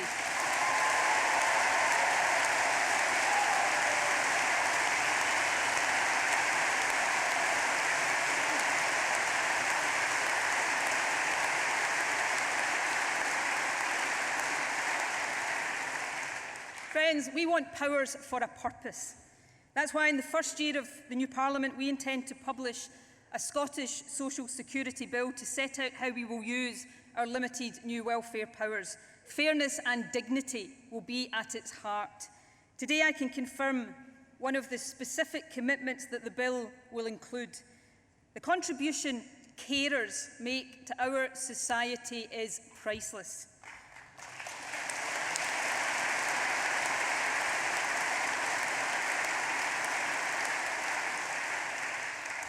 But the support they receive in the form of carers allowance is the lowest of all working age benefits. That is simply not fair.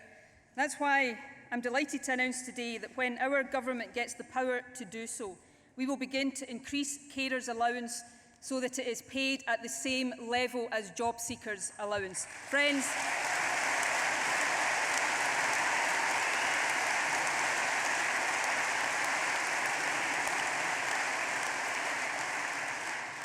that's a commitment that will benefit carers to the tune of £600 a year. Another example of the SNP in action, helping those who need it most.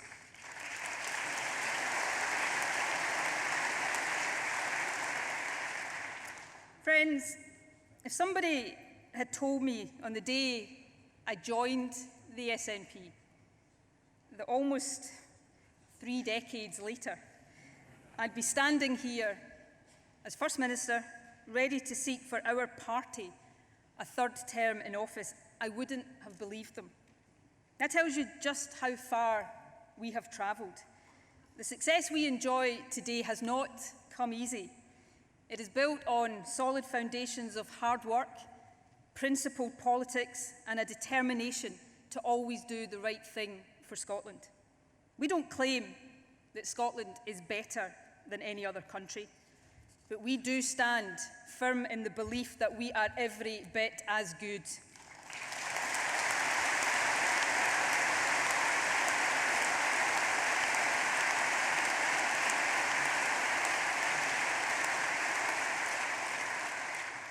We take pride in Scotland's history, but we want our future to be even better. We believe in independence in our hearts and in our heads.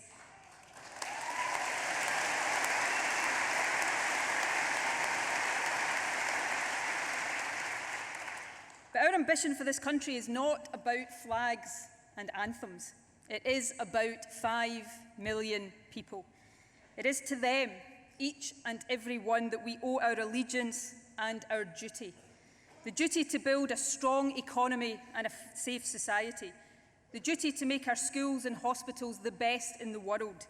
The duty to give every person in our land the chance to reach their full potential, no matter their background or circumstances. Over these next few months, as we prepare to seek re-election, I won't pretend that we are perfect or that I am perfect. But I will promise this: we will always strive to be the best that we can be, and we will serve this country with imagination, courage, humility, and always to the very best of our abilities. Our manifesto will rise to the challenges of the future.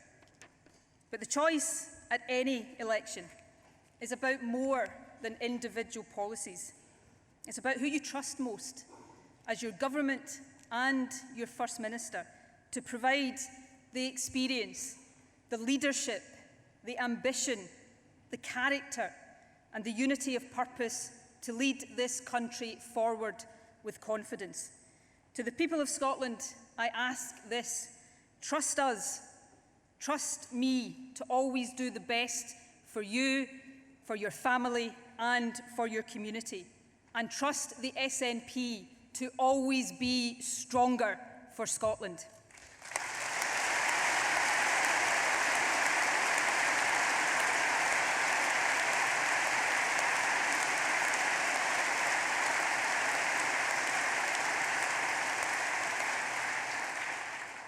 Friends, it has been our privilege to lead Scotland for the past 9 years. To seek to lead our country for the next 5 and into a new decade is an even bigger privilege. Let us work harder than we have ever done before to win anew the trust of the people we serve. Let's get out there. Let us win for Scotland.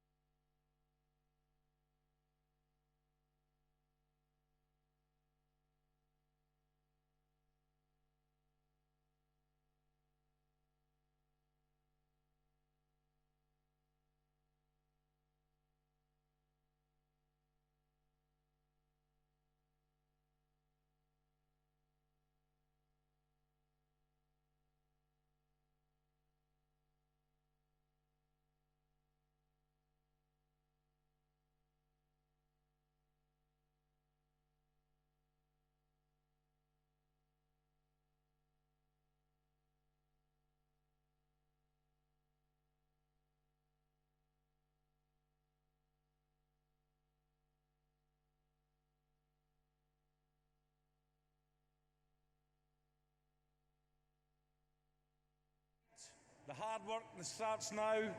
200 or so days to go. The Cabinet can get back to work. Safe home.